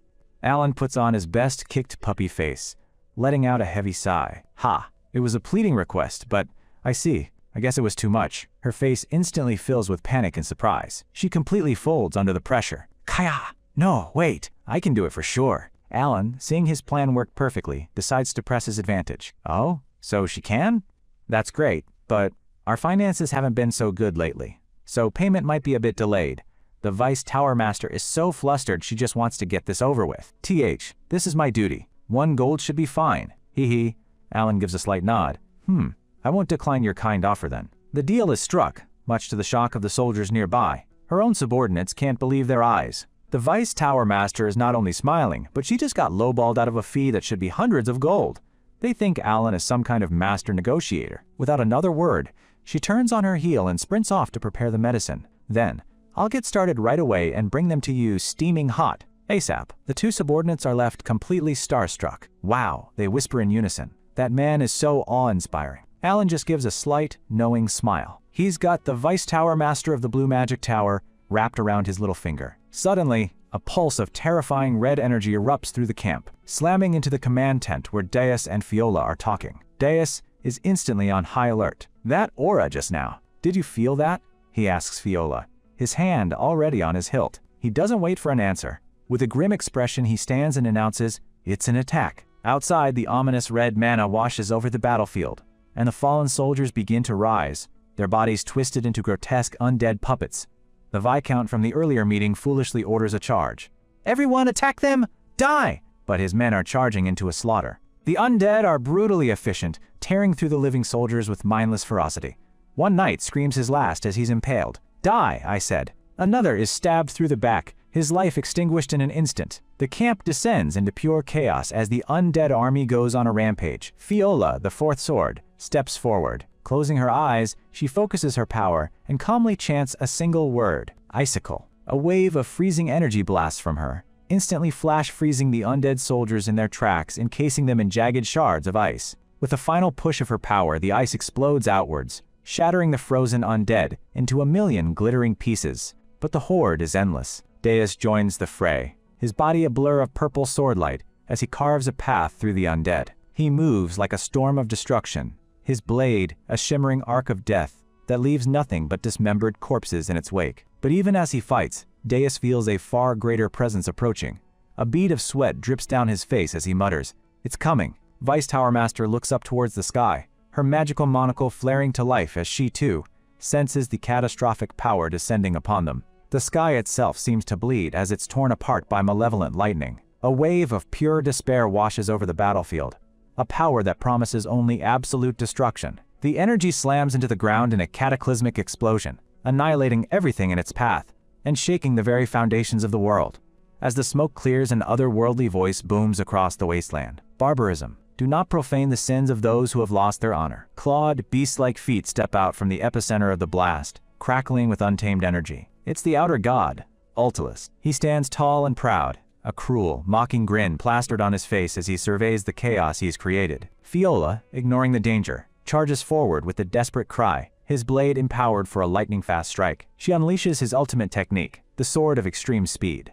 A thrust so fast it should be unstoppable, aimed directly at the god's heart. In a powerful display of power, Ultilis didn't even flinch, as the impossibly fast attack comes to a dead halt. Fiola can only stare in disbelief. The sword of extreme speed doesn't work? Ultilis's grin widens as he speaks, his voice dripping with contempt. "To one who has abandoned honor, who has forsaken the nobility of their soul, an honorable death shall not be granted to you." With a casual flick, he unleashes a wave of cyan energy that completely vaporizes the Fiola's torso, leaving only his legs to collapse. Her comrade can only scream in horror, "El Lord Fiola," as he watches the gruesome scene unfold. But a new voice cuts through the tension, calm and resolute. "O great god of duels, Ultilis." All eyes turn to Alan as he steps forward. Having drank the 2 potion, he speaks up. "In accordance with the oath of Calgunius, I, Alan Palacio, to uphold that great covenant." As he speaks, ancient golden runes fill the air, swirling around him with immense power. "I demand the duel of Babylonia." Ultilis looks down at the human daring to challenge him. His amusement quickly turns into a full-blown, maniacal grin, his fangs on full display. A booming, insane laugh echoes across the battlefield, filled with both surprise and excitement. "Ha ha ha ha ha." The outer god seems thrilled by this development. "So you know the oath of our era. Strange, but I welcome it." He snaps his finger. "Oh, noble one, welcome to the bloody Colosseum that no one can interfere with." Vicious black tendrils erupt from the ground, tearing apart the remaining undead and clearing the battlefield in an instant. A massive dome of blood and energy forms around Alan and Ultilis, separating them from everyone else and creating a sacred dueling ground. Ultilis's eyes glow with power as he accepts. "I, Ultilis, shall accept the holy duel of Babylonia under the great oath." The pressure becomes immense, and Alan grits his teeth. Such pressure. He can feel the divine power radiating from the god. He realizes his mistake. "My anticipation was wrong. I didn't think he'd already be on the verge of becoming a living god." Alan knows that outer gods grow stronger the closer they get to their full descent, eventually reaching the level of the 5 deadly sins. Ultilis is almost there. He lets out a shaky breath. "Phew, if I hadn't taken the potion of extraordinariness, I might have passed out already." This is the final opportunity before he fully awakens. Ultilis points a clawed finger at Alan. "Then, let us begin the duel." The god explains the rules of this ancient ritual. Furthermore, the great duel of Babylonia of the forgotten era of gods is turn-based. Without warning, Ultilis lunges, his body a blur, as he prepares to unleash the first devastating attack. The first rule of the duel appears in the sky. Rule number 1. The challenged shall have the first strike. Since Alan was the challenger, Ultilis gets to attack first. Ultilis's voice booms with sadistic glee. "You shall hear the song of destruction." Outside the arena, one of the soldiers panics.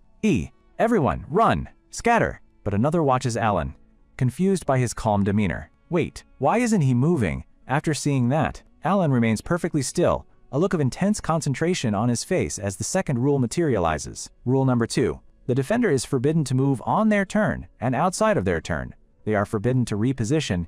He has to take this attack head-on. Ultilis grins, pleased that Alan knows the ancient customs. Excellent. The one who knows of honor. The final primary rule is revealed. Rule number 3.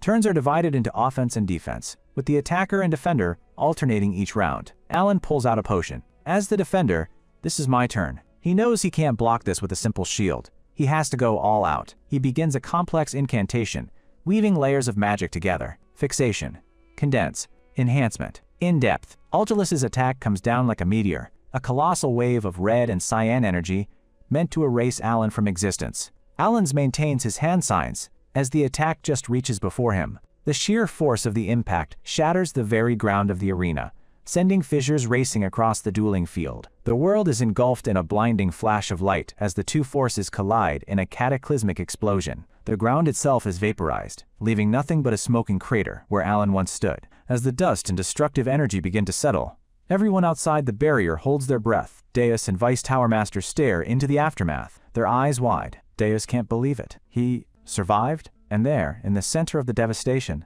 surrounded by the faint glow of a shattered magic circle, Alan stands. He's battered, bleeding, but he's alive. His crimson pendant crumbles into dust, its purpose served. He stumbles, clutching a potion bottle, his body screaming in protest from taking the full force of a god's attack. Moments earlier, Fiola, holding the two potions she'd prepared, mutters, "I'm sure you know, but this one's the potion of extraordinariness, and this one's the potion of remithion, which blocks pain." She asks him, "Where do you plan on using this?" He thinks to himself, "It had a great effect. Without it, I'd be dust." He then uncorks a different bottle, a highest grade healing potion. As planned, not a single scratch on it. He pours the golden liquid over himself, his wounds beginning to seal. "This won't heal me completely, but it'll get me back on my feet. Now, for the real counterattack. Finally, it's my time to attack. I've been waiting for it." Thus, having fulfilled the conditions of hubris, I invoke the restriction. Golden light swirls around him, emanating from the ring of the Mad One. Having survived a god's wrath, it's finally Alan's turn to attack. But this isn't a simple brawl. It's a turn-based boss fight with a very specific set of rules. This was Alan's plan all along. By luring Ultilus into a formal duel, he's bound the outer god with ancient laws, limiting his terrifying world-ending power. Ultilus, bound by his own code of honor, grins with excitement. He has no idea he's just walked right into Alan's trap. He formally accepts the duel, sealing his fate. With the help of the Pendant of Reincarnation and a healing potion, Alan managed to barely survive the first hit, but it was a calculated risk he had to take. Now, with his life hanging by a thread, he can finally activate his trump card. With a determined glint in his eye, he declares, "I invoke the restriction." A massive ethereal presence manifests behind him, a power that answers only to the most specific and desperate of conditions. He reveals the key to this power. The activation condition of the Ring of the Mad One is to be 1 foot in the grave. By nearly dying, Alan has unlocked a whole new level of magic. The tables have turned. Alan is now on the offensive. And Ultilus, who holds duels sacred, will not defend or interrupt. He'll take whatever Alan throws at him head on. Alan knows this is his one and only shot. Back in the game, he would just tank the first hit. But this is reality. He has to end this now. Ultilus watches with a smug grin, underestimating the mortal before him. He has no idea what's coming. Unlike the game, there's no time limit. Alan can pour every ounce of his knowledge and power into this single attack. He takes a deep breath, and the spell begins. The first of 4 restrictions is invoked. When the use of magic takes place in the land of extreme cold, may it twist the laws of the world. The very fabric of reality starts to warp around his magic. He chants the next word, diffraction. The second restriction activates. When the use of magic takes place in a near-death state, may it twist the laws of the world. His brush with death now fuels his power exponentially. Another word rings out, focus. A torrent of lightning gathers at his fingertips, raw, untamed power waiting to be shaped. Then, condense. The chaotic energy is compressed into a single devastating point of magical force. And finally, death. The third restriction is met. When the magic is used against a god, may it twist the laws of the world. This spell is literally designed to be a god killer. The mana-storing bracelet on his wrist glows intensely, feeding all of its stockpiled energy into the final incantation. The fourth and final restriction is declared. When the magic is used against Ultilus, the great god of duels, may it twist the laws of the world. This isn't just a spell. It's a law of nature rewritten for a single purpose. With a final, earth-shattering command, he unleashes his ultimate attack, Frontline of Silence. A massive beam of pure destructive energy, empowered by 4 reality-bending restrictions, screams across the battlefield, aimed directly at the arrogant god. This is it. Every potion, every artifact, every piece of knowledge, and all the mana he could muster, all poured into one single, desperate strike. Even Ultilus seems impressed, his grin widening in anticipation of the impact. He's ready to face it with his bare chest. The two forces collide in a cataclysmic explosion that vaporizes the very ground of the Colosseum. As the light fades, Alan stands panting, his entire body screaming from the exertion. He prays it was enough. Please, it's a success if he's gone within the first hit. He stares into the smoke, his eyes wide with a mixture of hope and dread. The dust settles to reveal Ultilus, still standing, with a massive glowing hole blown straight through his chest, but the god is still smiling. With a voice dripping in amusement, he compliments his opponent. "You're strong." Alan's blood runs cold. The world seems to tilt on its axis as the horrifying reality sinks in. His ultimate, final, all-or-nothing attack failed. The final strike, so it failed. He glances at his wrist. The mana-storing bracelet is completely drained. "I've drained all the mana I've piled up." He has nothing left. Altulus's grin is sharp and predatory. "Heh, I see. You were carrying on the will." Suddenly, Alan notices a strange energy emanating from the wound. Is this hellfire? Altulus continues as his body starts disintegrating. "And to think that you even possess the class already?" He's disappearing. Alan watches, completely stunned. The god gives him a final nod of respect. "Noble one, it was an excellent duel. I see now. The black and blue ones are worth keeping an eye on." As a prize for his valiant effort, Altulus bestows a gift upon him. "I've lost the duel, so I'll gift you this along with the authority." A glowing belt materializes in front of the exhausted Alan. With his parting words, Altulus entrusts Alan with a heavy burden. "You, who remembers the mysteries of the great forgotten god, shall carry our will by remembering us." Visions of shadowy beasts flash before Alan's eyes. "When the usurpers break free from their shackles, call my name." His final words are a revelation. Not the epithet steeped in falsehood, but my real name, the Wicked One. And just like that, the outer god is gone. The bloody Colosseum dissolves, leaving Alan standing alone in the silent, snowy wasteland. With the threat gone, the barrier falls, and the camp returns to a state of cautious relief. The surviving soldiers begin the grim task of gathering the fallen, their northern expedition having come to a shocking and violent end as they prepare to return to Caliburn. The journey back is a long one, giving everyone time to process the unbelievable events. On the way, Alan takes the opportunity to question the Vice Tower Master. Anyway, the next question is, before he can even finish, she blurts out an answer about the magic circle he used. "Yes, you are a second circle, Count." Alan coughs. "Ahem. Third circle." She immediately corrects herself with a flustered chibi face. "Oops. Right, you are a third circle. I was mistaken."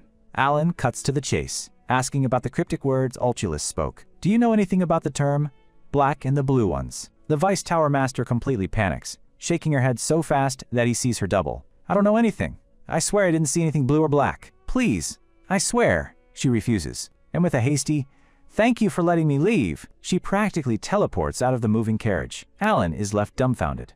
"I never told you to leave. Receiving thanks for nothing makes me feel like a cruel villain working behind the scenes." He sighs, slumping against the wall. He has more questions than answers. Why did a failed attack make the god disappear? And what did all those cryptic last words mean? Then he examines his prize, the 44 Bziken, Belt of the Forgotten One. A system window appears in his mind. The belt doubles both attack damage and damage taken. A true high-risk, high-reward item. But more importantly, there's an inscription he's never seen before. "The one who carries on the will. Head to Kahara, the city of the ancient god." A new destination, and a new mystery. Just then, Dias enters the carriage. "Ah, Dias! What is it?" Dias is radiating pure killing intent, his eyes glowing. "That mage dared to not bid farewell to you properly. Should I kill her?" Looks like someone's a bit overprotective.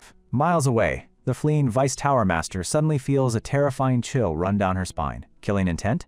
2 weeks later, the expedition finally arrives back at Kirtham, the capital of Caliburn. The long and bloody expedition is officially over. As they part ways, Alan thanks Deus for his help. "Then, I'll see you again next time." He also receives a massive reward from the king for his role in stopping the disaster. Several wagons loaded with treasures and gold. Alan can barely contain his glee. "I literally invested all my money into saving my life, so this is great." But before he can leave, Deus stops him with a serious expression. "Do you?" He asks a question that catches Alan completely off guard. "Do you think I could also become strong like you?" Alan is baffled. What is that even supposed to mean? He knows Deus is one of the story's main character, a prodigy destined for greatness, and the youngest to become the Master Knight. He thinks maybe his mage EC earlier looked cool? Well, I guess it could have looked impactful. He thinks about the 5 children he's supposed to be raising, the future saviors of the world. Their latent abilities are already off the charts, and Deus, with his unparalleled talent for the sword, is at the very top of that list. It's only a matter of time before he surpasses everyone. Deus just stands there, waiting with a rare look of vulnerability on his face. Alan gives him a simple, reassuring smile. "You can become stronger with enough effort. With that, you will achieve what you desire, because you have a blessed talent." Deus looks down, a flicker of emotion crossing his face. "Really?" Alan nods. "Really?" Alan turns to his carriage, thinking Deus's worries have been assuaged. No need to worry too much. Now then, but Deus isn't finished. May I ask why you are asking me for favors instead of just ordering me around? Alan looks back, intrigued by the question. Alan simply smiles and says, who in the world orders their family around, before turning and walking away, leaving a stunned Deus in his wake. The carriage pulls away, the soldiers saluting as it passes. Once he's alone, Alan's dignified composure shatters completely. He grabs his hair, sobbing internally. Did he think I had some ulterior motive behind my sponsorship? He wails to himself. My reasons were pure goodwill. I get why people say it's a thankless job to be a parent. That night, the lights of the capital twinkle outside a grand estate. Alan sits alone in a lavish room, surrounded by the king's gifts, contemplating his next move. Elsewhere, Deus also sits alone, wrestling with the day's events. I followed him to repay his kindness, he thinks, but I only ended up receiving more from him. He touches the earring Alan gave him, a small, constant reminder of their bond. With a quiet whisper, he mimics Alan's ultimate spell. Front line of silence. He flicks his fingers, and nothing happens. He clears his throat, a hint of a blush on his stoic face as he thinks, I wish I had a talent for magic like him. He sits in the quiet, a single thought echoing in his mind. Family, huh? The word resonates deep within him, planting a seed of something he's never truly had before. After a harrowing battle with an outer god and a rather intense conversation with Deus, Alan finally returns to his estate with Evan. Ah, home sweet home. He's been gone for 3 long months, and the exhaustion is hitting him like a freight train. All he wants to do is collapse into his bed. But as he opens the door to what he thinks is his bedroom, he's greeted by his one true nemesis, a mountain of backlogged work, waving at him with soul-crushing enthusiasm. Welcome back to the room of backlogged work. Come in, love. Nope. With the reflexes of a seasoned adventurer, Alan slams the door shut on his paper-based horror. He lets out a sheepish sigh. Whoops, wrong room.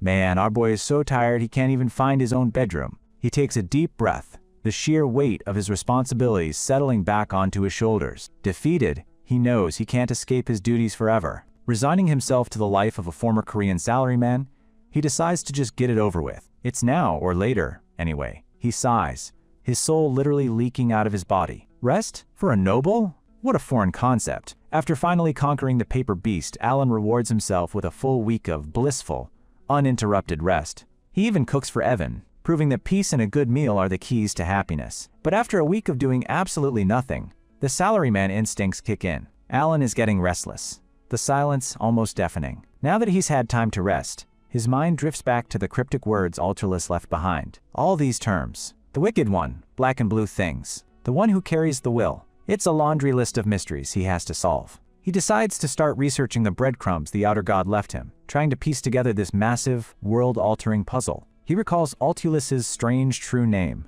the Wicked One, which sounds more like an Eastern god, a detail that doesn't fit with anything he knows from the game. And the way he just disappeared? None of it makes sense. A grim thought crosses his mind. If one outer god has already appeared, it's only a matter of time before others follow. The world is about to get a whole lot more chaotic. At least they give a warning before they show up.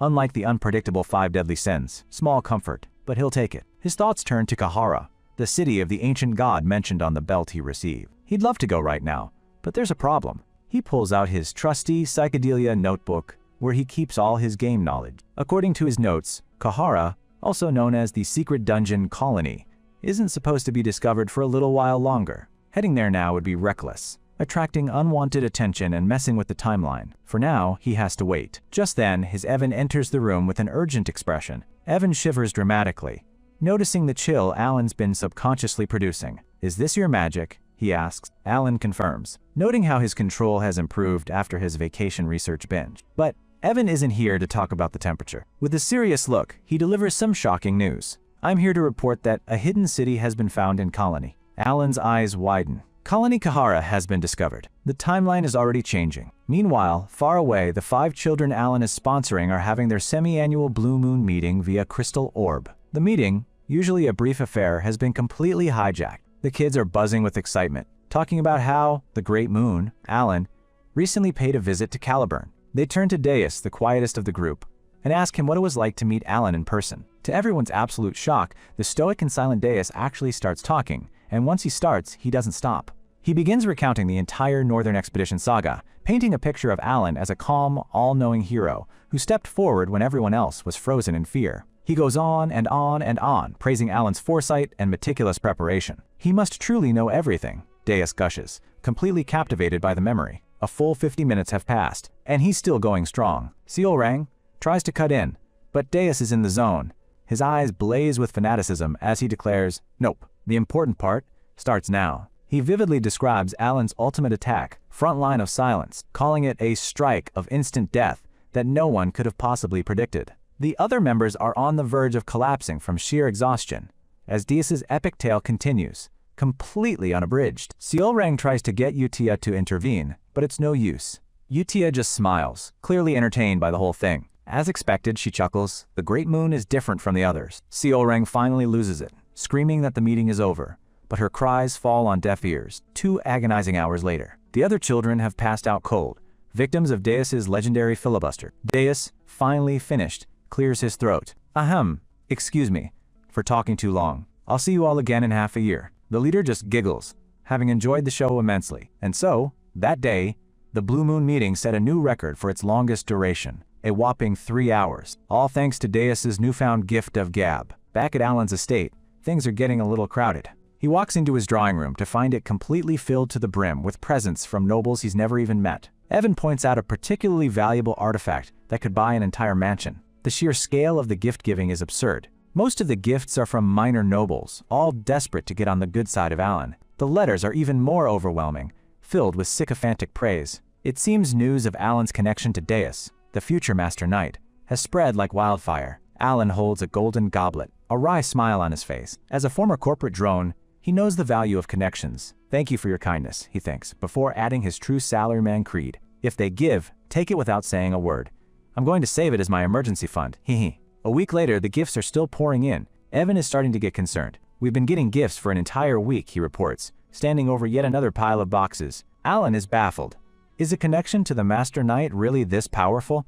He looks down, a tear of pride in his eye. "Deus, you are indeed a good son." A whole month passes, and the gift tsunami shows no signs of stopping. Alan's expression says it all. They're still coming? He's starting to feel burdened by the sheer excess. Finally, as summer approaches, the flood of presents begins to slow to a trickle. The scene shifts to Teria, the capital of the Asteria Kingdom. Today is the Grand Council meeting, and it's mandatory for all nobles to attend. And our boy Alan is running very, very late. If he wasn't required to be here, he'd already be on his way to Kalani. He's practically sprinting, a cold sweat beading on his forehead. "I can't believe I'm late for my first council meeting." The last thing he wants is to draw attention to himself. Evan watches him go, amused. I've never seen him take such huge steps. He sure must be in a hurry. But then Evan notices something strange. A whole crowd of other nobles are trailing behind Alan, matching his frantic pace. It looks like they're forming a line right behind him, following him like a flock of well-dressed sheep. Alan, completely oblivious to his new fan club, finally reaches the council hall and peeks inside, praying he can sneak in unnoticed. He slips through the doors, scanning the massive, ornate chamber. To his immense relief, the hall is still mostly empty. He wasn't late after all. Thank goodness. Okay, time to strategize. He knows the left is for royalists and the right is for the noble faction. To stay out of trouble, he figures the neutral middle section is his best bet. And to be extra safe, he aims for a seat in the very back. Maximum stealth, minimum interaction. But the moment he sits down, 2 nobles suddenly appear right behind him, staring intently. Where did they even come from? Freaked out, he moves to a seat in the middle, thinking maybe they were offended by him sitting in the back. A rookie mistake, maybe? But the nobles just keep staring, their gazes boring into the back of his head. The social anxiety is real, folks. No matter where he moves, they follow. A silent, creepy procession that's making his skin crawl. Finally, he gives up, and he ends up in the worst possible spot. The front row, right next to the heads of the major factions. So much for staying neutral and unnoticed. He sighs. At least now he understands. By putting him up front, the other nobles can avoid the hot seat themselves. It's a classic case of political maneuvering. The meeting finally begins, and the chairman takes the podium. Alan immediately tunes out, his mind already drifting. This is going to be so boring. But then, the chairman makes an announcement. First, we announce that the newly established Cal faction has been granted voting rights. The chairman continues. Representing the faction is Count Palacio. Alan flinches as if struck by lightning. Pardon? His head whips around in utter confusion. Cal faction? What the heck is the Cal faction? Is he the only one who has no idea what's going on? And that's when he sees them. The 2 noble ladies he made contact with 1 or 2 times at max, sitting together and smiling at him with triumphant grins. They give him a little nod, as if to say, "You're welcome." Alan's brain goes into overdrive. What's up with those 2? He wonders frantically. Why are they sitting together? The horrifying truth begins to dawn on him. Their alliance, it became a formal faction? A faction named after his territory? This is a complete nightmare. The chairman's voice cuts through his panic. Count, do you have anything to say as the representative? Alan stares blankly ahead, the world spinning around him. The words echo in his mind, sealing his fate. The leader of this new, powerful shadow faction is M.E. In the northern frozen wasteland. Amidst the biting winds, a lone, cloaked figure walks with purpose. Suddenly, he stops. The very air around him seems to be mysterious. A sinister smile plays on his lips as he surveys the world before him. How interesting, he muses, his voice a low whisper against the wind. He stands before the very trench of ice, which was carved by the Delman's sword attack. The very place where Alan fought against God Ultilis. He speaks, let's see just how far you can go. To the empty air. Shall I watch? It seems our boy Alan has attracted some very powerful attention. Meanwhile, back at the Grand Council, Alan's brain has officially short-circuited. The chairman is asking him, the new leader of the Cal faction, for a speech. Ah yes, the Cal faction, the political powerhouse that Alan, the man who just wanted to stay neutral, is now the face of. Talk about failing upwards. His internal monologue is just one long, terrified scream. Is this real life? Isn't this kind of plot point reserved for cheesy novel titles? He's not a protagonist, he's a tired ex-salaryman who just wants a nap. Seeing the 1,000-yard stare on Alan's face, the chairman clears his throat. Well, it seems our representative has no words for us at this time. We shall move on. And just like that, the council erupts into celebration. Confetti flies, and a massive banner is unfurled. Congratulations on the launch of the Cal faction. Nobles are swarming him, shaking his hands. Our boy is trapped in a social nightmare of his own accidental making. They're cheering for him, calling him the star of the night. Alan can only come to one horrifying conclusion. Don't tell me, I'm just a figurehead president? Later, at the after-party, he's cornered by the two masterminds behind this coup, Duchess Altia and Duchess Zenonia. Are you enjoying the party? Kalia asks with a sly grin. She sips her champagne, looking utterly pleased with herself. So, what do you think? I'd say this turned out perfectly, wouldn't you? Loria nods in agreement, her smile just as sharp. I think everything was carried out just as you wished, Count Palazzo. Alan's mind is racing. He's only spoken to these women a handful of times years ago. What wish? What plan? The world starts to spin. He frantically searches his memories. Do I have a split personality? Did some other version of me mastermind this entire political takeover without my knowledge? Loria clasps her hands together, her expression full of mock reverence. I'm just so glad we could finally begin to repay you for saving our lives. Alan clenches his jaw so hard it's a wonder his teeth don't shatter. What are you talking about? His inner voice screams, but on the outside he maintains a pained, constipated poker face. As the truth slowly dawns on him, we get a little flashback explaining this whole mess. It all started with a letter. After Alan asked Kalia to meet with the Duchess of Altia, Loria, his directives to Kalia led to the birth of the Cal faction. The letter, which was supposed to be an apology, was hilariously misinterpreted as a series of cryptic, villainous commands. He'd mentioned that few nobles got along with him, which they took as a sign to rally only the most loyal. All those presents that had been flooding his mansion for a month weren't just thank you notes. They were applications to join his fan club. I mean, political faction. Alan grips his head, on the verge of a complete breakdown. I swear on my corporate soul I never ordered any of this. He remembers sitting down to write that letter. I'm pretty sure I was writing an apology. He was trying to be polite, to Countess Kalia. I'm sorry if my blunt and untalkative nature came off as cold. That's it. That's all he was trying to say. But his vague, corporate-speak apology was twisted into something else entirely. No wonder some of the gift cards were so weirdly intense, with one even saying, "Please take care of us, Count. We love you so much, you know." I was about to die of the cringe. Alan sweats, realizing there's no way out of this. There's no clearing up this misunderstanding, is there? And as he knows from his vast knowledge of game plots, villains tend to have a very peculiar sensibility. And he's right. The moment the thought, misunderstanding, crosses his mind, he can feel the temperature drop. His imagination at peak, he pictures those two women as very threatening. Kalia's voice laced with ice. A misunderstanding? Then what was all that bribe money for? Loria has a dagger out. Kalia's radiating pure demonic energy, and their cute little dog is transformed into a hellhound. I guess we'll just have to kill him, Kalia purrs. Oh yeah, they're not taking it well. He quickly reevaluates his options. Plan A, explain everything. Result, certain death. Plan B, roll with it. He sighs. I'll just have to find the right time to quietly retire. I've already accepted way too many gifts anyway. Kalia's sweet voice cuts through his planning. So, what are you planning to do now, leader? Thinking on his feet, Alan puts on his best mysterious boss face. He knows nothing about politics, so his best bet is to say something cool and vague. First, let's clean up the underworld. The two women are visibly taken aback by his bold declaration. That's our boy. digging himself deeper with every word. He sees his chance. Well then, I have business to attend to. I'll be going. Before they can ask any more questions, he makes a strategic retreat. He practically power walks out of the hall and to his carriage, where Evan is waiting. He hops in, a man on a mission. Evan, you sent the letter, right? Evan, completely baffled, replies, yes? I thought this was a party? You're leaving awfully early. Alan snaps, don't even look back! We're going straight to Colony! Now! Evan is so confused. Back at the party, Kalia watches him go with an amused smile, as expected. He says only what's necessary and then vanishes. Loria adds, a thoughtful look on her face. But it's been a while since we took control of our own districts. Unification of the underworld, he says. Kalia's eyes gleam with excitement. This is gonna be fun, Lori agrees with a predatory smile. They raise their glasses in a toast to their new, unwitting leader. I'm so looking forward to seeing what new heights he'll show us. And so, as Alan flees one problem, another is speeding towards his carriage through the dead of night. An assassin named Cygnus has found his target. There you are, Count Palacio. But this is a high-profile target. Cygnus knows it won't be simple. Killing him is easy, but things will get complicated if that Master Knight makes a move. His leader's words echo in his mind. Avoid making unnecessary enemies, even for a big reward. That's the rule. But Cygnus smirks.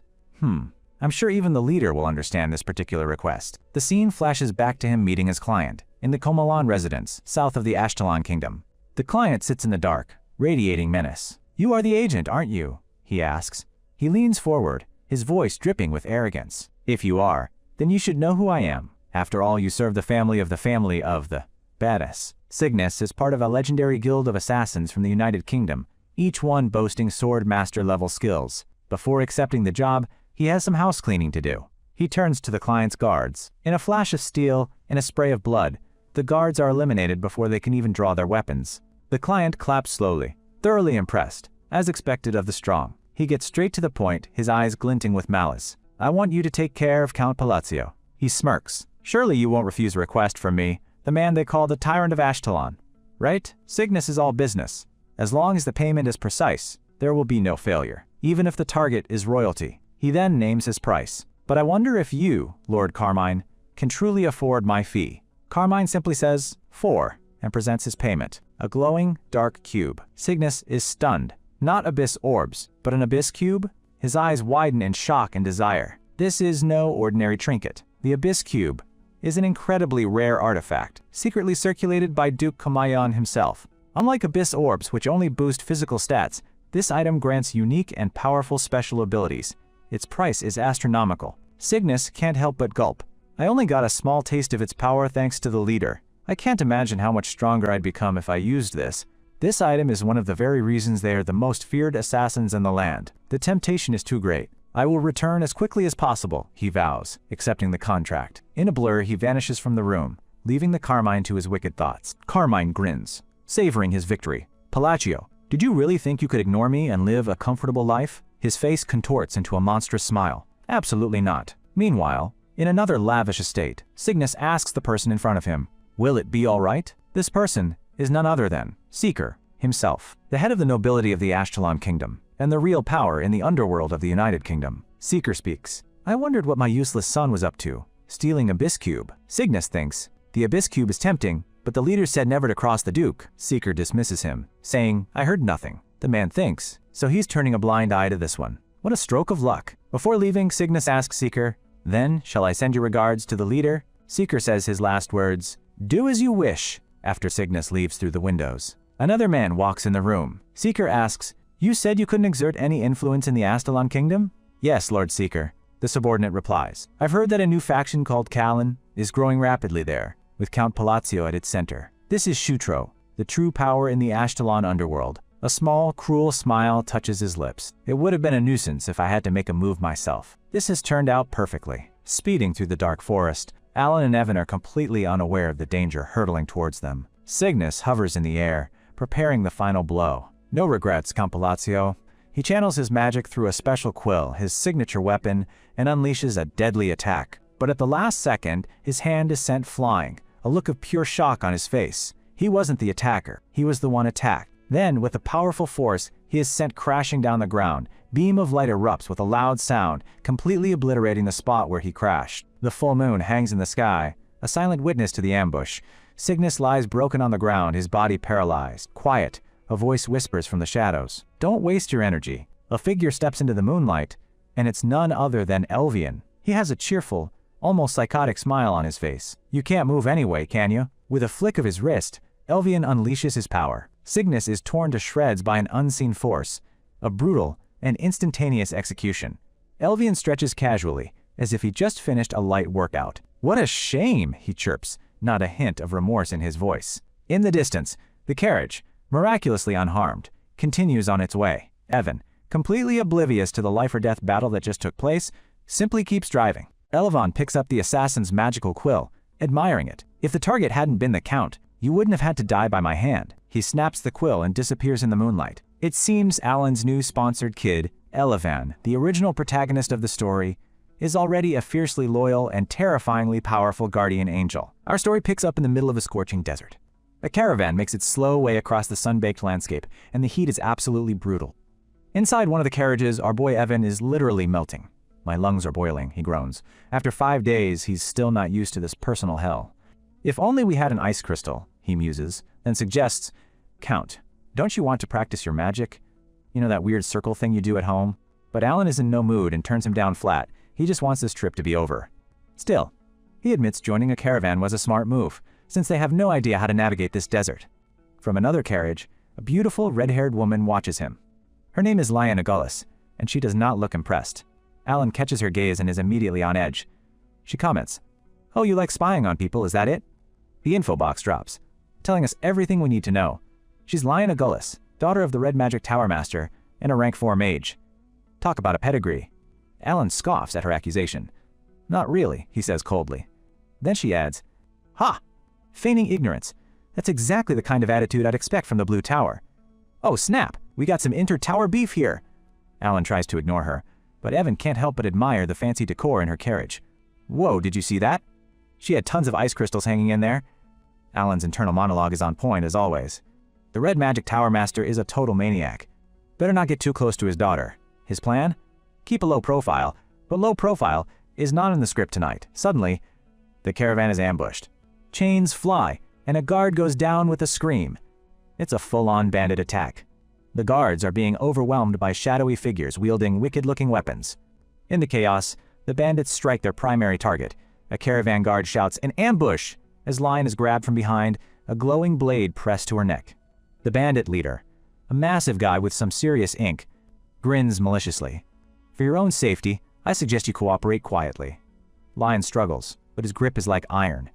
The caravan members are terrified. One of them recognizes the mark on the leader's arm. That symbol? It's the Bloody Sand Bandits. They even managed to capture Lady Lion before she could do anything. The leader tightens his hold, a cruel smirk on his face. "Hee. They told me the Tower Master's daughter was here, and I found her." Then he asks, "Do you want special treatment, little girl?" But Lion isn't fighting back. She's hyperventilating, choking. "Who are you?" "Mom Masal," she gasps. "I can't breathe." The air suddenly grows cold. The bandit leader looks around, confused. "What?" A calm voice cuts through the panic. "Cold? It helps me catch my breath."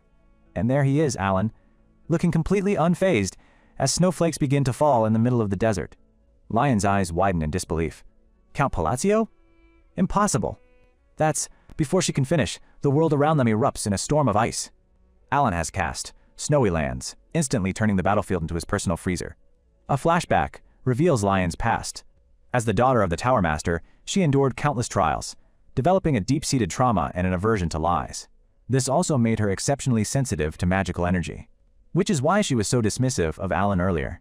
Peeking from a crate, she'd sensed his mana, thinking, "He barely has enough mana to reach rank 2, and I'm supposed to believe he played a major role in the battle against the Outer God?" She thought he was just a fraud, the benefactor of some master knight, taking all the credit. From the moment she saw him, she couldn't help but despise him. At least, that's what I thought, but back in the present, her entire worldview is shattering as she witnesses the impossible. He's capable of using combined incantations? He linked at least 3 elements. This is a technique so advanced, the success rate drops exponentially with each added chant. Her mind is completely blown. You have to be at least rank 5 to master that technique, so how? The bandit leader doesn't care about magical theory. He just sees a target and charges with a furious roar. Alan, calm as ever, begins his incantation. 1 turn. Freeze. With a single word, the charging bandit is encased in a statue of solid ice. Demolish. Alan claps his hands together, and the ice sculpture shatters into a million glittering pieces. His eyes are as cold as the grave. These bandits usually scatter the moment their leader is eliminated. I'm giving you a chance, so get lost. The remaining thugs don't need to be told twice. They are gone. The bandits scramble away, leaving Lion standing alone, utterly speechless. Her face is a mask of pure shock and awe. The weak, unassuming count she'd looked down on just wiped the floor with a notorious bandit crew without breaking a sweat. Were the rumors true after all? Later, after the adrenaline has faded, the caravan members are celebrating. They offer Alan some wine, saying, "What do you think of this excellent wine, Count?" Alan, ever the polite noble, enjoys the food and drink. The men laugh, telling him they owe him their lives. He's a hero, whether he likes it or not. After the celebration, the grateful merchants bid him and Evan good evening. Fortunately, everything went according to plan, Alan thinks to himself. As Evan pigs out in the background, Alan reflects on his performance. It seems reducing the constraint penalties was a good idea. He thinks about the spell he just used, Snowy Lands. It's a complex spell he designed himself, combining space, frost, and maintenance magic to instantly create a polar zone on the battlefield. This is part of his grand plan, to deal with the penalties he's been cursed with. His magic power is severely decreased when fighting near death, against a god, or against the great god of duels, Ulutus, a menacing, pale-skinned figure from his past. The Snowy Lands spell allows him to limit the lifelong penalties he bears to only 3. Still, he muses, combining 3 incantations just to last 1 measly minute. It's not efficient. I'll have to look into this more closely. But the spell worked, and thanks to his new belt, his power has increased. Now all he needs to do is solve the penalty problem for good. Just then, a voice interrupts his thoughts. It's Lion, looking much more humble than before. She bows deeply. "I was wrong about you. I'm truly sorry." Evan nearly chokes on his lollipop in surprise. "If you don't mind too much," she asks, a hopeful blush on her face, "I'd like to discuss magic with you. Would you be willing?" Alan is completely baffled. She was picking fights with me the whole way. What's gotten into her all of a sudden? Evan is just making faces in the background. But our boy decides to be the bigger person. "Oh well, fine, I accept your apology. I am a magnanimous person." Evan gives him a thumbs up, much to his embarrassment. The conversation that followed proved to be fascinating. For the rest of the journey to Colony, Alan and Lion geek out about magic theory, with poor Evan snoozing in the corner. And just like that, they've arrived. The massive, sun-drenched city of Colony rises from the desert sands. In the city square, Lion and her guards prepare to part ways. "Thank you for everything you've taught me, Count," she says sincerely. "Will you be coming to the conference?" she asks. Alan replies, "I'm not affiliated with any tower, so I wasn't invited." "In that case, how about trying to join the Red Magic Tower? I really enjoyed our conversation." It's a genuine offer from the once arrogant mage, who thanks him for his kindness. He politely accepts, and Lion waves goodbye. "Well, I'll see you there then." Alan watches her go, thinking, "I actually needed something from the conference tower, so this works out." Evan runs up, panting. "All right, I've taken care of the carriage and luggage." He asks, "You said our meeting place." Bam! Before he can finish, an explosion rocks the street right in front of them. The ground is shattered, and bodies of would-be attackers lie broken on the pavement. They look on in shock as a golden flash streaks past. What is? A streak of yellow energy zips through the air, too fast to follow. Bam! It slams into another group of thugs, sending them flying. Evan and Alan can only watch as the golden blur systematically takes out all the attackers in a series of powerful strikes. The dust settles to reveal a blonde-haired girl with cat ears and a tail, striking a pose over a defeated foe. She casually finishes off the last attacker with a powerful kick that cracks the very stone beneath her feet. Evan immediately draws his sword, stepping in front of his master. "Count, stay back." But the cat girl isn't interested in Evan. She launches herself directly at Alan, tackling him in a massive hug. She beams up at him with stars in her eyes, exclaiming, "Hello, Godfather!" Alan is at a complete loss for words. Evan is equally confused. "Seal ring?" Evan recognizes her, but he has no idea why she's glomping his boss. "You should have told me you were arriving," she chirps. "This place is crawling with nasty thugs. But don't worry, I took care of the bastards who were after your stuff." And here's her intro card, Seal Rang the Golden Flash, one of the 4 Baba Yagas of Colony. This energetic cat girl is a certified badass. She grabs Alan's hands, practically vibrating with excitement. "I've been so looking forward to your arrival since I got your letter." The onlookers are stunned. "Is that the Golden Flash over there?" one mutters. "But who is this guy? For that rabid tigress to treat him so kindly?" Seolrang pays them no mind, happily dragging a bewildered Alan through the streets, with Evan trailing behind. Evan looks deeply uncomfortable, trying to pull his arm away. He internally wonders, she didn't actually kill the guys from earlier, did she? After their explosive introduction, Seolrang proudly leads the still bewildered Alan and Evan to a grand building. "This is my guild," she beams. "It's only for my people." With a huge, welcoming wave, she urges them inside. "Come on in!" Alan and Evan exchange a weary glance. It seems they're along for the ride, whether they like it or not. The moment they step inside, a sly-looking beastkin spots them from an upstairs balcony. "Boss!" he calls down with a sharp-toothed grin. This must be Leon, Seo Rang's second in command. Leon gracefully drops down to greet them. "Welcome back, boss," he says smoothly, before asking Sao Rang if she ran into any trouble. She just shakes her head, confirming everything is fine. His sharp blue eyes then lock onto our heroes. "So these are the esteemed guests you've been waiting for?" he asks, his grin widening. "Welcome to our humble abode." Leon leans in. You have no idea how excited she was. The boss literally sat at the city gates, every single day waiting for you. Seo Rang blushes, while Alan just looks absolutely done with this entire situation. Seo Rang, playing the part of a gracious host, slams her hands on a nearby table with a loud, "Thwack! Benefactor! Sit!" she commands, maybe a little too enthusiastically. Alan calmly remarks, "You seem to take good care of your guild." Without missing a beat, Seo Rang flips into a handstand on the table. "Of course! We're family! I don't need anyone else." But in the middle of her acrobatic display, she suddenly freezes, a thought striking her like a lightning bolt. "Oh, but my benefactor!" She completely loses her balance and tumbles to the floor, looking genuinely conflicted. She starts muttering to herself, trying to sort out her priorities. Family first, then Utia. But then where does Alan fit in? It's a full-on system meltdown for the cat girl. A tiny chibi version of herself pops up, arguing. But the benefactor and Utia aren't even blood relatives. Clearly this is a very complex emotional hierarchy. Alan, meanwhile, is just trying to process this information. I've barely spoken to her, and I'm already third in line? That's surprisingly high. He takes a moment to strategize his next move. With a serious expression, he gives Evan a subtle signal. "Evan, are you ready?" His loyal companion gives a sharp thumbs up. "Ready when you are, boss." And with that, Evan reveals their secret weapon, a mountain of beautifully wrapped presents. Seo Rang's existential crisis vanishes in an instant. Her eyes turn into literal stars as she gasps with pure, unadulterated joy. "Presents!" She immediately starts stammering, "Okay, I'll help you with whatever you need." "Wait, did you hear what I said earlier? That was just a joke." Alan's plan worked like a charm. Fueled by the promise of gifts, she declares, "It doesn't matter if you're family. You're my benefactor, and that's what counts." And, as she speaks, a golden gauntlet on her arm begins to crackle with power. A whirlwind of golden lightning blazes on her arm. "Thanks to you," her voice echoes, "I was finally able to gather all of my people." Alan is almost taken aback by how easily he won her over. Did I just charm my way through another problem, he wonders? A system window confirms his success, displaying the item he gifted her, the Essence of the Golden Mane, a powerful artifact that boosts critical hit chance by 20%. So that epic item description wasn't just for show, Alan thinks. He allows himself a small, self-satisfied smile. Everyone is so willing to help. I suppose I've raised my kids well, after all. But before he can enjoy the moment, Seo Rang scoops him up like he weighs nothing. "You must be tired from your journey." "I'll show you to your room," she yells, dashing off with a petrified Alan as Evan scrambles to keep up. After a rather unique escort, Seo Rang casually asks them, "So how was the desert?" Alan and Evan share a look of utter exhaustion. "It was just sand. A lot of sand," Evan replies flatly. "Honestly, I'm more worried about the trip back." Seo Rang tilts her head. Why?" Evan just deadpans. "Because it's hot." He then casually adds, "Oh, right, we were also attacked."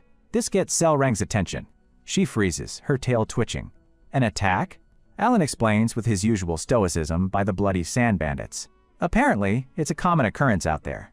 The moment he says that name, something in Seo Rang snaps. Her cheerful demeanor evaporates, replaced by a chillingly predatory grin and an aura of pure, murderous intent. The scene cuts violently to the bloody sand bandits' hideout, where all hell has broken loose. Blood splatters the walls. Bodies are sent flying as the entire base is systematically torn apart from the inside. And at the center of the carnage is Seo Rang, wreathed in golden lightning like an avenging goddess. She purrs, scanning the chaos. Are the rest of them hiding over there? She doesn't wait for an answer. In a flash, she moves to the another room. She catches 2 bandits by their necks and sends them flying. Now she corners the last bandit standing, her eyes glowing with power. "There you are," she says sweetly. "Are you the leader?" The man is shaking like a leaf. Wait! I'm Gankal's younger brother. The strongest Baba Yaga in Koloni protects me. You'll make an enemy of him." Seo Rang is unmoved. But you messed with my benefactor first, didn't you? The golden energy around her gauntlet intensifies. And more importantly, I hate getting scolded. With a final blinding explosion of golden light, the entire Bloody Sand Bandits organization is wiped from the face of the earth. The next morning, Alan is woken up by the news. The Bloody Sand Bandits.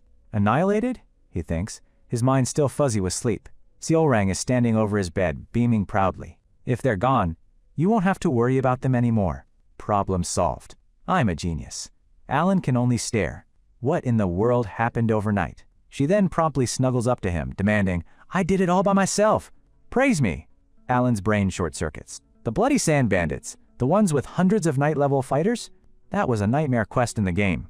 He gives in, offering a reluctant head pat, which she immediately melts into, purring happily. I knew the Baba Yaga title was a big deal, he thinks, but this is insane. I can really see now why she was destined to become the sin of pride. The scene shifts, taking us to a massive, sun-drenched Colosseum, the famous landmark of Cologne, known for its brutal gladiatorial games. Inside the arena, a vicious battle is reaching its bloody conclusion as a fighter is sent flying. One man stands victorious in the center of the ring, surrounded by a sea of defeated opponents. This is the champion Gunkal. The crowd roars his name as the announcer screams, the one and only Baba Yaga of Cologne, the gladiator who has held his title the longest. The winner, once again, is Gunkal. Gunkal soaks in the adoration, a confident, predatory smirk plastered on his face. Later, we find him relaxing in a lavish private room. This city is full of fools, he scoffs to himself. A sly voice agrees. I know, right? It's Leon who has appeared from the shadows, thinking they can take on a Baba Yaga with just numbers. How pathetic. Leon gets straight to business. It's been a while, Gunkal. I'm sure you've heard. Seolrang annihilated the Bloody Sand Bandits. Gunkal doesn't even flinch. I know. Leon smirks. Wasn't their leader your supposed younger brother? Gunkal just laughs. A useful rumor I started. He was a pawn to help me control the underworld, nothing more. Leon plops down on a couch. Aw, too bad.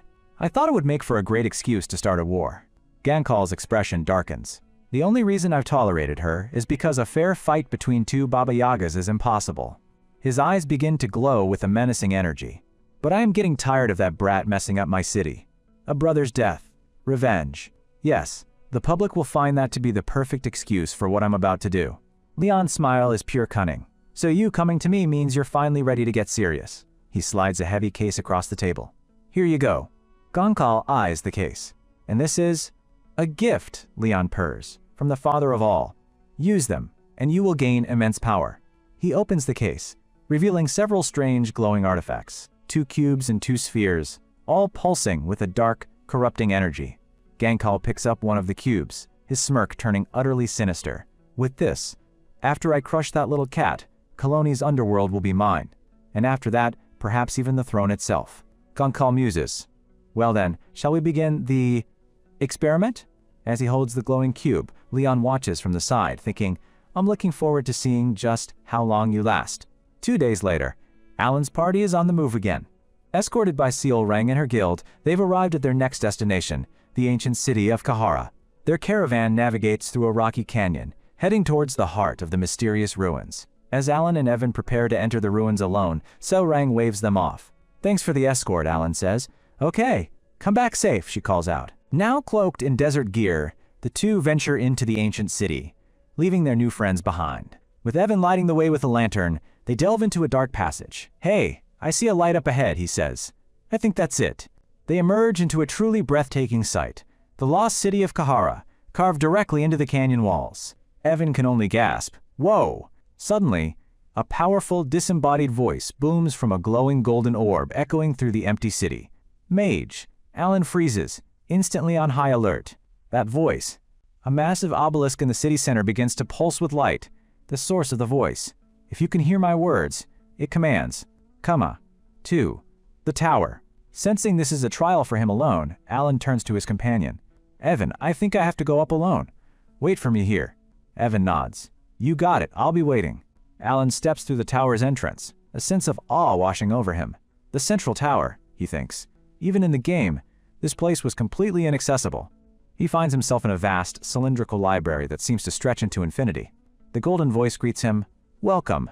It is unexpected that you can hear my voice.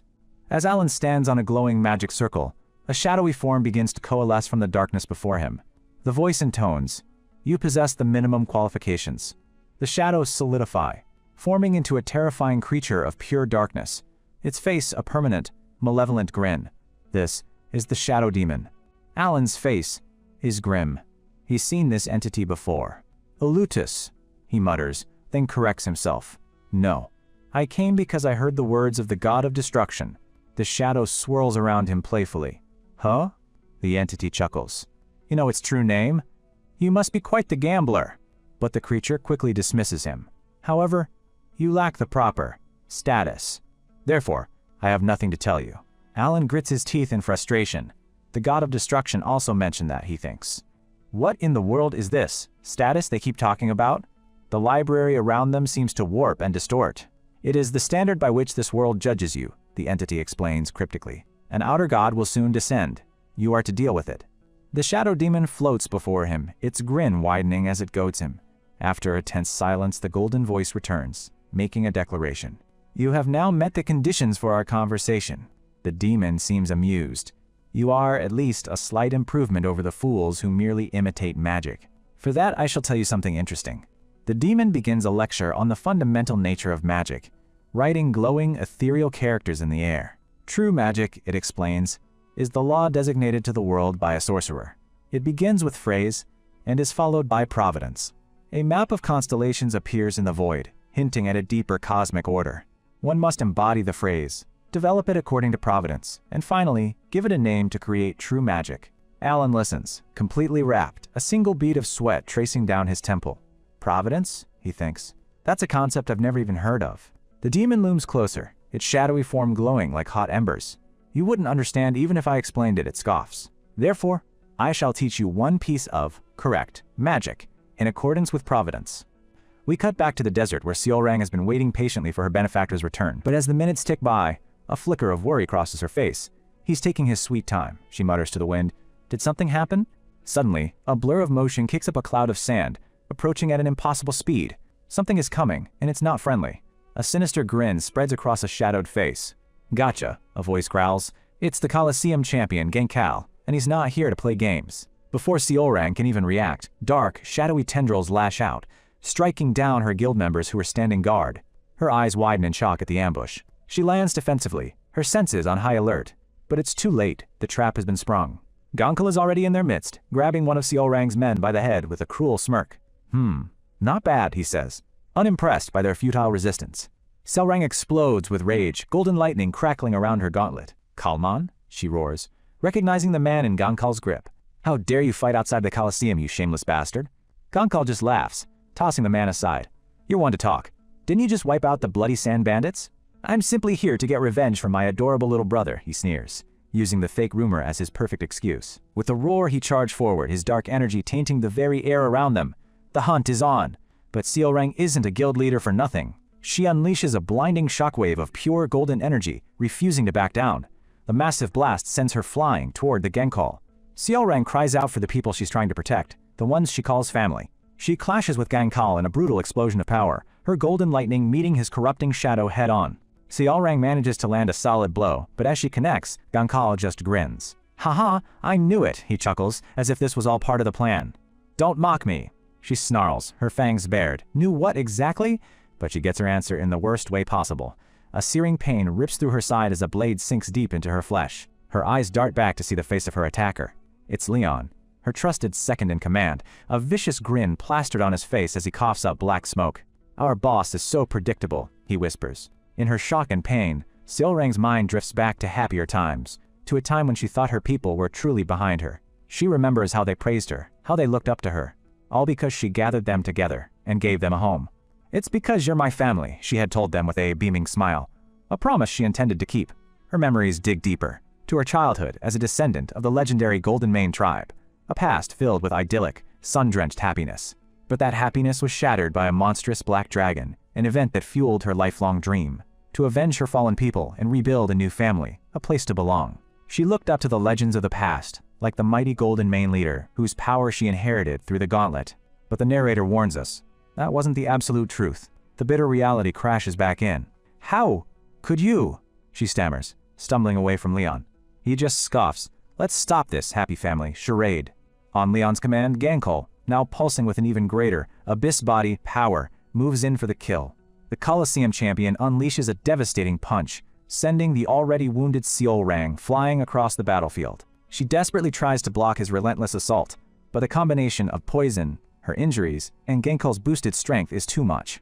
He pummels her with fists of pure shadow, the power of the abyss multiplying his strength far beyond its normal limits. Seolrang grits her teeth, her body screaming in protest. Even with the power of the Golden Mane, she's being completely overwhelmed. The entire battlefield is a whirlwind of chaos, as Gankol and Leon's forces press their advantage against the wounded Catgirl. With a defiant roar, she unleashes another burst of lightning, blasting away the grunts surrounding her. But it's clear her stamina is fading fast. Gankol blocks the attack with ease, while Leon watches from the side, cackling that their victory is guaranteed. "Goodbye, boss," he sneers, his voice dripping with sadistic glee, launching a shadow slash towards Seolrang. Seolrang flips her body upward using the Gankol's arms, narrowly dodging the attack. "Let's see how long you can hold out," he taunts, savoring her defeat. Leon rushes in, cloaked in his own dark power. "After all," he shouts, "I've received incredible power too." The two villains bombard her from all sides, a brutal and overwhelming 2-on-1 assault. Though she's outmatched, Seolrang's fighting spirit isn't completely gone. She pushes herself back with powerful kick from a standing rock. She even manages to slip past Leon and land a powerful lightning-infused kick to Gankol. The force of her blow craters the earth, proving that even injured, she's still a force to be reckoned with. Leon watches from a distance, a bead of sweat on his brow. He clicks his tongue in annoyance. Even with this power, I'm still not on their level? He's talking about the raw power of true Baba Yagas, like Gankol and Seolrang. Gankol stumbles back, coughing from the force of the blow. "You little brat," he growls, but his anger is cut short as he spots something in the distance. His eyes narrow. Huh? This guy. Walking calmly out of the canyon are two figures. Alan and Evan, finally returned from the ruins. Gankol's eyes light up with a wicked idea. He's the one she called benefactor, right? He thinks. A predatory grin spreads across his face as he abandons the fight with Seolrang and charges straight for Alan. This works out perfectly. I'll use him as a hostage before killing him. Meanwhile, Leon is fighting Seolrang. Seolrang's punch was about to connect directly to the Leon's face, but her punch comes to a sudden halt. A wave of paralysis finally overtakes Seolrang. She collapses, unable to move as Leon's smug face looms over her. He leans in close to gloat. "The sword I struck you with was coated in Kaminas's poison. You won't be able to move for at least an hour. You asked why I did this, right?" he whispers. "Do you really think everyone was thrilled to play Happy Family with you?" Leon's words are as venomous as the poison in her veins. He mocks her for flaunting a power she only got through pure luck, revealing his deep-seated jealousy. His cruel words hit their mark, shattering Seolrang's spirit. She begins to doubt everything, to believe his lies. But deep down, she clings to the belief that the bonds she forged were real, that after the fighting, they truly became a family. Leon just laughs at her naivete. "Still believe in that stupid dream?" he sneers, snapping his fingers. "See for yourself how much they hate you." On his command, the cloaked figures step forward. They are her own guild members, her family, now with their weapons aimed directly at her. Seolrang's world shatters. The ultimate betrayal is laid bare. "You guys, we're all traitors too," she whispers, her heart breaking. Leon, now wreathed in the power, forms a blade of dark energy. "The essence should go to someone who actually deserves it," he declares. "Thanks for the gift, boss." He swings the blade for the final blow, but in a flash of blue light, his attack is parried. A massive explosion of energy erupts between them. Leon stumbles back in shock, unable to believe what just happened. "Huh?" Gonkol's abdomen now had a giant hole glowing blue, and right before him stand Evan, his eye patch doing nothing to hide his righteous fury. And beside him stands the man they call benefactor, Alan. With a swift kick, Evan lunges into action. With a powerful sword technique, he drives back the traitorous guild members with a single, decisive strike. Leon stares in disbelief at the chaotic scene, now filled with swirling red and blue energy. "What the hell is this?" he demands. And through the swirling chaos, Alan walks forward, his expression cold as ice. He's finally entering the fight. His sharp eyes analyze the dark energy corrupting the battlefield. "This black magical smoke," he thinks. "Did they use the abyssal entities?" A game-like interface pops into his vision, confirming his suspicions. It's an abyssal entity, a mysterious item that promises godhood to those who can absorb its power. Putting the pieces together, Alan realizes the full extent of the betrayal. He calmly walks over to the fallen Seolrang and begins pouring a high-grade recovery potion directly onto her head. As the golden liquid instantly heals her wounds, he reassures her. "You should be able to move soon. Don't worry, they're probably the only traitors." Seolrang looks up at him, tears welling in her eyes, desperately wanting to believe him. Do you really think so?" Alan meets her gaze with unwavering certainty. "Of course. The comrades you introduced to me looked truly happy." His simple, honest words are all she needs to hear. The hope in her eyes reignites. stronger than ever. She wipes away her tears, her resolve hardening like steel. I see. In an instant, she's back on her feet, the poison purged and her wounds healed. Her power surges back, stronger than before. She turns to face her enemies, her gaze filled with determination. Yes, she tells Alan, my family is waiting for me. Crackling with golden lightning, she swiftly kills multiple traitors, and Evan also follows her from behind. But Alan has other plans. He raises a hand, his focus absolute. Glory of the snowy peaks, he incants, as the very air begins to freeze around him. A massive, intricate magic circle of ice materializes in the sky above, casting a chilling shadow over the entire battlefield. He continues the chant, his voice echoing with immense power. Blind man's fatality. From the glowing circle, colossal spears of pure, jagged ice begin to form, each one humming with unimaginable cold. In Alan's mind, the shadowy demon from the library reappears, a malevolent grin on its face. It recognizes this magic. And Jaga Cass, Ice Spear, it cackles. Its true name, forgotten by these clowns, the demon lectures, is the Ice Crystal Spear. Back in the desert, Alan unleashes the true form of the spell. With a final whisper, the world turns white. An entire forest of massive ice crystals erupts from the ground, instantly freezing the battlefield solid. As Leon makes a beeline for Alan, the newly healed Seal Rang roars into action, determined to intercept the attack. How dare you try to assault my benefactor? But Alan has no need for a bodyguard.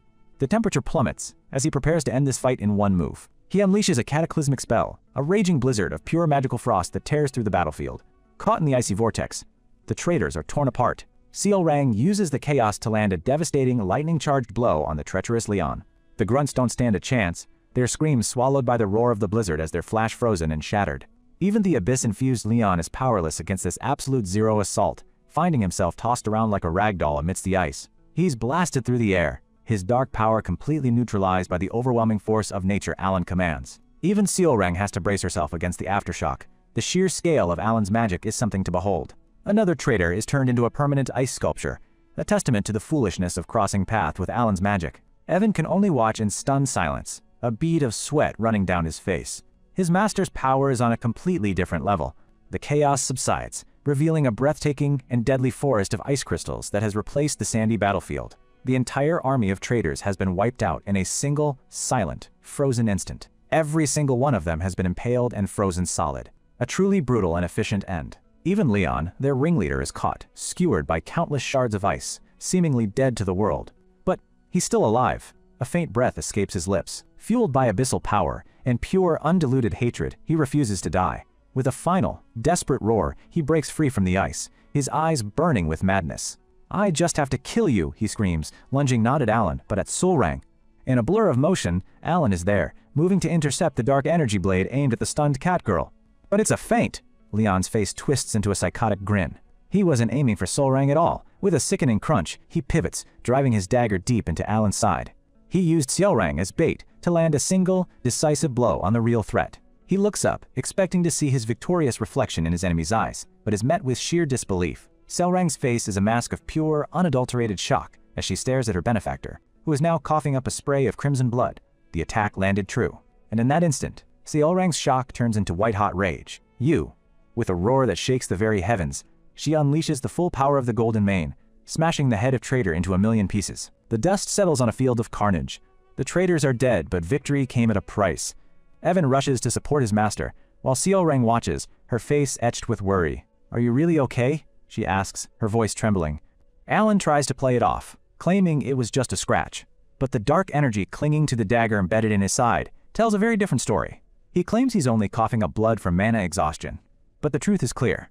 The spell was incredibly taxing and has caused some internal damage. A strange memory surfaces in Alan's mind. Gankal moments ago taunted him.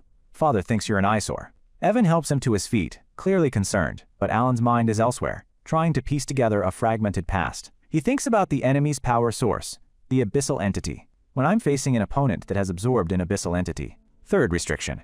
When the magic is used against a god, may it twist the laws of the world. A vision of him facing Gankal flashes before his eyes. It seems his power has specific conditions, becoming even stronger when facing those who have touched divinity. As Alan recovers, Seal Rang's guilt washes over her. Her hair falls over her face, hiding her expression. Should I try to cheer her up first? Alan wonders. "Why didn't you dodge?" she asks softly.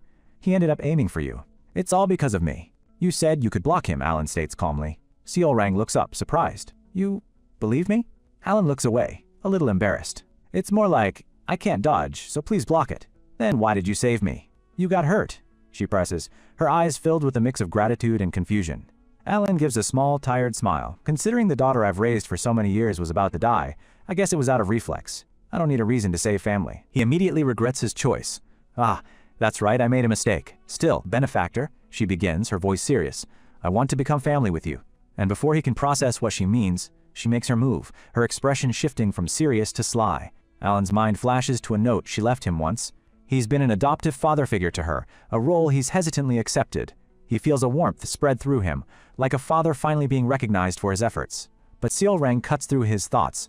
But not like this, she clarifies. I'm a golden mane, and you're a human. So, she gets right in his face, a confident, blushing smirk on her face. Let's get married. She wraps her arms around the completely shell-shocked Alan, pressing her case. Both Alan and Evan are left completely speechless, their minds short-circuiting at the sudden proposal. Why is she talking about marriage now? Seal Rang clings to Alan, refusing to let go. Your answer? She demands, as Evan looks on in disbelief. 5 days later, the party has moved on. Word of the battle has spread throughout the city of Cologne. The treacherous Kalman is reviled as a coward, while Seal Rang has gained massive support. But right now, she only has one thing on her mind. Let's get married! She's been relentlessly clinging to Alan, demanding an answer. Well, Alan recalls a chibi vision of a young Seal Rang declaring, Seal Rang is going to grow big and marry you, Daddy. It seems this isn't a new development. I think of you as family, Alan tries to explain, but she just uses it as fuel for her argument. If we get married, we'll really become family. I'll definitely make you happy, benefactor. I'm serious. Alan can only sigh in exhaustion. All he wants is a quiet life with some sweet potatoes. Seal Rang pouts. HMPH, you better answer me next time, she huffs. Alan thinks she'll eventually give up if I leave her be, right? As their carriage leaves, Seal Rang waves off cheerfully. Her demeanor shifts slightly, a hint of the confident leader returning as she addresses her people. She remembers how her tribesmen see Alan. They immediately fall to their knees, bowing their heads in reverence and gratitude. They know exactly who saved their leader. Watching this, Seal Rang has a moment of quiet reflection. Just gathering my tribe isn't happiness, she realizes. The betrayal and the near death of her benefactor have changed her. Her ideal of a family, where they just believe in one another, was too naive. She clenches her fist, a new resolve in her eyes. I have to be more careful. I must create a guard that can protect my benefactor. Only then, she thinks, that's how we'll be able to be a happy family forever. The pain of betrayal has forged her into a wiser, stronger leader. A beautiful, determined smile plays on her lips. Her new goal is set. Later, inside the carriage, Evan delivers a report. After confirming with the Information Guild, there aren't any suspicious individuals aside from Leon's men. I've requested them to keep watch. Good work, Alan replies, but his mind is clearly on something else. I can't let anything happen to her after raising her so well. His thoughts drift to a darker duty. I was told to take care of the other outer gods for what's to come. He rubs his temples, the weight of his responsibilities pressing down on him. So many questions, so many mysteries. His mind returns to that vast, ancient library, and the shadowy entity there. The entity told him to look beneath the tower search, at the far east end of the stronghold. We flash back to his time in the ruins of Kahara, where he found a mysterious stone slab. The text describes 5 figures, or concepts. One who values honor, one who searches for a forgotten death, one who delves into magic, one of many hands, and one who swallows their avarice and envy. Just like the game, the gods are being referred to metaphorically, he realizes. Hands and avarice was definitely about the 5 great sins, but the slab refers to them as outer gods, a critical distinction. This contradiction weighs on his mind, a piece of a puzzle he can't yet solve. Right. I have more news about the children, Evan says, bringing Alan back to the present. Alan looks up, intrigued. They say that Deus has beaten the first sword.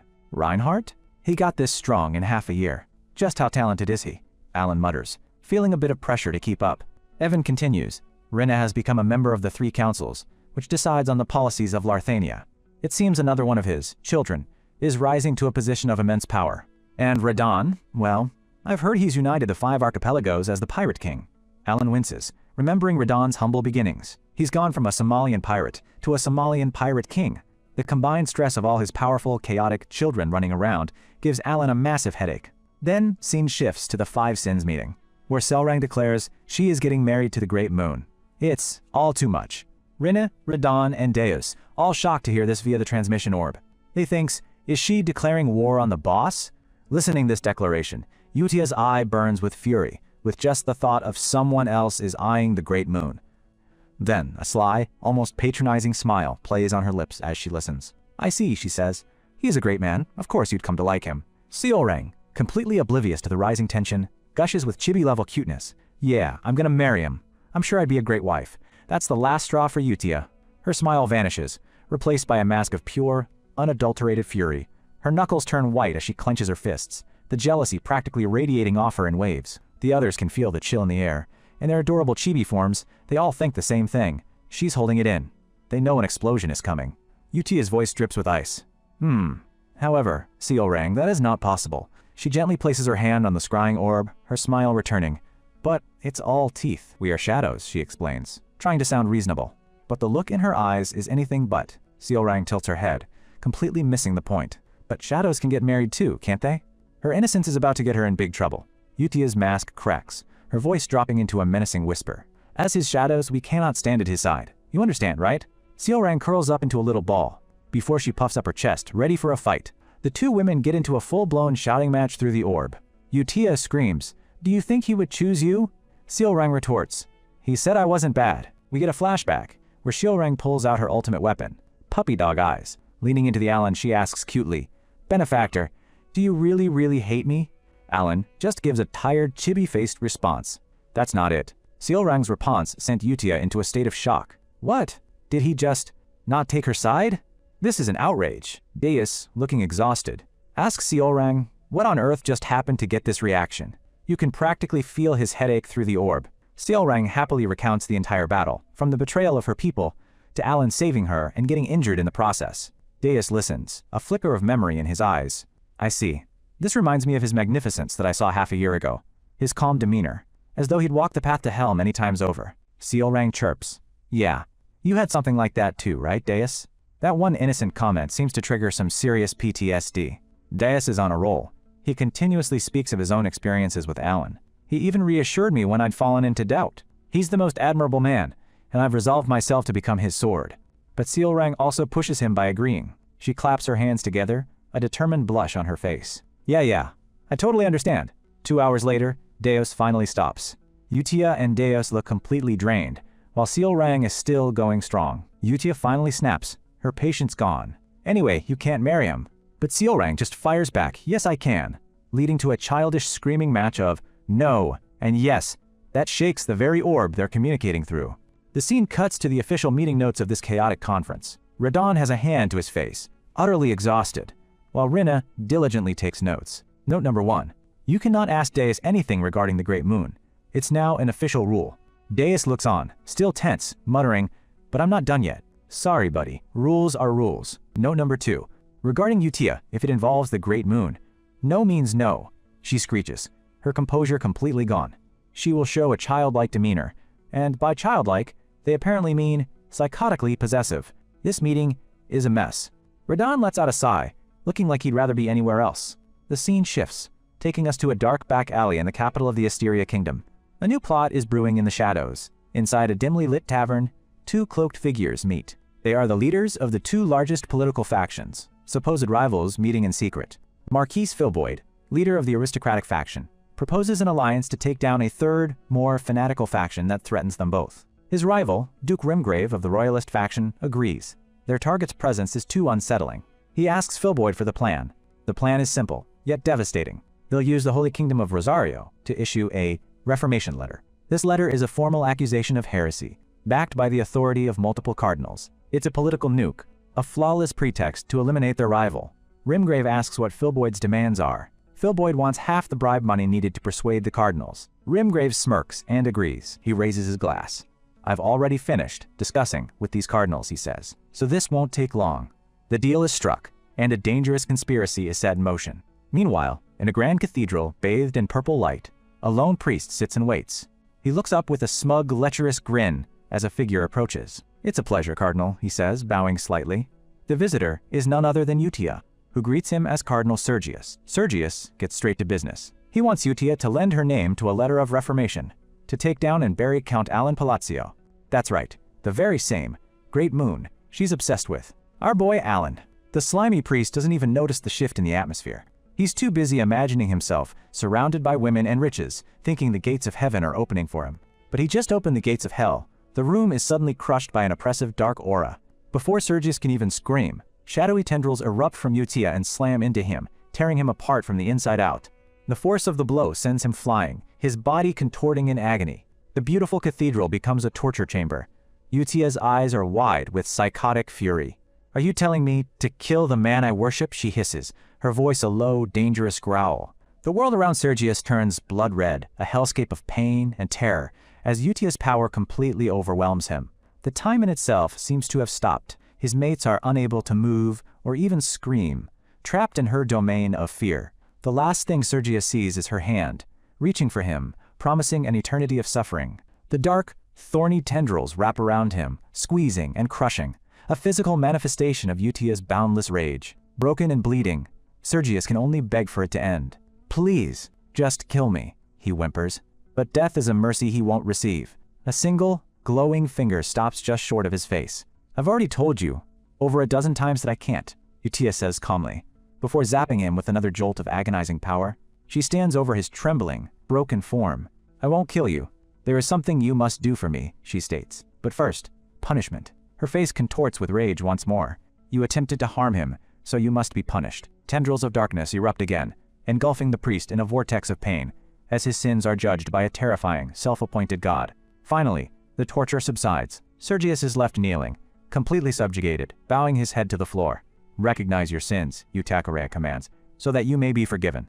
1 month passes after the chaotic events in the desert. We find Alan back at his Palatiao estate, finally getting some downtime. He's reading over some documents, preparing to leave for a magic conference. As a faction leader, his attendance is mandatory. He groans, clearly not wanting to go. He has abyssal entities and outer gods to investigate, and high society schmoozing is the last thing on his mind. But then, Evan walks in and sees Alan holding a letter. It arrived 2 weeks ago, but Alan keeps it around. Why? Because looking at it calms him down. The letter contains a certificate attesting to his position as a faction leader, and something even better, a legal wage. And we're not talking a small stipend. A shower of gold coins fills the screen. The amount was far more than he could have ever expected. Before the deposit, Alan was a lazy bum, wondering why anyone would want such a stressful job. But after the deposit, he's a man of purpose, holding a sash that says, "Faction Leader." With great power comes great responsibility and a great big paycheck. Money truly is the panacea of modern man. His poor, wounded soul is healed by the magical nature of capitalism. Alan and Evan, looking sharp, head off to the conference. They arrive at the Vritun Marquisate, the location for the conference. It's a grand, opulent affair. Inside, the hall is filled with renowned individuals, warriors, merchants, and priests. Alan and Evan scan the room, looking very much the part of distinguished nobles. Suddenly, a familiar voice calls out. It's Loria and Kalia. They approach, glasses of champagne in hand. Loria and Kalia greet him warmly, asking if he's been well. But Alan gives a simple slight nod. His eyes are locked on a far more enticing target, the buffet table. He completely walks past them without a word. Evan rushes up to him with a plate piled high with food and some hot gossip. "I heard the leader of the royalist faction received a letter of reformation and got dragged away to the Holy Kingdom." Alan just nods, more interested in the pastries. "Yeah? Guess I won't be seeing him. What a relief. He can now try the financiers." Translator's note: financiers are a small French almond cakes, often enjoyed with tea.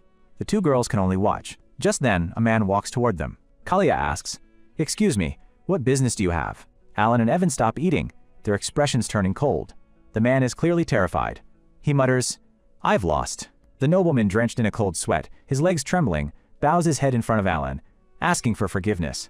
The onlookers gasp in shock. This isn't just any nobleman.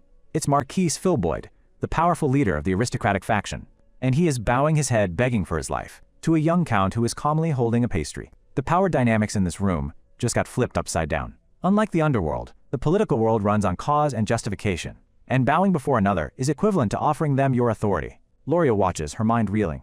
"I knew it, he's incredible," she whispers. Even now, with a powerful marquis bowing at his feet, Alan remains perfectly calm, as if he foresaw this all along. His quiet power commands more respect than any title. While Alan asserts his dominance through sheer indifference and a love for snacks, we can't forget about our other leading lady. Meanwhile, Sealrang is hard at work, training of her own accord to be a good wife. She's seen here practicing her cooking, though it looks more like she's forging a legendary weapon in the fires of Mount Doom. But what could possibly make the leader of a major political faction fall to his knees and beg for his life? For that, we have to rewind a few days. We see Marquis Filboid receiving a mysterious black envelope with a red wax seal, accompanied by a glowing scrying orb. This is the exact same kind of gift he and Duke Rimgrave had planned to use on their enemies. The orb activates, and Filboid watches in horror as his co-conspirator, Duke Rimgrave, is tied to a chair and is being tortured by mental attacks, screaming in pure agony through the orb. The Duke's face is a mask of terror as the life is drained from him, a fate Filboid thought he was inflicting, not witnessing. As the vision of the Duke's demise fades, the scrying orb begins to crack under immense magical pressure. And then, a simple, terrifying message appears, projected from the cracked orb, spelling out his doom in bright red letters. "You're next." The blood drains from Filboid's face. The very trap he set has just been turned on him, and there's only one person he can think of who could pull off such a move. The letter, his carefully laid plan, falls from his trembling hands. In a single moment, he's gone from predator to prey. He stumbles back in a panic, clutching his head. That damn Palacio must be behind all of this, he realizes. How could Alan have connections that powerful? The real question, however, is that I'm next. The threat is absolute. His life is forfeit. With that terror fresh in his mind, his next move becomes clear. He falls to his knees in complete and utter submission. He prostrates himself fully on the ground, begging for his life. "I'm quitting politics, so please, just let it end with the conversion letter. I just want to live the rest of my life in peace." Alan, meanwhile, is just standing there, sweating, and thinking, why is he telling me all of this? What kind of scheme did those two cook up this time? He has absolutely no idea what's going on. He just wanted to avoid the awkward confrontation. But from the outside, it looks like a total power move. Loria and Kalia can only stare in awe. Loria thinks to herself, "Our count is incredible." Alan looks over at them, completely oblivious to the legendary reputation he's building just by being socially awkward. And just like that, with one powerful noble begging at his feet, all suspicions that Alan was just a puppet for other factions are completely erased. The whispers in the hall now speak of a new, terrifying power player in their midst. 3 days after the assembly, Alan is on the road again, his grand exit from the conference leaving a trail of rumors in his wake. Evan, ever the gossipmonger, tells him, "I heard Marquis Filboid also received a conversion letter and left for Rosario." He then looks at Alan suspiciously. So they finally got their hands on him too. "Huh, wasn't it you who sent the letter?" Alan, in peak chibi form, just deadpans. "How could I even do something like that?" Evan is flabbergasted. "What?" But still, he flashes back to the scene, pointing an accusatory finger. "That's what you said. You told him. I'll try to be lenient." Alan's attempt to be polite was taken as the most cold-blooded threat imaginable. Alan is shocked at this interpretation. "Is that how you understood it?" He breaks out into a cold sweat, looking absolutely exhausted. "I just wanted to get myself out of that awkward situation. That's all." This guy accidentally conquers the political world through sheer social anxiety. With the political drama behind them for now, our crew arrives at their next destination, Larthania, the city of labyrinths, a massive city built around a central dungeon tower. In the shadowed corners of the city, we meet a group of adventurers. One is bragging about a legendary figure who took down 1,000 enemies by himself, but his friend tells him not to get his hopes up. This is Aldrich, the cheerful and confident leader of the Iron Blood Guild, one of the 5 great guilds that dominate the labyrinth. He's here on a high-paying job. His guild follows him down into the depths of the dungeon. They've been tasked with capturing a monster on the 20th floor, which is strange since floors that are multiples of 5 are usually safe zones. But Aldrich isn't worried. "Even if it's a trap, it's a piece of cake for me," he boasts. "I've already explored over 50 floors. Besides, the down payment was massive, and it's non-refundable." The party arrives on the 20th floor, a massive, frozen-over hall. The air is still and silent. One of the mages in his party looks around nervously. Something feels off. Suddenly she spots something in the distance and points. "Hey boss, what's that?" A lone figure stands amidst the desolate landscape. Another member just scoffs. It's a goblin, right?" But this is no mere goblin. It's a tall, green-skinned warrior with long black hair tied in a topknot, radiating an aura of immense power. The adventurers mock his Eastern-style outfit, calling him the Golden Egg Goblin. The swordsman's eyes narrow. He's clearly not amused by the rowdy newcomers. He looks down on them with utter contempt. He lifts a single finger, a swirl of blue energy gathering at its tip. "Ha, you guys are making too much noise," he says, his voice dripping with disdain. "You cockroaches." In a flash, an arc of pure energy erupts from his finger, faster than the eye can see. The entire guild charges forward, completely unaware they're already dead. Before they can even react, the light passes through them. In a single, silent instant, the entire Iron Blood Guild is wiped out, sliced to pieces by an attack they never even saw coming. Aldrich, the confident leader, can only watch in horror as his colleague's life flashes before his eyes. To revenge his colleagues, he dashes forward toward the goblin. He leaps into the air, bringing his weapons down for a final, desperate attack. But his efforts are futile. The green-skinned warrior simply raises a single finger. An arc of pure energy erupts from his finger, splitting the Aldrich's body in half. A cold, terrifying light glows in his eye. The fight was over before it even began.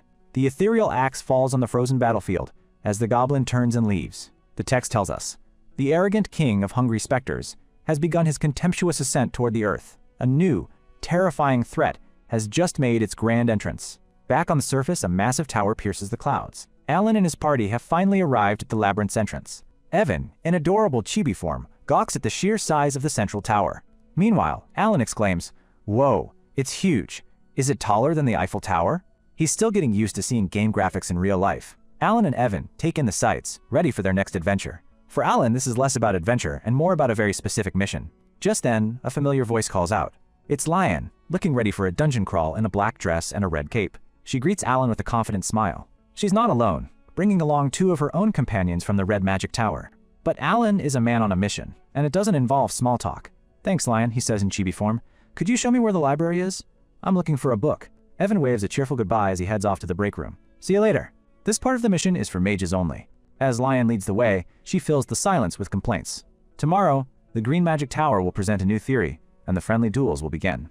Just then, a voice cuts. Enough with the insults already. Alan looks over, a hint of curiosity on his face. Lion just huffs. "Ha! Another argument with the Blue Tower's Vice Master." Alan asks if she's here. Lion looks up, a bit flustered. Yeah, her arrogance knows no bounds. Suddenly, a loud voice interrupts them. "Hey, say that again, I dare you." A new group has appeared, and they look ready for a fight. An adventurer points right at Blue Tower's Vice Master, his friends backing him up. She struts forward with an air of superiority. "Well now, who do we have here? Isn't it our little rookie mage who got crushed last year?" Pointing at Lion. The moment her eyes land on Alan, however, her smug expression vanishes. Her jaw drops, and she freezes on the spot. With a speed that defies physics, she snaps into a perfect 90-degree bow. "Hello, Count," she stammers, leaving her guildmates completely bewildered. We get a hilarious chibi standoff as Alan stares down at the terrified cat girl, who's practically vibrating with fear. He asks her if it's been about 6 months, and she can only squeak out, "Yes, sir." Her trio mage group are having a collective meltdown in the background trying to figure out what's happening. Is this an illusion spell? You see, that arrogant wolf-like creature is now a fluffy familiar. Alan tells her that, "I know this is none of my business, but shouldn't mages get along?" The blue-haired guild leaders snap into a frantic and quickly moves to the trio mages, in a repeated bowing motion, apologizing for her very existence. "I'm sorry. Let's be friends," she blurts out. She gives a crisp salute, a look of pure determination on her face. "Yes." And then, she's gone! "I'm out of here," she yells, activating her lightning flash step and vanishing in a blur of motion, leaving a trail of confused onlookers behind. Alan just rubs the back of his neck, a single drop of sweat rolling down his face. It's getting worse every time I see her. Just what exactly is going through her head? The 3 mages are left behind, frozen solid like statues, their souls having apparently left their bodies from sheer shock. As they continue on, Lion remarks, "When you're around, that crazy woman actually knows how to be polite." Alan just gives her a look. "Are you calling Pinia a crazy woman?" Their walk is interrupted once again, as 2 more figures emerge from a nearby doorway. Seems like this place is a hot spot for drama. A smarmy-looking nobleman with long blonde hair and purple eyes grins at them. "Oh, my dear Lion, did you come to see me?" Lion's face sours into a perfect pout. "Certainly not," she mutters. The nobleman, completely ignoring her, turns his attention to Alan. "And who's this with you? He doesn't look familiar." Lion shoves him away. "This is Count Palacio, don't be rude, now get lost." The man's condescending smile returns as he gives a mock bow. "Ah, you're the one from the rumors. Pleasure to meet you. I am Baruch, son of the Purple Tower Master." Alan gives a slight nod in return, but his eyes say it all. "I've never seen that guy before. He's got 0 time for this." Baruch ignores Alan and gets uncomfortably close to Lion, whispering, "You'll see, I'll grow on you eventually." Lion shoves him off and explains to Alan, "Don't even bother talking to him. He's only a rank 4 mage, but he enjoys stealing others' research just to humiliate them." Alan looks over his shoulder at the departing Baruch. "I see. If he's already reached rank 4 at his age, he must be a genius." A flicker of something that looks like jealousy crosses his face. Lion nods. "The library you're looking for is on the 38th floor. I'll see you at the presentation." With that, she turns and leaves Alan to his task. Alan arrives at a grand door marked with the Roman numerals for 38. A game-like notification announces his arrival.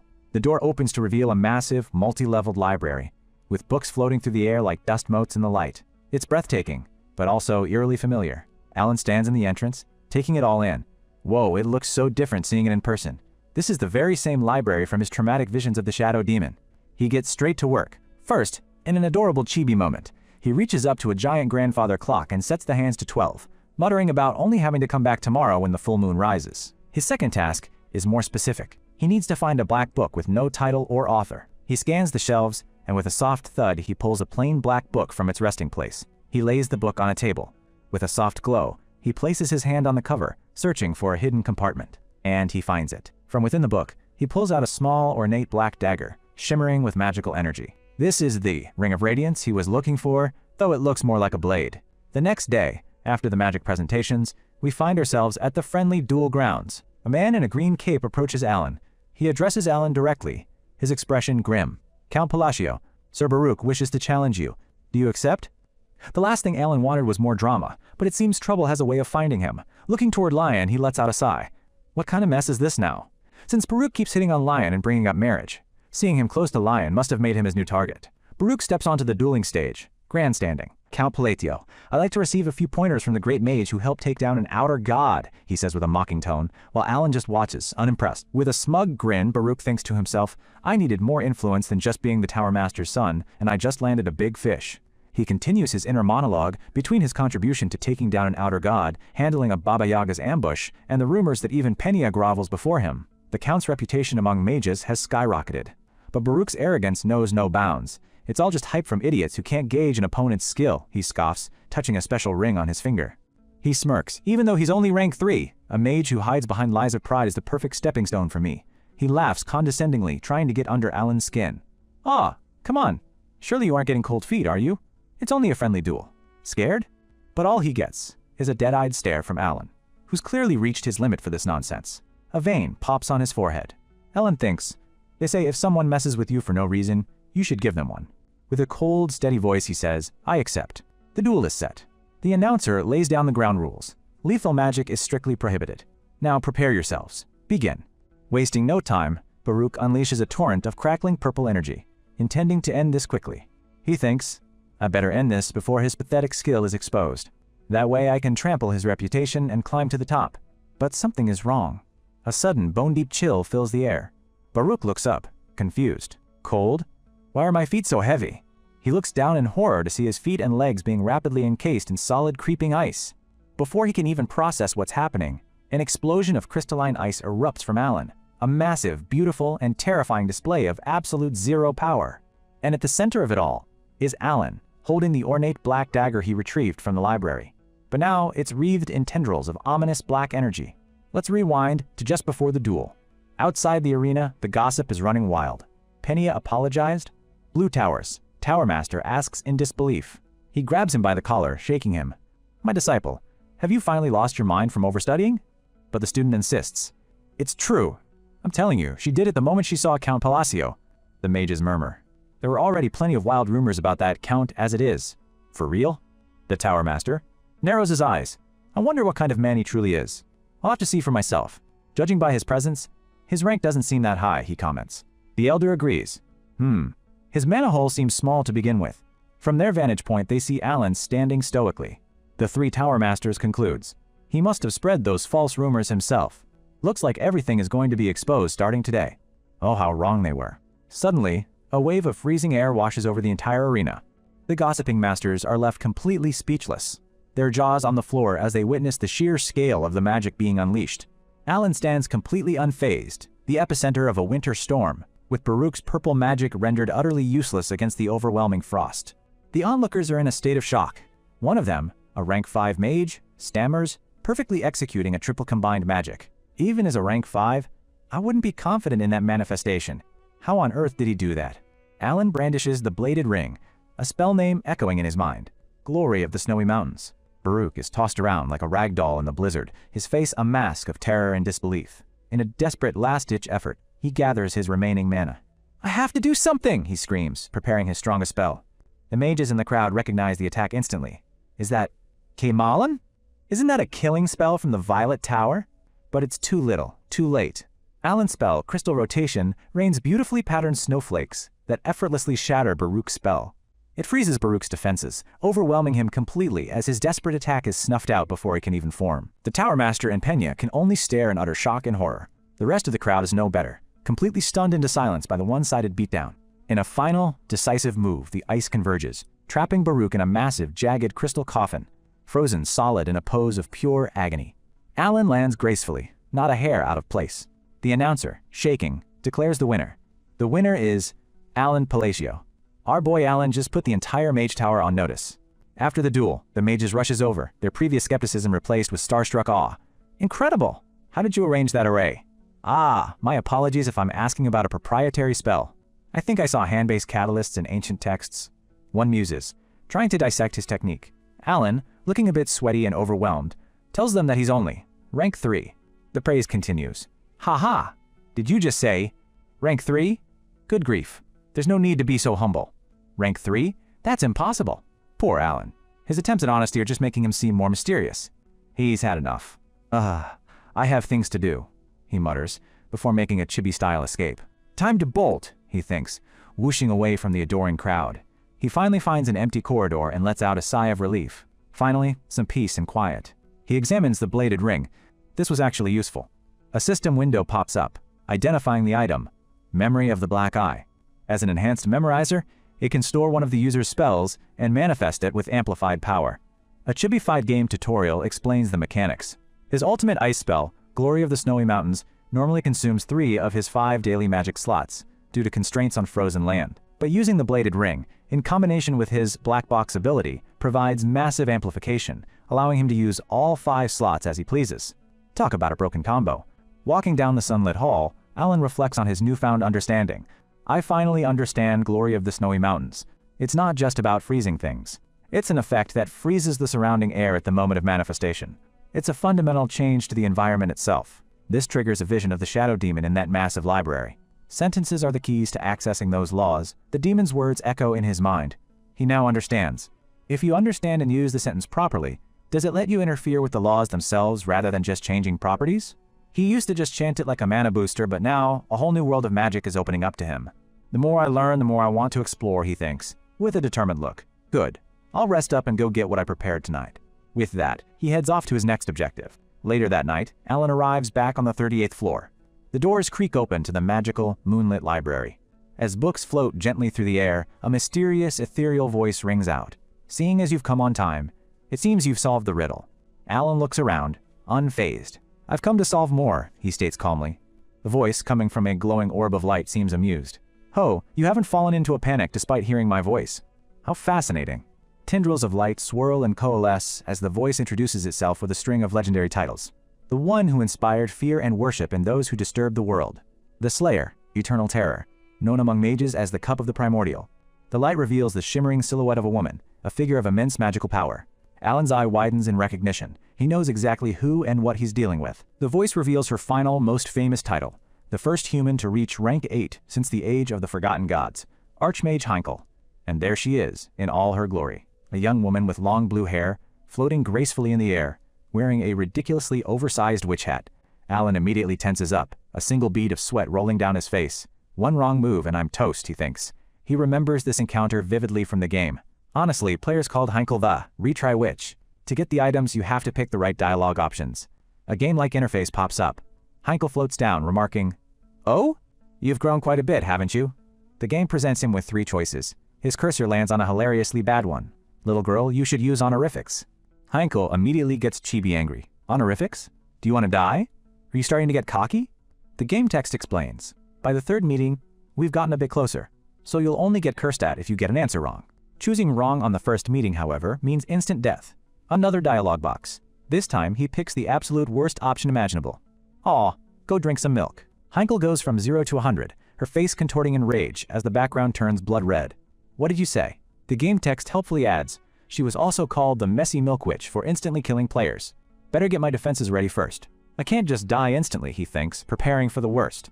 Heinkel's face is completely shadowed by her hat. Suddenly, 2 terrifying, massive eyes materialize in the air behind him. He begins to speak, but she cuts him off with a sudden, terrified shriek. Alan is completely baffled. What just happened? He rubs his eyes, utterly confused. Huh?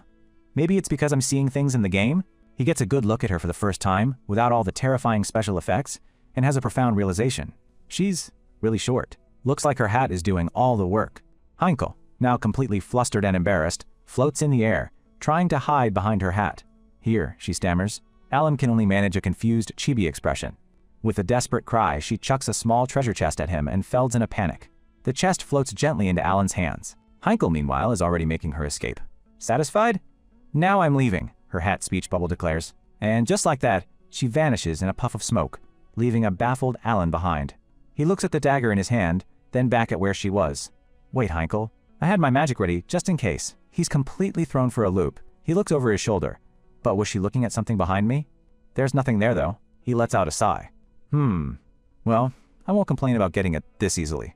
After all that tension, he got the quest item without even having to answer a single riddle. Score 1 for our socially awkward protagonist. Unseen by Alan, 2 mysterious floating eyes, 1 red, 1 blue, phase out of existence, having just scared the most powerful archmage in the world into submission.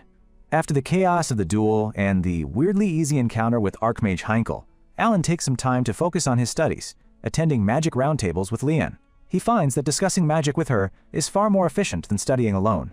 While Alan specializes in mana control, Lian excels at arranging magic sequences, making them a perfect study duo. But Lian's mind is stuck on one thing. With a look of pure bewilderment, she asks, "But are you really only a rank 3 mage?" Alan just sighs, thinking, "This is the 15th time you've asked me that." Lian catches herself and gives a cute, apologetic little nod. Sorry. Alan lets it go, thinking to himself that maybe it's time he started trying out some rank 4 magic, even if he doesn't feel quite ready yet. But his quiet study days are cut short. On the 4th day of the conference, shocking news arrives. An outer god has appeared in the Lartania labyrinth. A strange mutation, first spotted a week ago, is now spreading through the entire dungeon. There's no time to waste. With a grim look, Alan turns to Evan. "Send this letter.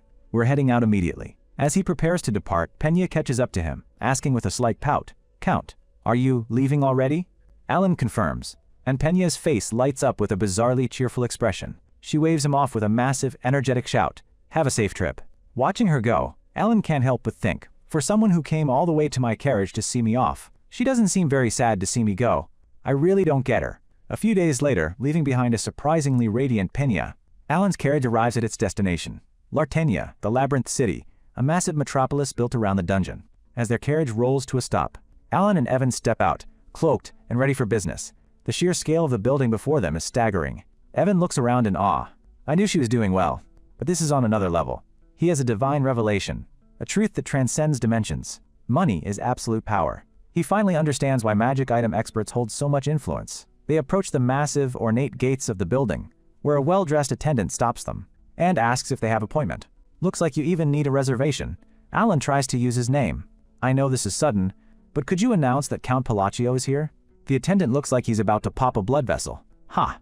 That's the 325th time today." He sneers. "Without a reservation, the meeting fee is 3,000 gold coins." Alan's jaw drops. "That much? That's enough to buy a whole house." He swallows his pride and asks, "When is the next available opening?" The attendant checks his schedule with a smug grin. "I can squeeze you in about 10 months from now." Alan and Evan are utterly thunderstruck. 10 months? Before they can argue, someone throws a bag of coins at the gatekeeper, shouting, "Hey, open the door." A short, pudgy noble flanked by 2 goons struts forward. This is Labard Claystone, son of the Lord of Lartania. Gatekeeper immediately thinks, "Oh great, not this asshole again." Alan's internal monologue is blunt. He's just a piece of trash acting high and mighty because of his daddy's title. The spoiled brat finally turns to them and sneers, "Heh, get lost, you bunch of beggars. That's the last straw."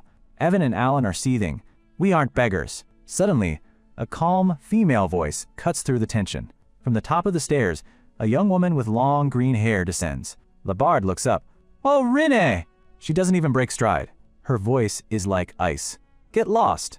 And then, with a speed that belies her elegant appearance, she smacks Labard right in the face, sending him flying and spitting blood. She glides past the chaos and stops before Alan, giving a slight bow. "I've kept you waiting, patron." The gatekeeper and Labarde's goons are completely shocked. The attendant can only think, "Our boss is always so polite and fair, whether she's dealing with a prince or a beggar." Labard, now a blubbering mess, screams, "How dare you speak to me like that? I'm a noble. I'm very close with the Council of 3. Let me remind you." Rin, Alan, and Evan just stand there, looking bored out of their minds. Labard continues to throw a tantrum as his goons drag him away to his fancy carriage. "Ha! You're gonna regret turning your back on me for these bums." With the trash taken out, Rin calmly invites them inside. "Come in, patron, and you too, sir. Let's head inside." Alan leans over, worried. Are you sure? Is this gonna be okay? I've heard the Lord of Lartania is very fond of his son." Rin gives him a reassuring look. "Don't worry about it, you probably won't be seeing him again." A statement that is both comforting and slightly terrifying. Later, they're all seated in a luxurious lounge. Evan is enjoying a macaron while Alan thinks, "Here I am in the master's chair again." He turns to Rin. "But why did you call me patron?" She looks at him, confused. "Pardon?" He explains, "The other kids call me Godfather or Benefactor. I was just wondering why you chose that specific title. Patron feels so formal." Her expression softens slightly. "It is the title that suits you best." They have a brief, cute moment of understanding. Is that so? Alan feels a swell of pride. Rin is a serious girl who's doing very well for herself. I'm proud of her. He sips his tea and gets to the point. As I mentioned in my letter, I have a favor to ask. I've realized that I need influence to get where I'm going. Could you help me join the strike force against the outer god? He rubs the back of his neck, a little sheepish. If what happened at the gate makes things complicated, Rin cuts him off. Patron, are you really that worried about the Lord's son? Alan replies that he doesn't want to cause any unnecessary trouble, that's all. A small, confident smile plays on her lips. Please don't worry about it. I believe I can do exactly what you've asked. Alan lets out a relieved, ahem. In that case, thank you. With business concluded, Rin suggests they rest up after their journey. Evan is blown away by her poise. Whoa, she really acts like an adult. He whispers to Alan, yeah, she definitely has that top of the class vibe. That night, Alan lies awake, relieved that Rin can help but still thinking over his plans. It hasn't been that long since the incident in the north. Maybe I should rest for a bit and review my plan. He must have been more tired than he thought, because he sleeps straight through until Evan wakes him up. Count, don't you want to eat lunch? Alan groans. How long was I asleep for? He joins Rin and Evan at a lavish dining table. Rin delivers her report with ruthless efficiency. I've taken care of your request from yesterday. The strike force is meeting today. We should head over. She then adds, as casually as if commenting on the weather. And don't worry about Labard Claystone. I killed him. Cleanly. Alan freezes mid-bite, his fore covering in the air. The words echo in his mind, followed by a series of frantic question marks. Wait, what? His gamer brain kicks in. He knows Labard was a cancer to Lartania, a truly despicable villain. Every single side quest in the Lartania region of the game, from a mercenary massacre to horrific biological experiments, all pointed to Labard as the culprit. But knowing he's a villain in a game and having one of your wards assassinate him are two very different things. This is basically assassinating royalty. He asks her why. Her answer is chillingly simple and fiercely loyal. He made you uncomfortable, and leaving him alive would have only prolonged that discomfort. Alan starts to sweat. It's true that Rin was also one of the seeds that gave birth to the mortal sins, but even if she sees me as her patron, this is going a bit too far. Besides, she's a magic item expert. How did she kill Labard's mercenaries? Seeing his disturbed expression, Rin misinterprets his silence as disappointment. Is there a problem? If that wasn't enough, I can. Alan quickly cuts her off. No, I'm just worried about your safety. Her expression softens into a surprised, oh. She then assures him, there is no need for concern. I have handled everything. Alan can only think, our ways of thinking really are worlds apart. He pats her head, trying to diffuse the situation. Well, thank you. Don't be upset. She refuses in denial, that she wasn't. He sighs. Is she embarrassed? He gives her one last piece of advice. But still, try to avoid putting yourself in dangerous situations. It would be a shame to lose everything you've worked so hard to build, don't you think? She seems to understand. Patron, since you're here, I'd like to show you the Tracker Eye. She leads him to the artifact, a golden star-shaped eye pulsing with blue energy. This is the Tracker Eye? Rin begins her report. The number of marks is increasing without issue. Suddenly, it all clicks for Alan. Wait a second. This black mark that boosts an artifact's power was the Tracker Eye? He remembers its description from the game. It was supposed to be a basic item for appraising low-level artifacts, with no special history. His mind is blown. So that's why Rin is so successful, and why she's so nice to me. He tries to play it cool. You're putting it to good use, Rin continues her report, mentioning they can obtain all of them in a few years. And Alan is once again completely lost. What on earth is she talking about? She finishes her update. Well, now that I've given you a full progress report, please follow me to the meeting room. The moment they enter, a cat girl with white and black hair points at him. Hold it. We aren't seriously taking this loser with us, are we? It's obvious his reputation is just a load of hot air. And she's not alone. We're introduced to the leaders of the 5 great guilds. Miaon of the Antiquity Trackers, Maverick of the Nomad Lands, Hihan of the Acadia Guild, and Argonia of the Kalamadra Guild. None of them look impressed. Miaon even looks ready to attack, bringing out her daggers. Alan isn't surprised. They're mercenaries who value strength above all else, so I expected this reception, but they aren't even trying to hide their hostility. He sighs, his hand drifting to the bladed ring on his finger as snowflakes begin to form around it. I'm going to have to prove my worth. Alan stands surrounded by his own icy magic. He had 2 main reasons for wanting to join the strike force. His first reason was that he knew from experience that traditional military forces would be useless against an outer god. And his second reason? He needed some heavy-hitting mercenaries to pull off the plan he had in mind. But convincing them was proving to be a challenge. The hot-headed guild leader Maverick challenges him, asking if he's looking for a fight. Alan's expression remains as cold as the air around him. He calmly points out that they were the ones who started it. Maverick doesn't take kindly to that, charging forward with his sword raised as shards of ice erupt from the floor. Alan's internal monologue betrays his cool exterior. He panics. thinking he might have overdone it and that his heart can't take the stress. The other guild leaders draw their weapons, ready to join the fray as the situation becomes extremely volatile. But just as the chaos is about to peak, Alan does the unexpected. He casually takes a seat, looking down on them. With complete composure, he asks if they can finally talk now. The mercenaries are frozen in place, not just by the ice, but by his sheer audacity. Alan thinks to himself that his confidence wasn't a bluff. He remembered this exact situation from the game, a hidden quest he knew by heart. His eyes narrow. He knew everything hinged on one person. If Argonia, the leader of the Kalamadra Guild, accepted him, the fight would be over before it began. Argonia, the demonkin with imposing red horns, studies Alan with her piercing green eyes. Her voice cuts through the tension like a blade, ordering everyone to stop. Maverick's sword halts just inches from Alan's face. He turns to Argonia, furious, demanding to know why she wants them to stop. She simply states the obvious. They were the ones who underestimated Alan and disrespected him first. With a disgruntled Tisk, Maverick reluctantly sheathes his weapon. With the confrontation diffused, Alan gets down to business, asking when Alan plans to enter the labyrinth. Argonia proposes they start in 2 days and reconvene tomorrow. As Alan leaves the room, the other mercenaries watch him go, still processing the display of power. Argonia agrees to the terms. The moment he's out of sight, Alan's composure shatters. He collapses against the wall, clutching his chest, vowing to never pull a stunt that risky again.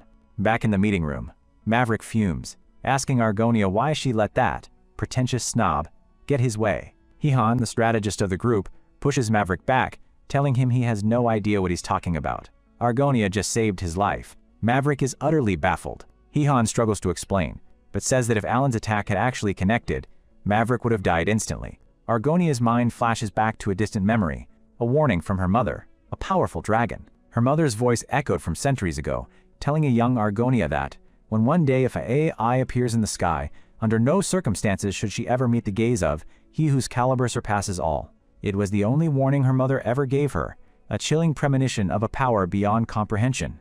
And in that moment, when she looked at Alan, she saw a terrifying vision of that power, a vortex of darkness and an all-seeing eye. She's left wondering, just who is this man?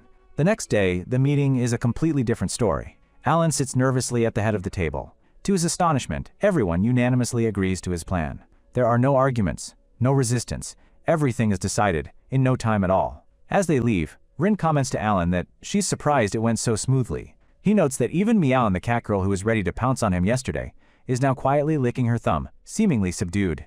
A small, smug chibi Alan pops up, confirming his strategy worked. He successfully passed off his gamer knowledge as wisdom from ancient, forgotten texts. A few days later, the preparations are complete. The strike force stands at the entrance to the Lartania labyrinth. They begin their descent, a formidable group of elite mercenaries carving a path through the hordes of monsters. The sheer number and strength of the monsters make Alan glad he assembled such a powerful team. He would have been overwhelmed on his own. As they navigate a dimly lit corridor, Meow playfully closes in on Alan. She gets right up in his face, asking if he has some sort of problem with beastfolk. Alan tells her that wasn't the issue. Meow's expression turns sly as she leans closer and whispers an incredibly bold proposition. "Want to sleep with me?" She purrs, that now that they're better acquainted, she's realized just how strong he is. Alan is left speechless, a chibi version of himself, frozen in a block of ice from the shock. How can she say something so outrageous with a straight face? She playfully sends a small heart his way. Alan recalls a key piece of lore. The cat tribe has an almost cult-like reverence for the strong. He politely declines her offer. Meow lets out a disappointed sigh and stretches, telling him to let her know if he changes his mind. Seeing the interaction, a dark aura surrounds Rinne. She asks her patron in a chilling tone if he would like her to quietly handle this rude individual. An explosion rocks the dungeon as they clear another floor. It's now day 2 of their descent. The group emerges from the blast zone. Maverick scratches his head in frustration, complaining about how tedious it is to search every single floor. They're only on the 4th floor, and Alan is already feeling the difference between this world and the game he once knew. In the game, you just beat the boss and a prompt would appear, letting you instantly descend to the next level. But here, in reality, navigating the sprawling, complex floors takes an agonizing amount of time. It can take half a day just to find the way down. Hehan spots something in the distance and calls out to the group. At the end of the hall, a swirling blue portal has appeared. Argonia confirms it's the entrance to the 5th floor and tells everyone to move out. They step through the portal into a vast, open expanse of green fields and ancient white ruins under a bright blue sky. Rinne explains to Alan that the 5th floor is a safe zone, a peaceful respite from the constant danger of the labyrinth. In the game, this was a save point. Argonia gathers the mercenaries. The group listens intently as she briefs them. She reveals their latest intel. The outer god was spotted on the 12th floor a few days ago, which means they still have some time to prepare. While the others rest and prepare, Maverick watches Alan, who seems to be struggling to catch his breath. He mutters to his comrades, questioning what's so great about a guy who gets winded after just 3 floors. Suddenly, Maverick's complaints are cut short. He senses an immense, malevolent presence. Before anyone can react, several mercenaries are instantly cut down, their bodies sliced in half by an unseen force. The assault is brutal and instantaneous, a blur of green light and crimson blood. From the shadows emerges a figure with green skin, pointed ears, and long white hair, standing over his handiwork. Maverick stares in disbelief, wondering if this powerful being is some kind of goblin. Nyeon quickly gets to her feet, asking what happened. The outer god points a single, sharp-nailed finger at them, his voice dripping with arrogance. He asks, who gave them permission to look him in the eyes? Just then, Alan's ice magic shoots freezing outer god in place. Alan calls out to snap Maverick out of his stupor, telling him to get a hold of himself. Outer god lets out a condescending laugh. He finds Alan's ice technique interesting for a miserable human. Alan's expression is grim as he identifies their new foe, Kairos. Kairos seems genuinely surprised that this human knows his name. The smug demon strikes a pose, clearly enjoying the attention. He calls Alan a charming little man. Alan's mind races, recalling every detail about the Demon King from the game. He was a being who, through his insatiable hunger for knowledge, nearly achieved the power of a god on his own. A truly formidable opponent. But Alan is drenched in a cold sweat. According to the game's timeline, Kairos shouldn't have reached this floor for at least another 3 days. Something is terribly wrong. The timeline has shifted, and Alan has no idea why the Demon King is here so early. Kairos announces that he's in a good mood, and since these insects are with Alan, he'll show them some mercy. He gives them an ultimatum: leave now, and their lives will be spared. But Alan has no intention of backing down. He gives the order: everyone, battle positions. The mercenaries, though shaken, draw their weapons. Argonia and Hihan prepare for the fight of their lives. They are different from Erthaltus's forces. This time, the mercenaries are well prepared, and the outer god stabilization isn't complete yet. They have a fighting chance. Kairos perches atop a massive pillar, looking down on them with amusement. If they're that desperate for punishment, then he shall graciously grant their wish. He launches a colossal blade of pure energy towards the crowd. The attack tore through the landscape, shattering the ancient ruins and turning the tranquil safe zone into a chaotic battlefield. That's all for this chapter. If you enjoyed the recap, make sure you smash that like button. It really helps out the channel. And don't forget to subscribe and ring that notification bell so you don't miss the next explosive episode. Thanks for watching, and we'll see you next time.